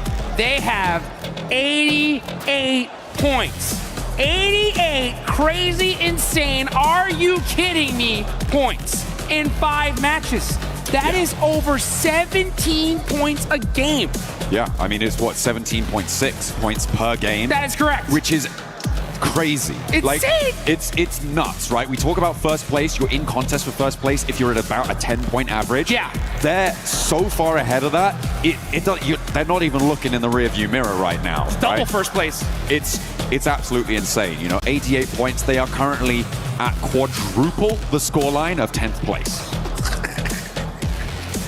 I don't know. Well, we need to make a whole new word for first place. I don't know. Hyper Omega first place. I don't know what the heck is going on here. Wait, we should rename second place to be first place, but not Vitality. Don't worry about it. That's right. Yeah. Exactly. This is absolutely insane, folks. That's why they will be first on their limbs alone. Yeah, you're right. With just eliminations, they would still be in first place. This is unreal. It's literally an unreal performance. That's why we just keep on talking about it. Top players, 2 of them being from Vitality, is not shocking at all. Or though Sky sneaking himself into there. We got a much more tried and true playing path here. Alpozo's going to be still out of range, but at least we're going to see some teams be able to hit that north side. Oh, these damage numbers are insane. Yeah, we're not going to be seeing Arena too much anymore. I imagine that they are going to start to drop off. This is a full slate of damage dealers from Vitality, and they are doing a lot of work for their roster. Playing part on the east side here. Going to leave El Pozo maybe a little bit hard to get towards, but you can drop out up towards the north. That maybe is what Alpha 7 is looking for. Circle fairly chill, centering up west of Picardo. And grab some, sorry, on that north side, I was saying Alpha 7 could grab vehicles, head over that north edge. I imagine that's what they're going to look to do here. Watching out for hot drops, but not really going to see too much. We did have a little bit over towards Biodemar at the start of the last match, but that's not going to happen again this time. Yeah, not going to happen this game. And now we got it seems like a normal game. I don't know why I'm saying that, because we thought the last circle was going to be okay. And it goes to the one open field in that whole side of the map, which is just unbelievable. But no crazy hot drops. So it does look like teams are going to be avoiding it here. They don't want to be dealing with any of those shenanigans, and that's the right play. I mean, guys, this is the last game. You have quite a few squads that have done a ridiculous match here. And now we're going to go ahead and take a look at some teams just trying to rotate and make the right plays. Hey, if you're talking about rotating, right, that's something that you could be doing on the lucky spin. Right, that is what you're going to be trying to look for, right? Getting those good rotations. As we all know, spinning is just a term for rotation. That's which correct. is what, it's a beautiful segue, trust me, I did it. But yeah, make sure you're getting those spins in before they go away, to make sure you're getting those skins on board, because they are looking mighty fine. The desk was talking about them earlier. Make sure you're locking those ones down to look as good as these players here. And they're looking real good. Oh, Obscure, was that a Winchester I just saw? It was, yeah. I love it. I like that. It's my favorite gun sound in the game. It really is. To me, suppressed M24. It's just, oh, so nice. That, I'm not even gonna try it. I actually did try it. Yeah. Go on, Obscure. Give us the gun sound. Give us the gun sound. Pop a shot. Go on, you know you want to. Pop that lever. Let's go. Oh, he's not for it. What a spoil sport. Alpha 7 currently in 7th place. They did get pushed off that 5th place spot at the end of that last match by Yangon Galacticos, and actually by S2G as well, who now sit ahead of them. But it is still very much all to play for. We were talking about the difference between the teams from the bottom towards the top. It's still, even for Hustler Crew, very possible for them with a big chicken dinner to jump up and pass that 30-point margin, right? They're on 8 points, putting them 22 points behind. That is a 12 elimination game in terms of differences if you're able to get a chicken dinner. So whilst they haven't shown their capability to get that just yet, it is possible. It's within their wheelhouse. Absolutely. It definitely is. You know, the scary thing, I think, for me when it comes to Group B and this whole lobby is just looking at how heavy the top of the leaderboards are, you know, and besides, obviously, we talked about Vitality enough. You just look even further on down, you got Aura, EA, Nongshim. If Nongshim Red Force get a good game here, I mean, we could be looking tomorrow at 1 slot left. How insane is that? I mean, it is. It would be pretty nasty, I think, for a lot of these teams to look to try and close that sort of a distance. But again, it does rely on performance carrying over to tomorrow. So, I mean, for me, Vitality, they've already done so much today. They've almost guaranteed themselves a spot in the top 5. Oh, it's done. It's pretty much done. Yeah. I want to see what they're going to be able to do tomorrow, right? Because a day like this can go to your head, and you've got to let cooler minds prevail. You've got to listen to your coaches, listen to the people around you, and don't get carried away. Sure, they're almost certainly going to the finals. Yeah. But for me, it's about how they're going to perform in the finals that I'm going to be watching for tomorrow. You're right, because, you know, this is the best practice you can get on the planet, you know, and the good thing when it comes to when you have such a ridiculous performance like Team Vitality, I mean, 88 points is literally enough for them to not show up tomorrow and still be top 5. Like, it's 100% they're in the finals, right? Yeah. So with that kind of performance, that gives you 6 matches tomorrow to fix any problem that you have going into the finals. And that's especially important for a team like Team Vitality, because when it came to PMGO Season 1 in their own home turf, they did solid when it came to the group stage, right? Group stage, they popped off. We thought that, oh man, come finals time, they're going to really do something. And then finals, it wasn't really what they wanted to do, especially when they're at home, right? But now they're in Paris. They have the most ridiculous day out of all these teams here. Hopefully we don't see the same thing happen. Hopefully not, hopefully not. 107 points was first place for 4 Thrives over in Group A. Vitality, they could do it here and now with a chicken dinner, just saying. They could break that century, they could surpass them with, you know, well, it would be difficult. It would be difficult, right? Dude, that'd be wild, though. It would need a 19 elimination chicken dinner. Wait, not even that. No, it would be a 9 elimination chicken dinner, wouldn't it? Yeah. Yeah. Would it? Yeah, I think it would be. So that's actually very doable for them. So if they win this match, it's very likely that they surpass 4 Thrive scoreline in first place from Group A over the 12 matches that they played. But that is a big if for Vitality to get another chicken dinner here. We did see our first casualty, I believe, of the match as Dopeness able to clock a shot over towards TT Project. Lufa with the car, 98 too. Love to see some sniper action here. It's very rare these days with just how overpowered the M4 and shotgun meta is right now. But you know what? When it comes to military or when it comes to Miramar, right, we're going to possibly see some of that. Yeah, over on the north side, we're on board with Alpha 7, who have got in and amongst it with Hora. I don't know how much they can stick around here. It doesn't look like they've got the weaponry to be dealing with this. Carrillo's only got an S12K.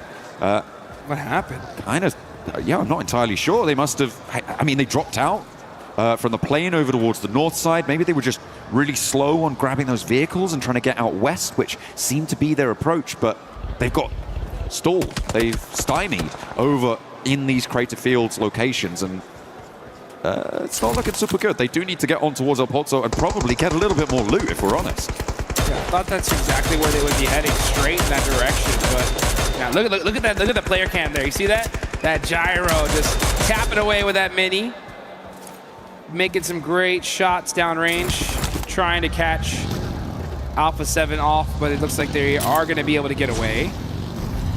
So now Aura are still here, and this is why it's so important to have such a strong start in tournaments like this, because when you do, it just gives you so much more freedom to kind of have your way with the lobby and do maybe not even the best play, you know, but just you can afford it. You can afford to make mistakes here.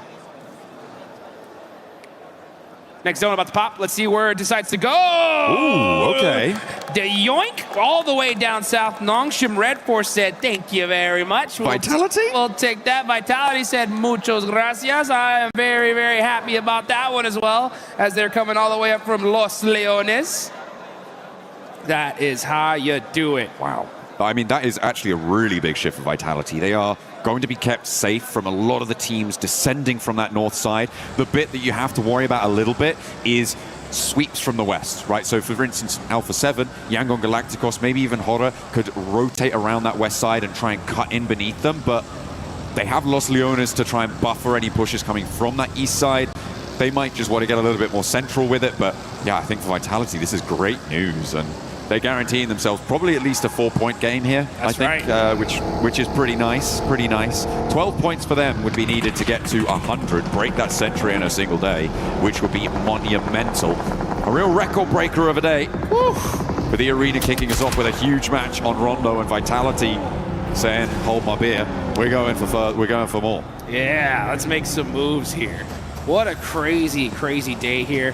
Let's look at this though. It's Hyunbin, the man, the myth, the legend, all by himself. He's got the DBS, he's got the stairs, he has to jump out. He hits the headshot and thirst. Oh, but he gets popped in the back on his way out. But hey, he said, I'm not going down without taking someone with me.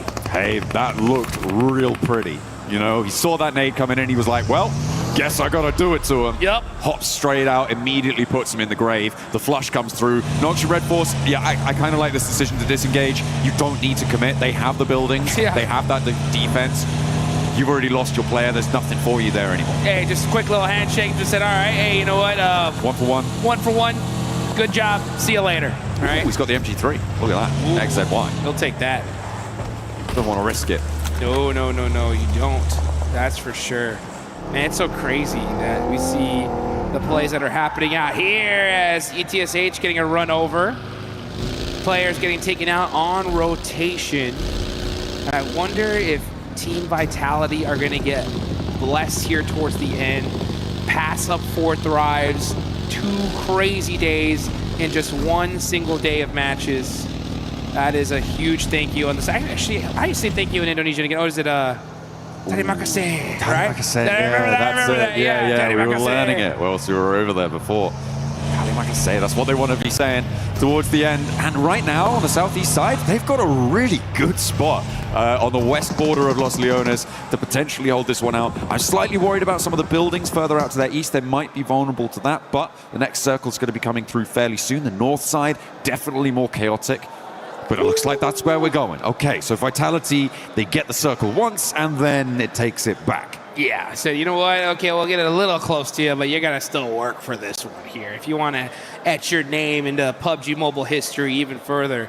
But, you know, the one thing that happens when you have such a crazy performance like this, it really kind of puts a lot of expectations on your shoulder, right? So we hopefully will see Team Vitality keep the same energy, right? Not just going into tomorrow, but also going into the finals here. But who else is going to make it into the finals? That is the question. Wolves are saying, you know what? We don't want to get eliminated right here. They've pushed themselves up from the bottom to at least 11th place.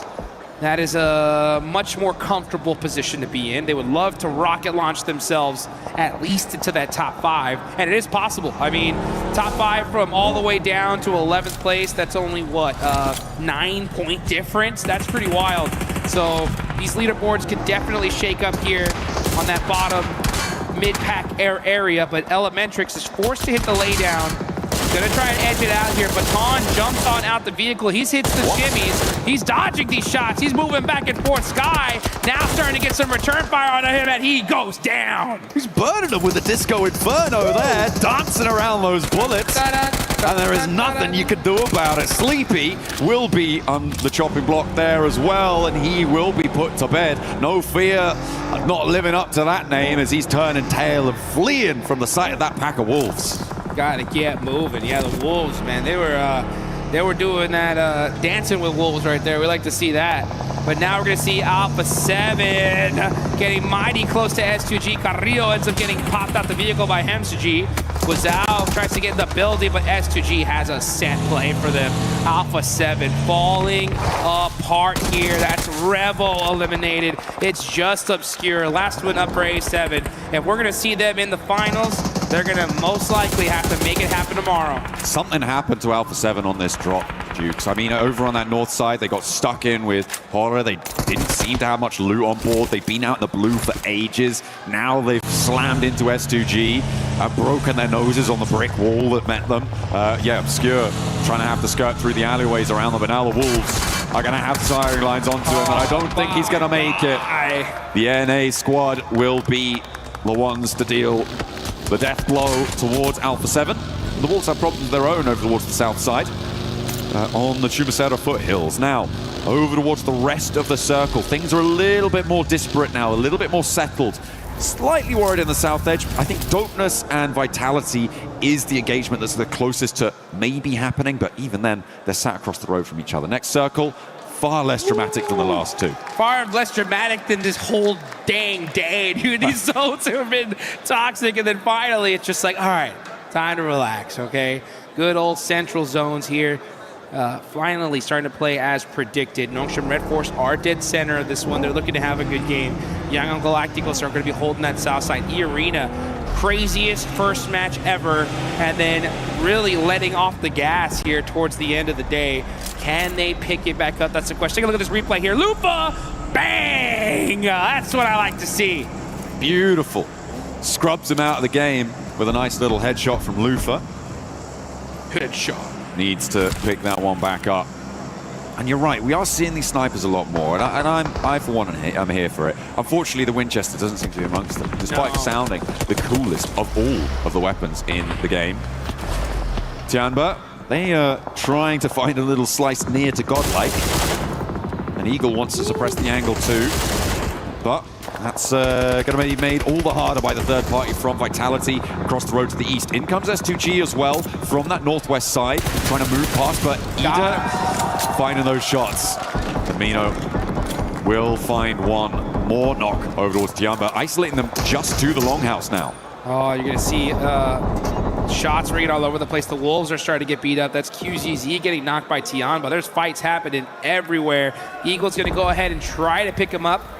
Looks like he should be able to get that res. Meanwhile, on the other side, it's Elementrix fighting it up with TT Project. Tries to get the shots through the window and gets denied. TT Project finally starting to put some points on the board. They were in the bottom three, now in 12th place. Feeling a little bit more comfortable here, but they still got a long way to go. There is still a lot of distance left on the track. Godlike with a pretty decent split on this compound, Dukes. This is going to be a tough position to try and get across towards, especially with Vitality holding out on your east side. The south approach is currently stymied by all of these teams trying to leave from Chumacera. It makes that ground pretty difficult to move around, not to mention Nongshim Red Force taking that compound that overlooks the approach. So for now, Godlike are big chilling. Big chilling right now. 7th place, 27 points.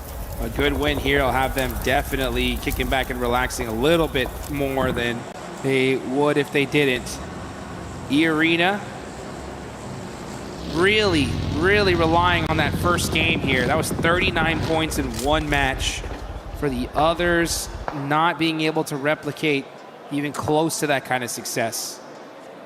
So they're still in 3rd place with 58. That's a great start, but teams are starting to catch up to them. Now 2 have already passed them. Lufa's got that Car 98. Come on, show it to me one more time. One more snipe. That's all you want to see. That's all you want to see. That's all I want to see. I mean, I want to hear the crowd start chanting, right? One more snipe. One more snipe. K9, K9. Yes. Let's get it done. And then to send the bite to be as big as the bark on that. We've seen it a couple times. Maybe we'll be treated to it a couple more. But again, our team's now just waiting the next 5 seconds to find out where the next zone will be. Where is it going to go? It settles out to the east. This is right on the crossroads. This is good for Godlike. This is good for Vitality. Vitality are going to have Hustler Crew trying to put pressure on, but Hustler Crew don't need to get close just yet. It's the teams from Chumacera that I'm worried about. It's S2G, TT Project, E-Arena, and Yangon Galacticos. All of these 4 teams are going to have to figure out who's going to get the chance to try and move into the Mincer in the middle. And it's going to be a tough one, that's for sure. Yeah, Mincer's the right word, because we're going to see some teams get shredded trying to just find any kind of spot in this next circle. There is that little hillside that they're going to have to go to, but whoever takes that first is just going to get shot at from every single direction. Now we're going to look at Godlike, trying to find some cheeky little shots through the window, looking for the tiniest little pixel to shoot at. QZZ from Tianba, very happy to just share this real estate right now. They're dead center of the zone. They're saying, hey, Godlike, y'all are good. Look over there. We'll look over here, okay? And then once we get to the end game, we'll battle it out. Absolutely. Happy to play in the shadow. We're total shadow. full squad, by the way. Yeah. Happy to play in the shadow of the bigger tree that is Godlike right now. That's right. They are cooling off in the shade for the time being after having taken some pretty heavy casualties. Fight in the shade. Yangon Galacticos on the western side. This is that western side difficult scenario that I was worried about. The arena, they were already down to 2 players alive, and Yangon Galacticos puts them one further out of the money. That's going to get flushed away, but Mana is down. Low HP on Smile, a little bit diminished. Can TT Project make anything happen? As they are the ones to deal the final blow towards E-Arena, ending their day on 58 points. Second and third place are gone. That is a huge, huge thing for this lobby. Nongshim Red Force are down 1. S2G is still in the mix though here. Meanwhile, TT Project, Yangon Galacticos battling it out back and forth. Romeo gonna have to make a play here as it's only him and Smile up for his team, throwing out some nades. That actually did a little bit of damage there, but now here comes S2G. They heard this fight happening. They want a piece of this action. They are starting to get peppered though from other teams. That's gonna be Nongshim Red Force. Ooh, Kamikaze trying to find a little bit of coverage by that hill, and he does find it.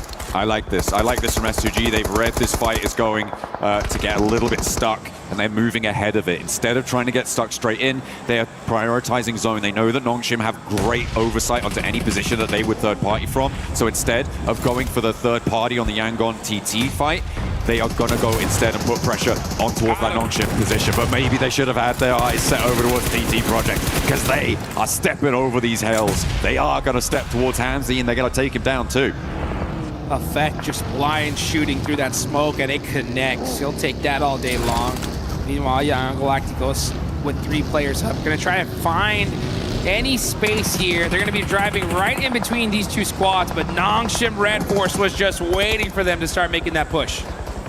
Yeah, S2G, after losing a player, sent straight ahead and tried to get further into the zone. I feel like it's probably a good read here, but Nongshim Red Force now have bigger fish to fry, and they are cooking something awful. Ida trying to step forwards now. They've crashed onto the Tiamba position. The Shadow no longer the danger-free location it once was, but another duo will take up the mantle, and both in purple.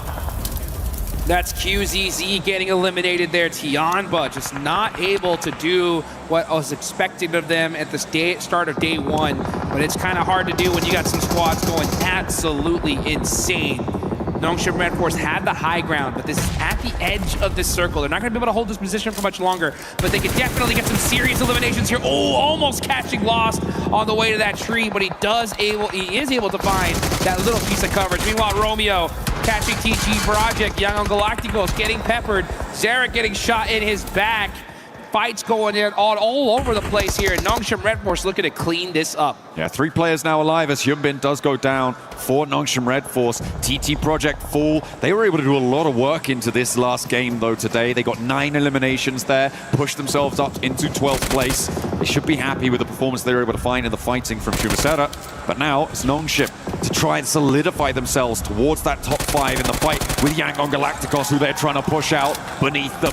If they go down, S2G have a door flung wide open for them. Yeah, let's see right now, XCY with that MG3 shuts down Yangon Galacticos, and that's the 5th place team now out. So Nongshim Red Force, Vitality still in the mix when it comes to the top 5 teams. This is, again, a big opportunity for a squad, especially like S2G, to make something happen. And they got some good sight lines here.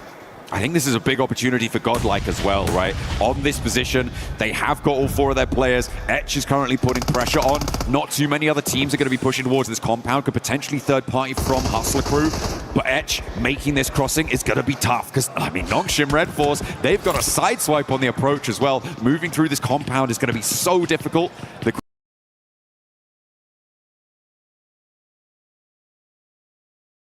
question is, how many points are Godlike going to get for this hole? Because if Nongshim just take them all, that's a little bit of a drought. Yeah, let's see. We're taking a look there at Godlike. Well, how many eliminations are they going to get? They're going to have to fight out ETSH first, though. S-Power, he's got that nade. He's cooking it. Actually, no, he's just holding on to it. Waiting to see the approach from ETSH. But so far, nothing. This is both these teams are in the circle right now. And they know that if they do fight this, the chance of them getting third-partied is pretty high. So I'm not surprised to see them just play this a little slower for now. I mean, you say it's pretty high. I feel like a full squad third-partying this is probably fairly unlikely. I mean, the most likely is Hustler Crew, but Eda are playing as a duo. Do they want to leave that longhouse? Probably not.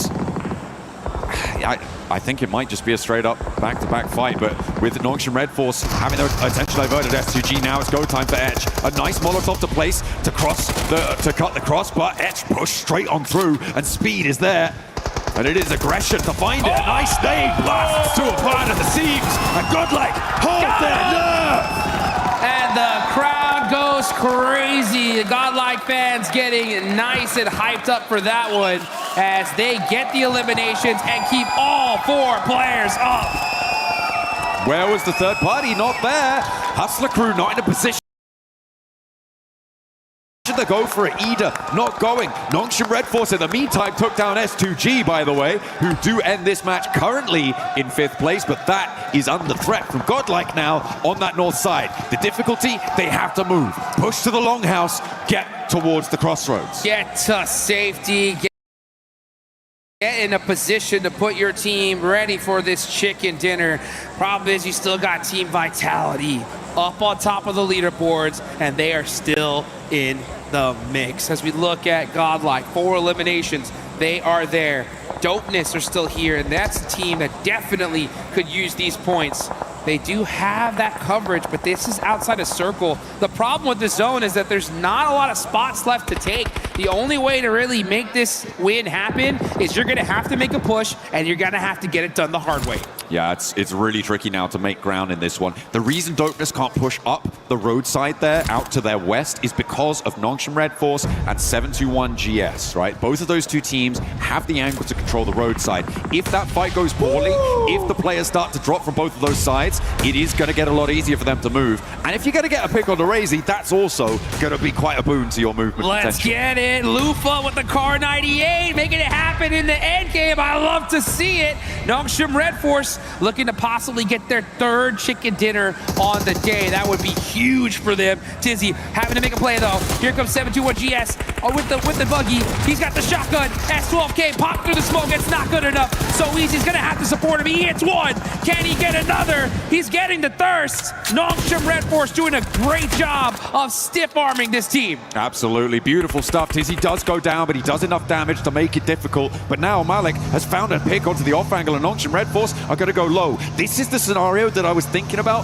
for Dopeness. They can start to move west because that fight has gone a little bit mucky on the western edge. There's no longer the pressure from that side. Let's go, and Nongshim Red Force finally eliminate that threat behind them. They have their back against the wall now. Now it's time to look forward and soak up some of these eliminations. But like you mentioned, Dopeness utilizing their time, pushing up, but they gotta battle the titans of the lobby. It's Team Vitality versus Dopeness. They're trying to get away. They say, no, we don't want to deal with this. And they're punishing them on the way as they go straight into the jaws of Nongshim Red Force. Oh, it's not gonna go well for you there.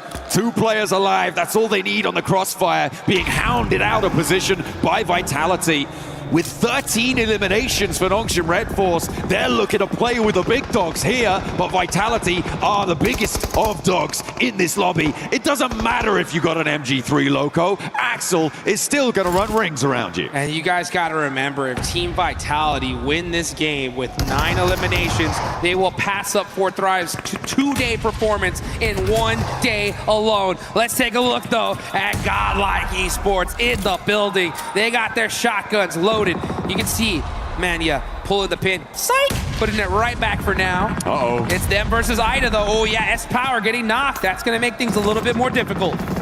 Another nade being cooked now for Rita, Manya, and Same on that angle. The backstop's there, a little bit of damage, and S-Power now is very low. Admino can't step forwards. There's off angles to be dealt with. In the meantime, Hustler Crew have gone down on that north side.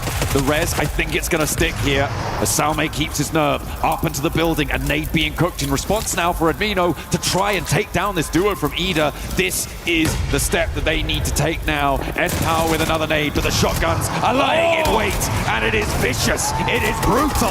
A second one into the mixer. As Vitality chime in as well. Down goes 1 for Eda, but Darkin still giving it a good go. Over the top they roll, and Vitality may do the unthinkable. Vitality pushing Godlike at the perfect time, and it's Godlike going down. It's Vitality versus Nongshim Red Force. A great performance on the side of Godlike, but an insane performance from these two teams. Vitality looking so solid. Nongshim Red Force looking for their third chicken dinner, but it looks like it's all Vitality here when it comes to Group B. There's one. Let's put the 11th on the board. Looking for TZ, is it a self-denial? It might be. Get to double digits on the elims and burn yourself down to the ground, because Vitality live on top of the tables and beating a two-day performance from Group A. Are you kidding me? No reaction needed. Team Vitality are your monsters here in Paris. What a shutdown, 108 points in 6 matches. Nobody is gonna top that. We thought we'd seen it all. A 39-point game at the start of the day from eArena. We were thinking, how's anybody gonna top that? Well, let me introduce you to a little team called Vitality.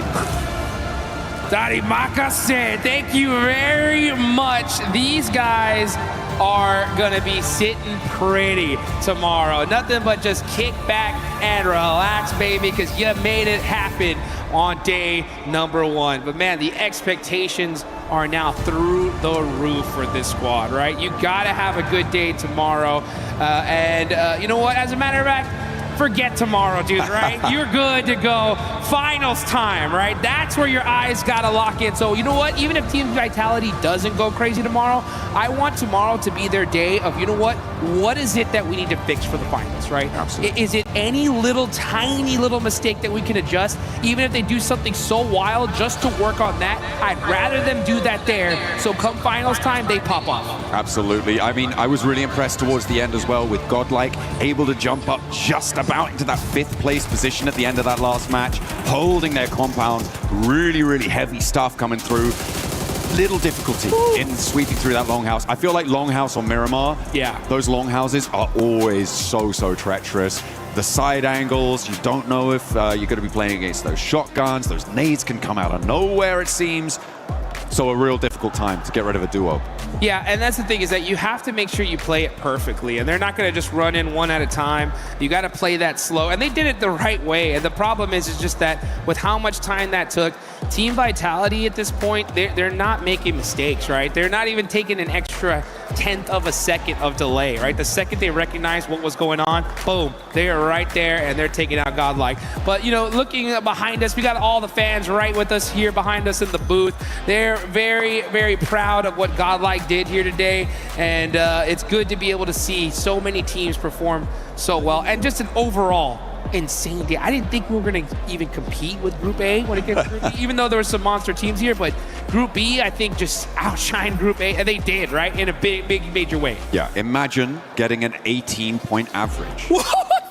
Like, 18 points a game? It's insane, the quality that requires, right? In a lobby like this, I mean, it's breathtaking. It's unbelievable.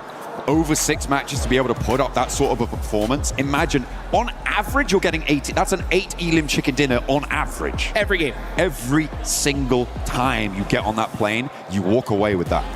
I hope everybody watching, understand what they just witnessed here today. This is a performance in one day that we may never see again. But you know what? One team that we're going to see some more of is Alpha 7. Let's go ahead and take it on over to the stage. Much, guys. I've got Revo here from Alpha 7 Esports. Group B, day 1, has come to a close. Middle of the pack right now. I think you're currently sitting in 9th place. Look, Revo, we know that the expectations for yourself is a lot higher. So what were the issues that you were encountering today? And, you know, what were the things that you kind of struggled with? I think like we had a bad executions, so we need to fix that, and we're gonna fix that for tomorrow. And let's see what's gonna happen. We are doing our best. We're still confident, and we know we can make it direct to the finals. Yeah, that's fair. Just so that you know as well, Rocco is on standby. We're going to try this interview in English, but you know, Rocco's just there, just in case we need him. So, more specifically in that Miramar game, that final one, you were forced kind of northwest of Picado. You had to do a big wrap through the blue zone, and then as you came back into zone, you encountered S2G. Was that just kind of bad timing, bad execution? Like, from your perspective, what happened? I think like we need to join in the zone. We need to join the zone. We need to try. So we like said, let's gonna crash and let's try to fight. We saw them. But it happens, we made a better execution again, so that was the problem, and yeah, it happens. It's just bad execution, and sometimes, honestly, for those of you watching at home, the level is so high, it's also just bad luck sometimes, and it depends on where the zone pulls, right? Finally, before I let you go, I just want to talk a little bit about you joining the desk earlier this week. You had a chat with Seven and the rest of the gang. You said that there's been quite a few strategies you guys are changing, some internal things you're changing as well, because this year hasn't exactly been the best year. Have you been implementing some of those things, and what's working, what's not working? Yeah, we are trying. We did like many changes, but we are like still studying which one gonna work, which one not gonna work. We see that today, and we're gonna fix that for tomorrow and do better. That's good. I mean, if there's any day to have not the best day, it's today. Revo, I really appreciate it. Best of luck to Alpha 7 Esports tomorrow, because they've got one more day of group stages to go. But don't go anywhere, because we're staying right here on the stage and we're heading over to Kalaris with another interview. That's right, thank you very much, Barney. Bow down to your South Korean overlords, all right? Because I've got Hyungbin here, as well as Maddox, to do the translations and ask a few questions about the whole day. So you didn't have the easiest of starts, but after those first two games, back-to-back chicken dinners, looking amazing in this last game as well. Between game 2 into game 3, was there any kind of discussion in the team or kind of change of pace that you might want to kind of talk to us about?